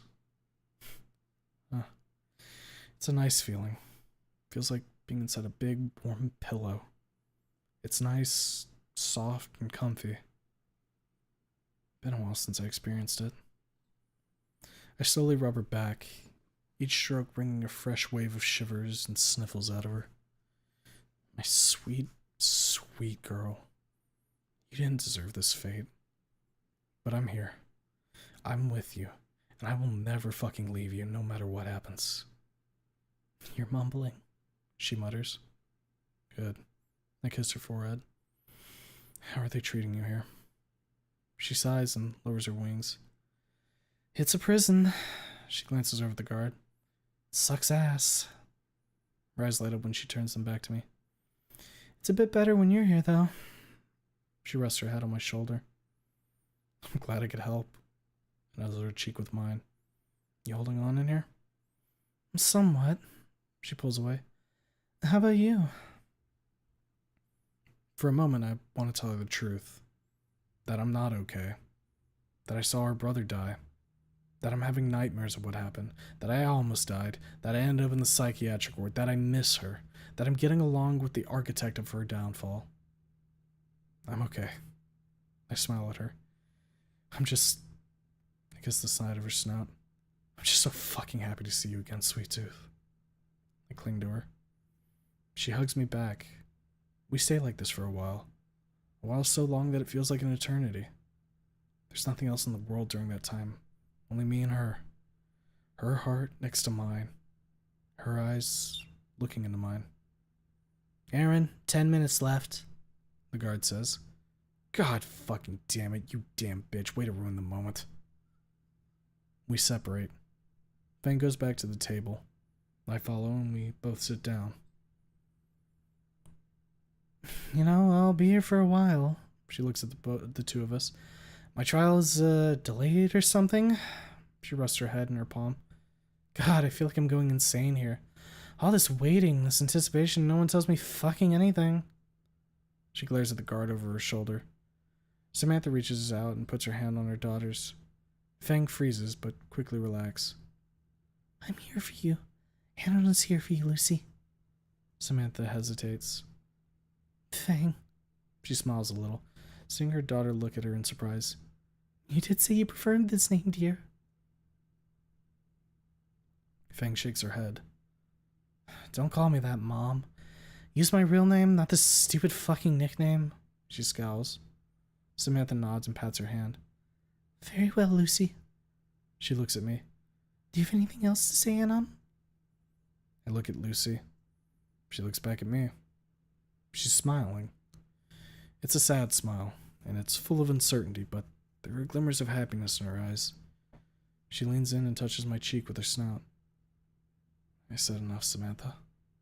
I lift my hand and simply hold Lucy's head as she keeps her snout pressed against my face. Time's up, Aaron. Fang stirs. She sighs and slowly, very slowly and very reluctantly, pulls away from me. She then gets up. I get up also. We share one last, quick embrace before we're separated. I love you, I tell her as she's walking towards the door. She looks over her shoulder, teary-eyed. I love you too. The door slams shut. I stand still for a moment, then cover my eyes with my fingers and sigh heavily. All the strength I mustered up for this visit escapes, like air does a punctured balloon. I drag my feet on the floor as we leave. My legs feel heavy, as if they were made of lead. I barely register anything until I'm alone in the parking lot dialing Maurice's phone number. Hanon? Hey, Marisa. I look around. The parking lot is almost deserted. Can you pick me up? I'll be there in 15 minutes, she assures me. Thanks. See you then. She hangs up. I rest my back against the nearby lamppost and pull my phone out. Soon, I'm lost in the memories of simpler times. Who knows? Maybe those times will return.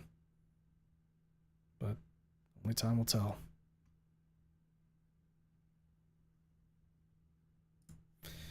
And that's chapter 14, baby. We freaking did it. Yippee! Yippee! We did it! Alright, let's see. Was there any messages in that time frame? I still love the fact that I drive Crown Vic and some still have PTSD from being cop cars. You can see them go, wait, that might be a cop. Hit the brakes. That's pretty good. Part where my father read it, military policeman, and said, he's fucked.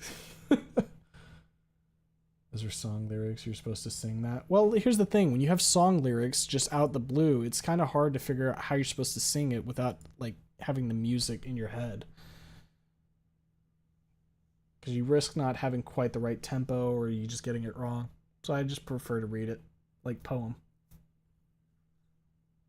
Fedboy doing his job. What Fedboy really doing?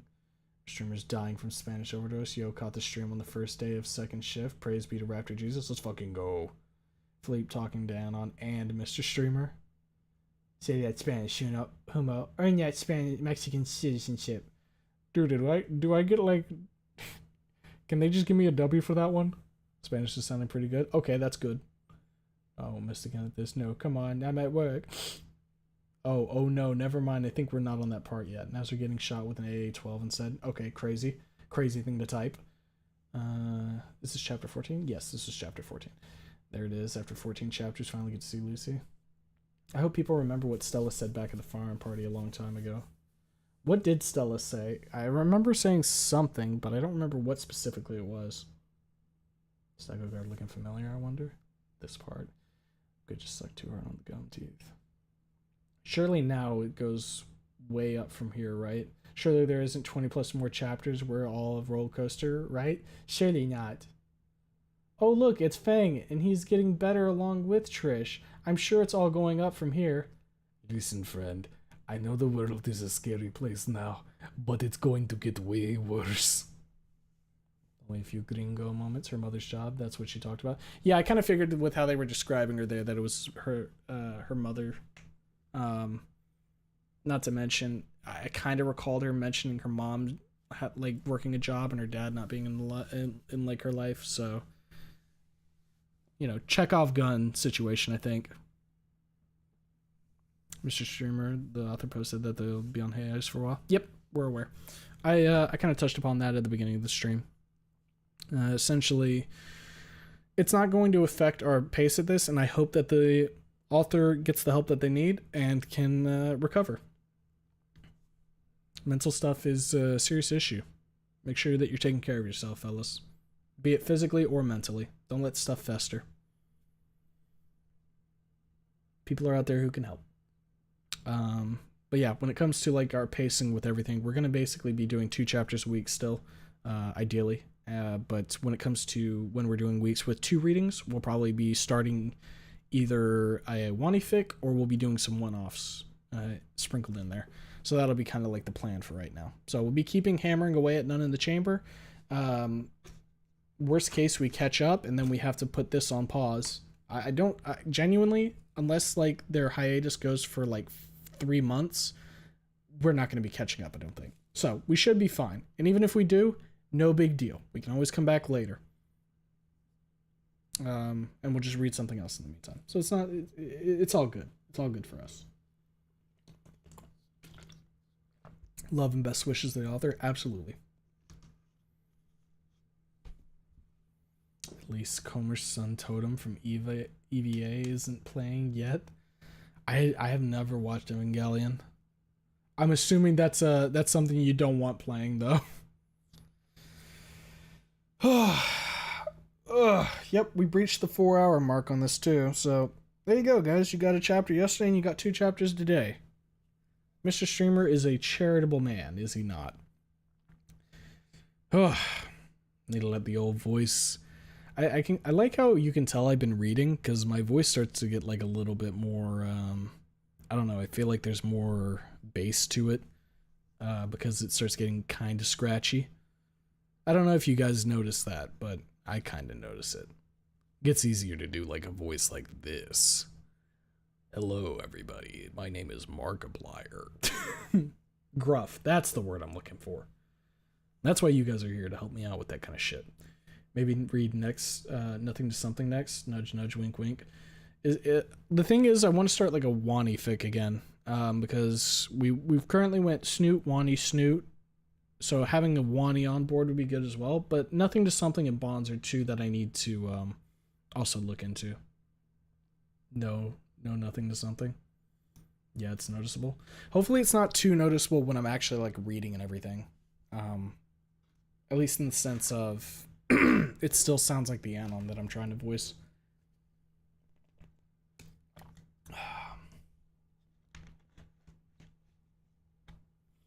Wonder if you were ever given the opportunity to stream longer than normal because things to be reasonable for are off for a day. Would you read way longer or read then swap off midstream? If I'm understanding the question correctly, you're asking if I was like, instead of doing like a 4-hour stream, I was doing an 8-hour stream. Would I be reading the whole time or would I be swapping? If that's what you're asking, I'd probably keep reading. We might take like a short break between chapters to like just kick back and like just chat for a little bit, maybe watch a couple videos, let my voice rest a little bit. But other than that, no, the idea would be still to do most of the stream be reading in that case. Just because I'd like reading streams to be that, reading streams. Now, you know, every stream I do has fucking yap in it, so that's kind of like to be expected. But otherwise, like, I wouldn't do this and then roll into, like, I don't know, fucking Disco Elysium necessarily. You know what I mean? Come on, streamer, have a good night. See you in the same time. Yep. For those who need to clock out now, I'll hopefully be catching you on Wednesday because I don't believe I'll be streaming tomorrow. You can always check the Discord to see if I'm going to change plans and stream something tomorrow. I don't think I will because I think I'm still on for doing like watch night with my pals. So Bond's Drunk Punch or something like that. Yo. Love is Colorblind's also on the list. Go from Anon to Rip. So we go from just talking like this, like, man, Rosie, you really need to fuck off, to I'll fucking tear your goddamn legs off, Anon. Keep fucking with me and we'll see what happens. And then we can do like fucking Spears. You know, Anon, I actually do appreciate you quite a bit. What you did at Volcano High, you saved Fang's body. That's goofy. That's fucking goofy. There goes my right earbud dead. Good thing we're nearing the end of stream. Oh, hopefully it's earbuds that are like fucking separate and you just need to charge, and it's not one of those ones where like, oh, well, the fucking wire's fucked now. I'm gonna kill myself. Because that's terrible. Bonds is good. Bad Apple if you want to confuse your E1 fix. That'd be interesting to do, huh? No, it adds to it, especially when seeing where the character be beaten down. Guys, I'm so tired. Adon's so tired. He can't handle this shit anymore. Not the important question. Excited we get to see Snoot Wife again. At least I'm assuming that's what you meant to say. It's cool. We got a really small taste, but I feel like it's just going to be the crumb we get, and we'll get like a couple more crumbs like that throughout the story. I don't think we're going to get like extended fucking scenes with Fang, which makes sense up until like the trial. I think that's how it kind of should be. Because we're focusing more on like Anon and trying to develop to the point where like he's going to be able to get by all this. If possible. If we're on the Kofik train, may as well give a check for spinning her wheels. Well, yeah, I mean that's on the list, right? Because that's like a one-off. So whenever we're doing like a one-off night, we'll probably include that in on it. Bluetooth buds, you can have one while the other's dead. Now my left one is yelling at me that it's dying. Okay, yeah, I know what you're talking about then with that. I've got like some earbuds like that myself. You will get crumbs of Fang and that's it. You will take this and you will like it. It's an E2 fic. Okay. Yeah, I don't know a ton about spinning her wheels, but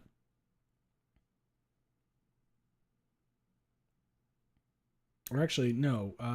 Weekend at Olivia's is the one that was the fucking one-off.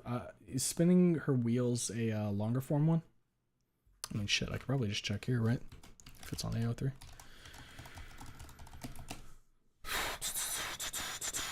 Yeah. Okay, so this one's 8 chapters and currently ongoing. 51,000 fucking words. Shit.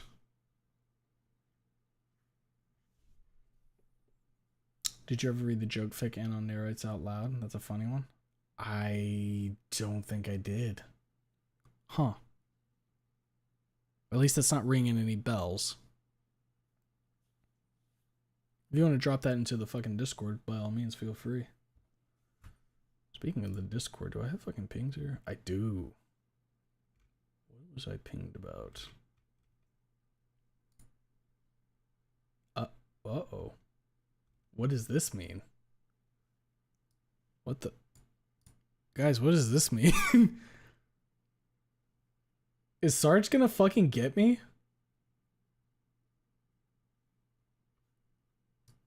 Uh-oh.